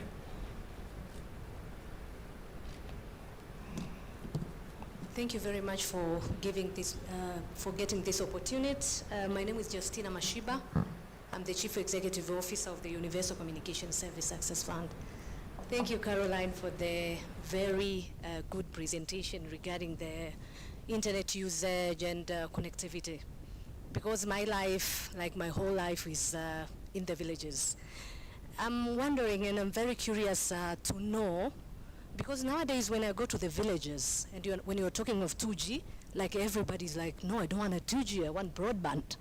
So when you're talking of now the usage, that we have a low usage of Tanzanians, 48% of the population are using internet. So I'm really curious to know, because now they cry in the villages, we don't want a 2G, we want 3G, 4G, etc. So I'm very curious to know what are the base, or I don't know, how did you come to that numbers when you're talking about 48%, while I know nowadays if I go there, everyone was like, no, I don't want a 2G, I want broadband. So I just want to get a clarification from your side. Thank you. Okay, so I guess we can start with answering the questions. Dr. Nkundwe? Okay. Thank you, Ivana, for a very constructive question. I will start from the model of traditional postal services, where we have some sort of silos where one incumbent company is receiving good, transport to certain center, sort it out, transport to the destination, and deliver. That is how we used to operate all along. But when we talk about postal sector in fourth industrial revolution, those processes have been broken down. So we expect to see new players. For example, we are going to have people that they will construct warehouses where they can automate and put Internet of Things, technologies, analytics and things like that. So surely what you have said and stressed out is delivery will be automated. We need to see that, but we don't expect that one single company to provide all of those things. We expect that there will be new players. In the whole value chain of postal sector, perhaps we can have up to 10 entities. Different entities provide a specific type of solution. So that's where the sector is going now. The innovation which was done before, because initially there was only one company, monopoly. Then the liberalization attracted in the area of couriers, different players, of which they made a big difference, especially in the delivery of things in a very fast speed. But where we go now, we expect, for instance, there will be service provider of, for example, drones. We don't expect the incumbent to invest in everything. We expect the value chain to be segmentized and allow different players so that the final user of the services will get a good experience of the service. Thank you very much. Carol, you want to take on the next question? Yeah, thank you. And thank you for that question, Madam Justina. It's a pleasure to interact once again. If I can just provide a bit more clarity to what you've asked around the usage gap as what I was discussing. So at the GSMA, we normally collect this data from industry statistics by the regulator, and of course also from mobile operators. And what we do with this data is we look at unique subscribers, meaning an individual, as I had articulated earlier, is categorized as one count, regardless of whether you've got more than one SIM card or not. So what we look at is what is the level of coverage in this particular country. Granted, in Tanzania, we still have a coverage gap of about 34%, meaning 34% of the population is not covered by broadband services. And this we are talking about broadband services, not necessarily 2G. So they could have 2G coverage, but don't have broadband services. So there needs to be initiatives to be able to address this population. And I believe this population is the one that you're talking about, who are saying they don't want 2G services, they want 3G services or broadband services. And how to address this is to look at how majority of the population that is usually in this bracket is in the rural and remote areas. And there are challenges with accessing, or there are challenges with building sites in these areas, challenges that are faced by mobile operators. And some of these challenges would be, of course, the challenging terrain of these areas. So we all understand that, Tanzania is a vast country and has its own unique terrain that could be a challenge in building these sites. There are challenges around access roads in these areas. How accessible are these places in terms of bringing in the material, etc. There are challenges around access to reliable power. We have seen that some of these areas, operators are forced to rely on more expensive power solutions, like diesel generators, etc. And also looking at, so in a nutshell, when you look at costs, some of these areas, the cost of running these sites could almost be two times the cost of a normal site. And some of these sites are usually, loss-making, if I may say it like that, meaning that operators are not able to recoup their investment in these sites. The revenue is much lower compared to the sites in an urban area, for instance. So some of these interventions that can be done by UCSA, for instance, or by government, is looking at reducing these costs significantly. And these are the operating costs, the OPEX costs of these sites, to make these costs either cost neutral or for them to be able to start having some sort of return, because we all know that mobile operators are in business for business purposes. So how to make this cost neutral is to look at addressing some of these costs with the USF fund, for instance, that will be able to now encourage the rollout of these sites in these areas. Now, when you talk about the usage gap and the area around the 48% that are covered. So these are individuals that there's already broadband services in these areas, and it is not necessarily unique or just specific to the rural areas or etc. So these are individuals who are also in our urban areas, so maybe in informal settlements and etc., but are not able to use these broadband services for one reason or another. And at the GSMA, we have some basic understanding of some of these challenges, and some of them is affordability. As Dr. Manasseh was talking about, the penetration of affordable devices is a key challenge. So you'll find someone is in the urban area, has access to broadband services, but they're not able to use this service because they don't have access to a device, or maybe because the service is not affordable. And some of the challenges is addressing the issue around taxation. There's also the issue around digital literacy. Some people don't see the need to be online because they don't understand the value of digital connectivity, and also the content. So, for instance, if somebody will not be able to understand the content that is being pushed to them, because majority of us are consuming content that is being developed in other markets and pushed there. So what we see on, for instance, content on Facebook, YouTube, etc., we need to encourage our local content creators to create more content that is relevant for our people, that will provide that compelling reason to go online. And of course, also addressing our other challenges using connectivity. I'm happy to have a conversation with you so that we can look at how to improve this a bit more. Thanks. Okay, thank you very much, Carol. You probably take that offline and explain the criteria that you used to get the 48%, which was basically what she had asked. Any more? Do you want to take that on? Maybe I can add on that. how they get 48. Actually, for TCRA is around 43. The point is, the 2G coverage is 94% of the population. The 3G coverage is 68% of the population. 4G coverage is 45% of the population.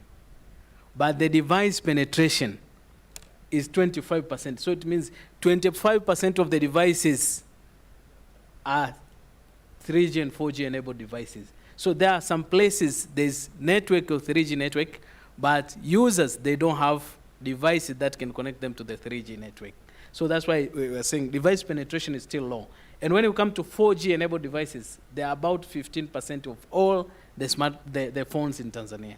So you see, like now we have 45% of the population covered by 4G network, but only 15% of the devices available in the market, in the network, can use the 4G services.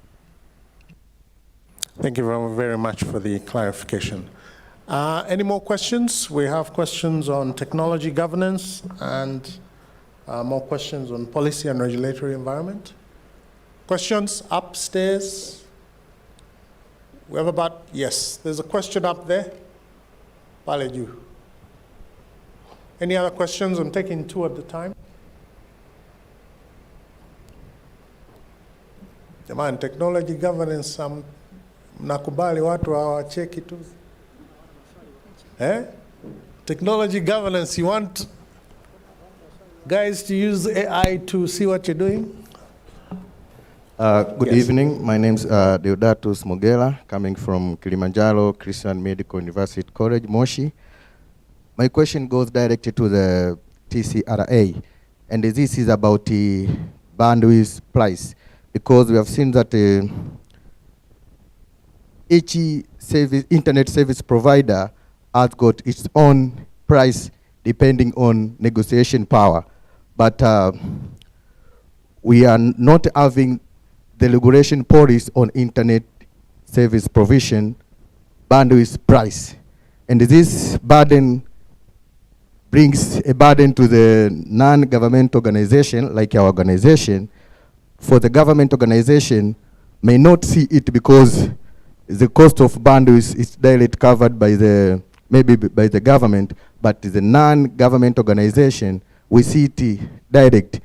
Worldwide, the bandwidth price, it is very cheap. Maybe it's the time now to TCRA to regulate the price of internet bandwidth. Thank you. Okay, thank you. Another question?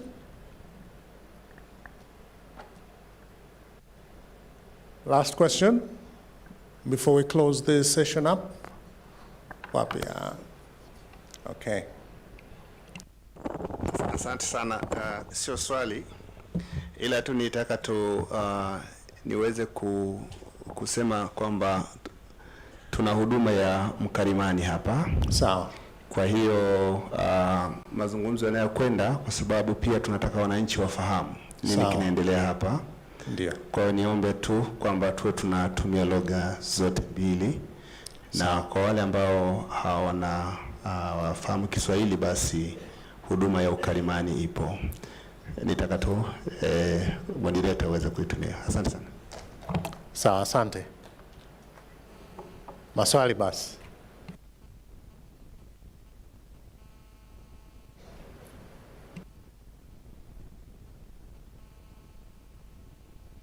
Okay, let's answer the question. Karim, you want to take it on? Yeah, if you allow me just 1 minute, okay? First of all, I think I would like to respond actually to the question which was directed to Dr. Emmanuel. I think we should be very careful when we are looking to regulate everything. When you are talking about regulating the price of internet, the price is a subject of many factors. And as consumers, you have a choice to do. So if we are pushed in a direction where we want to regulate the prices of the economy, and that is also against the principles of the digital innovation and transformation and everything that we are talking here, So that will defeat the purpose. So I just want to make that comment very clear. I mean, yes, something could be done, you know, to ease the burden to the people, which is the discussion in which my colleague here was talking about. Because at the end of the day, I think the government can control the tax and monetary policies, you know, because at the end of the day, everything that is being taxed is passed to the consumers, you know. So I think the key issue here is not TCRA to regulate the prices for the internet. It is for the other policies, you know, that have to ease the burden to the citizens. So we have to look at it at the bigger picture. So this is a lawmakers' issue rather than, you know, TCRA issue. Thank you very much. Thank you. TCRA, you want to take that on as well? Yeah, maybe I can add on that. Thank you very much for the answer that you gave that. Wherever there is competition, then you leave the market to decide. What we are looking at is all services must be cost-based. So we are looking whether the cost that they are charging, they are cost-based or not cost-based. But 2 or 3 important things that we need to be aware of.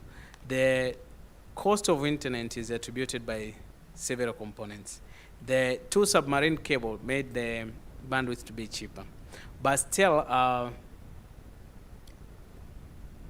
there's a need to review the cost of national broadband NACTBB, because the truth is, when it comes to the water body part, which is submarine cables, when you compare the cost of different countries, Kenya, Tanzania, and other countries that they have submarine cable, the water body is the same. But this part of the land sometimes is different because of what is imposed on the broadband. But looking at the service then, the question you're asking there, we have various service providers, so consumer has choice, and wherever consumer has choice, then we have to put minimum regulatory intervention so that the business and the market can decide, as my colleague has mentioned. Thank you. Thank you. We're a bit short of time, but I'll give you all, I'll give the panelists 1 minute to summarize, and then I'll hand over to Tumaini. Carol, you have 2 minutes with that one thing you wanted to add on. Carol. Thank you very much. Mine is just to, parting shot, is to think about if we are fully committed to digital transformation as a nation, we need to start thinking around what are the key enablers as ensuring that we have the right policies in place, the right regulations in place to be able to leapfrog to the 4th industrial revolution. And just a quick response to the question that has just been raised around the regulator regulating the pricing of broadband services. So I want to agree with my colleagues in terms of pricing is usually a market-driven issue that is determined by the market forces, so supply and demand. So we as a GSMA encourage the regulator to only get involved when there's a market failure. A market failure meaning there's a problem in the market that needs to be fixed. But in terms of setting the prices themselves, this is something that normally we would discourage as an association. Thank you. Thank you very much. Thank you, Peter. My suggestion looking forward from now is we have to take a cue from what happened in developing country. And for example, if we take example of United States, Amazon, one of the very big company in e-commerce, when it started its business model, when it was just in the genesis, they were leveraging the infrastructure of incumbent postal operator. But due to inefficiencies, they were able to invite other players. Fast forward now, Amazon is almost the leading when it comes to delivery. They have a lot of warehouses, they've used technologies, they are using different types of people. And in actual senses, their business model is more logistical than e-commerce. That's the reason why, and most of our revenue, they're coming from there. So the essence of looking at the postal sector as an agent or catalyst in the digital transformation of a country is very important, because we expect not to have one monopoly company in Tanzania, but we expect in the last mile to have many companies which are involved in e-commerce and other things. Thank you. Thank you very much. Johannes, you want to summarize? I think the part which I did is what people are not interested. So I would like to borrow the content from other speakers in my conclusion. First of all, I think I have been touched by his presentation regarding the few things. One, affordable ICT services. That is something that have been mentioned on the TCRI presentation. Second, more local content. We want more local content. And then there was another point which was said that, you know, our national ICT policy was last developed in 2016. So what I would like to say in the context of my discussion, I think we need to think as a country, as far as the digital transformation is concerned, where do we want to go? And we need to take a stock of what we have. Because what I see now is the lack of coordination between different players. So even the government entities, they have to talk to each other. There must be a coordination between, for example, TCRI, EGA, ministry, you know, all players in the technology. Because we have to look at holistic approach as a country. So all of them, they have to talk the same thing. So we must have that coordination, and I think the ministry should take the leadership in that, so that we can put all players, and as a country, you know, we have one direction as far as digital transformation and technology is concerned. Thank you very much. Thank you very much, EJ. Lastly, Dr. Ness, you want to conclude? Thank you very much.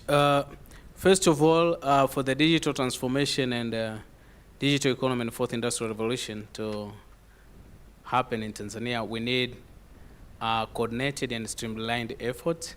We need updated regulatory framework and policy. But more, we need to know that convergence has brought us together, that we no longer regulate vertically, but we regulate horizontally. What I mean by regulating horizontally is most of these services that used to be regulated by one regulator, now they cross-cut across various regulators. The good example is fintech. Another example is in postal services, especially courier services, where you see LATRA is regulating and TCRA is regulating parcels, but the transportation system is on LATRA. But more fourth industry is going to, and digitalization is going to bring various sectors together, and we need to work together and streamline the effort to make sure that we have both updated policies, frameworks, and strategies like digital transformation strategy, fourth industrial revolution strategy, digital economy policy, stimulated, and also should be involve all the stakeholders so that they feel that sense of belonging. And the most important thing is now the world has moved from the so-called regulatory collaboration to, from the collaboration regulatory to regulatory collaboration. Regulatory collaboration means we collaboratively regulate by sitting down and pave the way and strategies with the regulated entities. So we are no longer in a command and control environment, but both policymakers, regulators, and investors, they sit together and collaboratively pave the way for the digital economy that is sustainable. Thank you very much. Thank you very much. I'd like to thank my panelists and speakers. Just make one final note. We haven't said much on innovation, so I'll leave you with something that I was told by somebody who influenced me very well, my grandfather. As we've seen, there's a disconnect between the time people come from university, graduate, and the time they start doing work. Technologies have changed. Johannes talked about programming in Pascal, and now people are doing other programming languages. But there's a problem of innovation. From the time we sort of get out of primary school and enter secondary school, in our education system, creativity is beaten out of us. And I'll give you an example, and this was an example given to me in 1960s by my grandfather. You've heard of the Mpemba effect, yeah? Mpemba. Mnamjua Mpemba? You know the Mpemba effect. Now this is a classic example of if you grow up continuously in the Tanzanian education system, you can't help but become a product of it. We are products of it. But the challenge I have for everyone is to think out of the box and observe.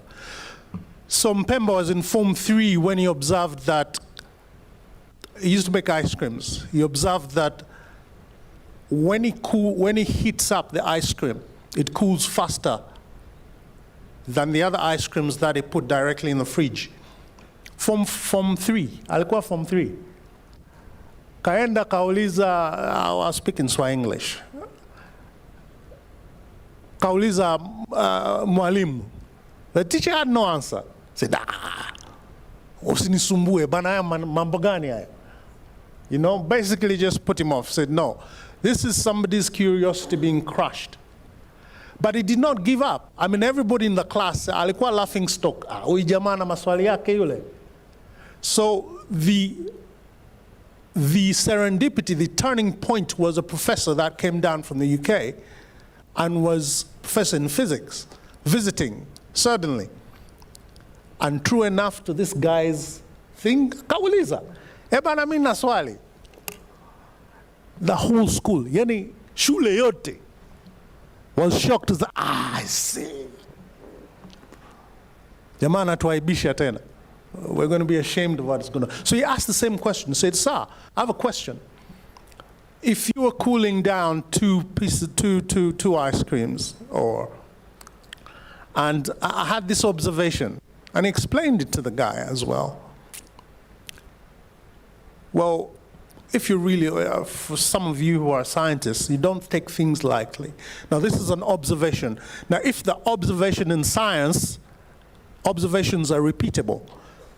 So as scientists, we take an observation that you've had and repeat it.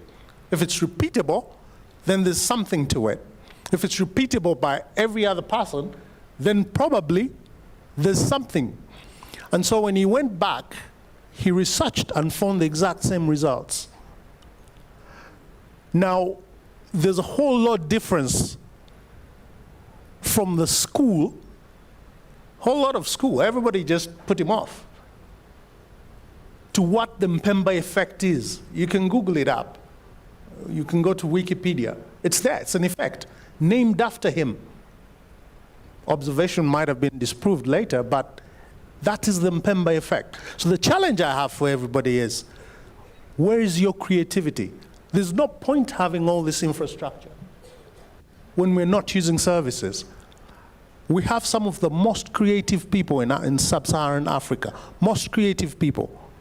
So do not let us not, I mean, for some of us it might be too late, but for Christ's sake, your kids, do not let creativity to be beaten out of them. And that's the challenge I have for everybody. Asante-san. I now hand over to Tumaini. Asante.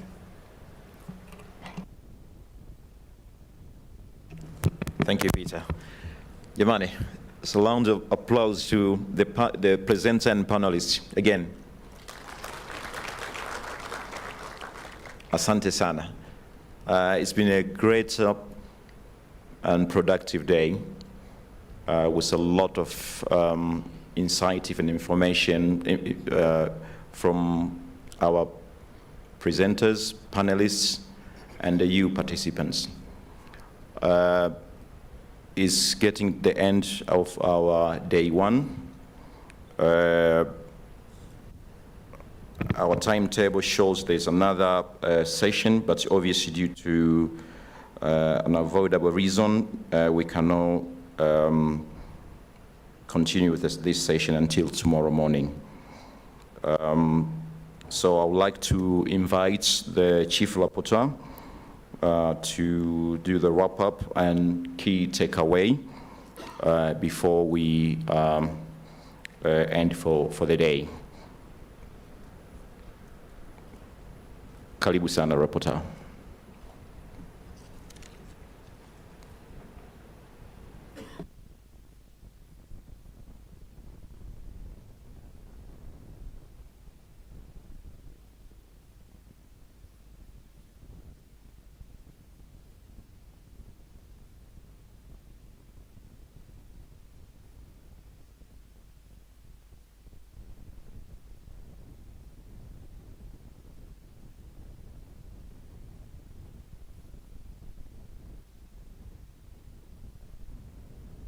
Okay.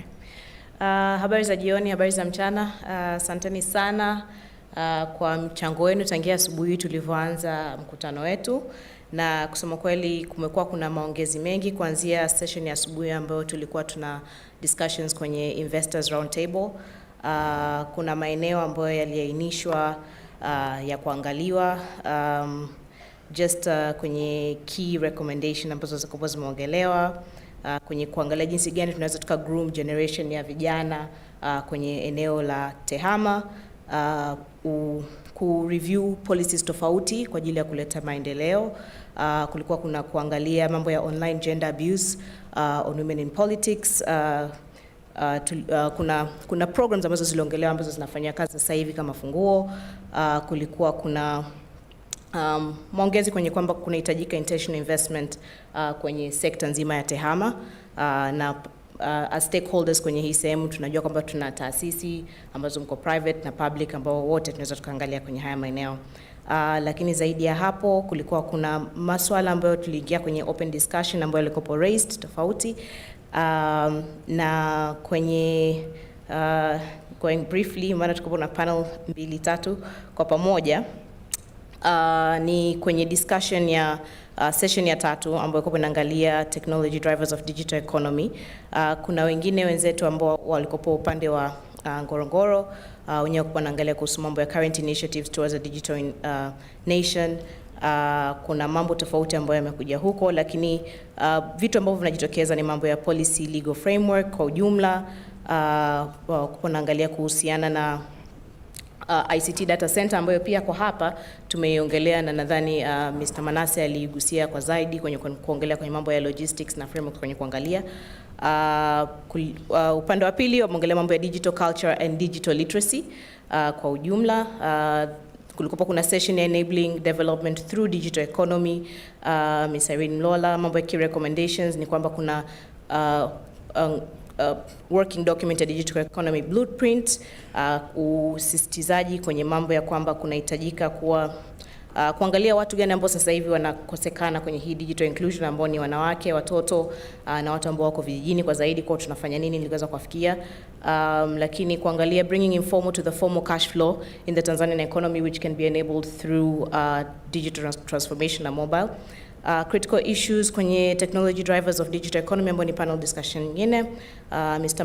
Manrekiza aliongelea kuhusu mambo ya innovative financing na akaongelea example specifically kuhusiana na Funguo Financial Facility.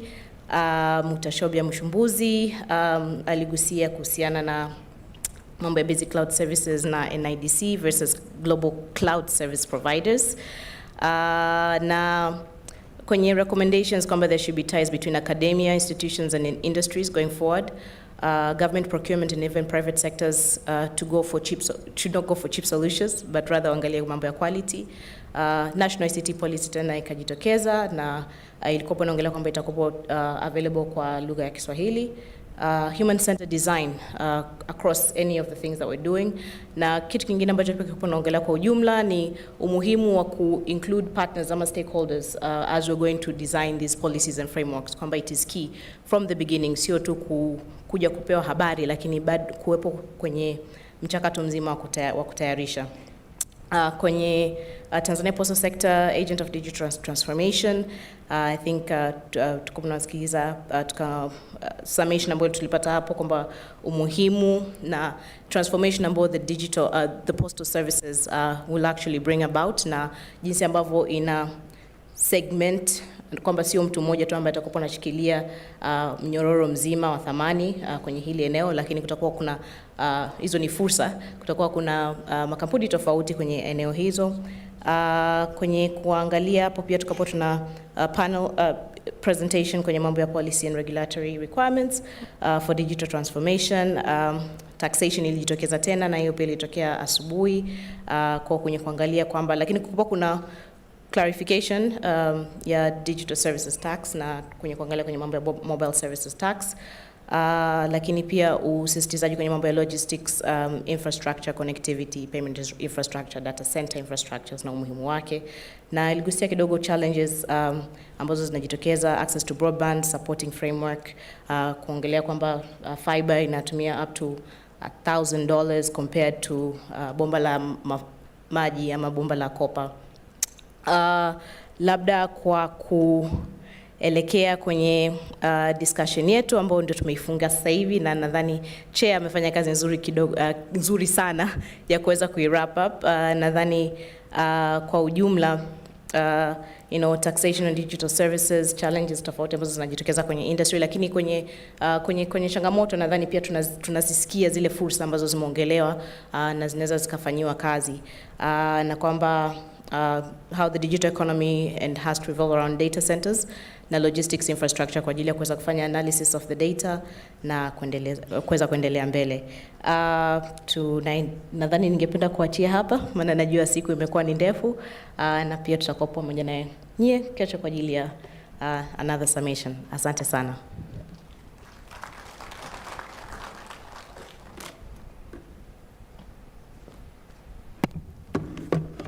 Asante sana Chief Rapporteur. Kabla hatujafunga kwa siku ya leo na matangazo machache tu. Tangazo la kwanza, kwa wale ambao wamepewa zile translator pads kipindi cha asubuhi, tunawaomba muweze kuzirejesha hapa meza kuu baada ya kuwa tumemaliza mkutano wetu wa siku ya leo. Lakini nawakumbusha tena kwamba kuna ratiba kuanzia kesho. Ratiba zitawekwa kwenye meza, kwenye sehemu za kuingilia kuna meza mnaziona. Kwa hiyo kila mmoja ataweza kupata ratiba ya mkutano. Samahani, leo tumepata changamoto tu kidogo, tunaomba radhi, ni siku ya kwanza.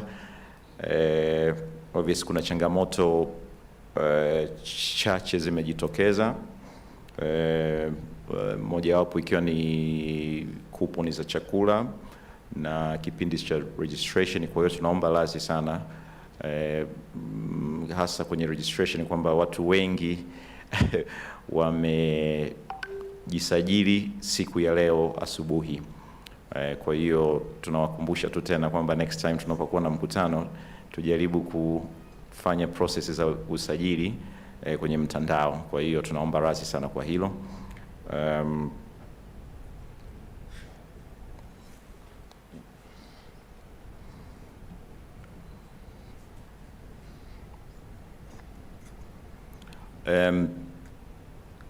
Mkutano huu wa tano wa Tehama umeandaliwa na Wizara ya Mawasiliano, umeandaliwa na Tume ya Tehama kwa kushirikiana na Wizara ya Habari, Mawasiliano na Teknolojia ya Habari, na ningependa kuwatambua wadhamini wetu walioshirikiana na Wizara ya Habari na Mawasiliano na Tume ya Tehama kufanikisha mkutano huu. Pamoja tumekuwa na Huawei, Cellcom, UNDP, UNCDF, TPSF, Laha Liquid Telecom, UCSAF, TISPA, Renovo, Red Dot Distribution pamoja na TISPA. Lakini tumekuwa na partner mbalimbali ambao tumeshirikiana nao kuwezesha mkutano huu. Wengi mtawaona wako kwenye mabango yetu makubwa yaliyoko nyuma yenu. Kwa hiyo tunawashukuru sana. Lakini kabla sijamaliza, ningependa kumkaribisha mwenyekiti wa organizing committee ili naye aje aweze kusema na sisi.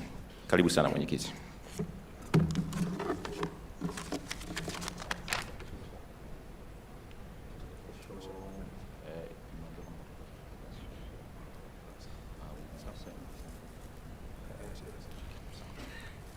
Jamani, habari ya jioni. Kwanza niwashukuru sana kwa siku ya leo, imekuwa ni siku njema. Ninatumaini kabisa kwamba wote ulivyokuja asubuhi na sasa hivi ukiondoka, unaondoka kidogo ukiwa na vitu vya ziada.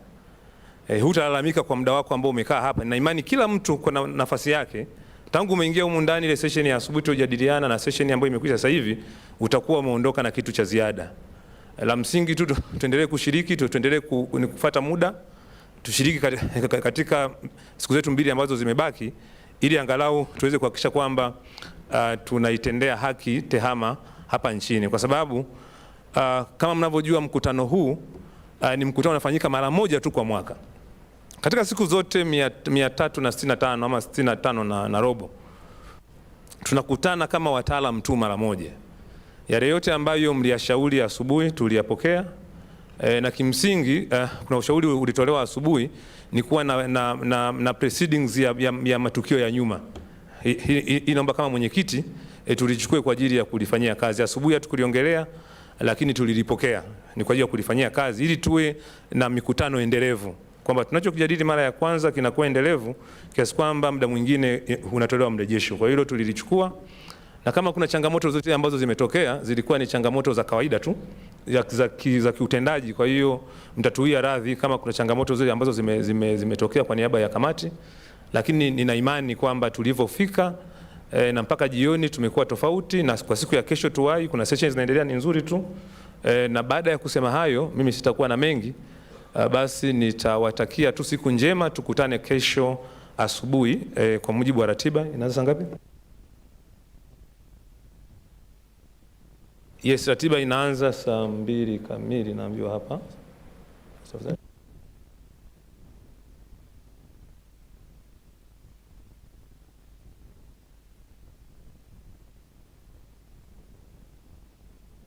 Yes, ni kwa mujibu wa ratiba. Ratiba inaanza saa 1 kamili, nilikuwa na maana chai. Ratiba yetu inaanza na chai. Saa 1 kamili chai mpaka saa 2:30. Saa 2:30 tunaanza session. Kwa hiyo ratiba ni saa 1 kamili mpaka saa 1:30.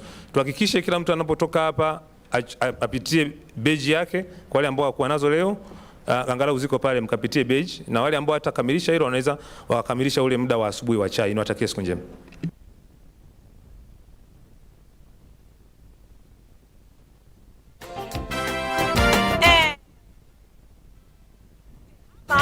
Ni msingi wa taifa endelevu. Sikia hiyo.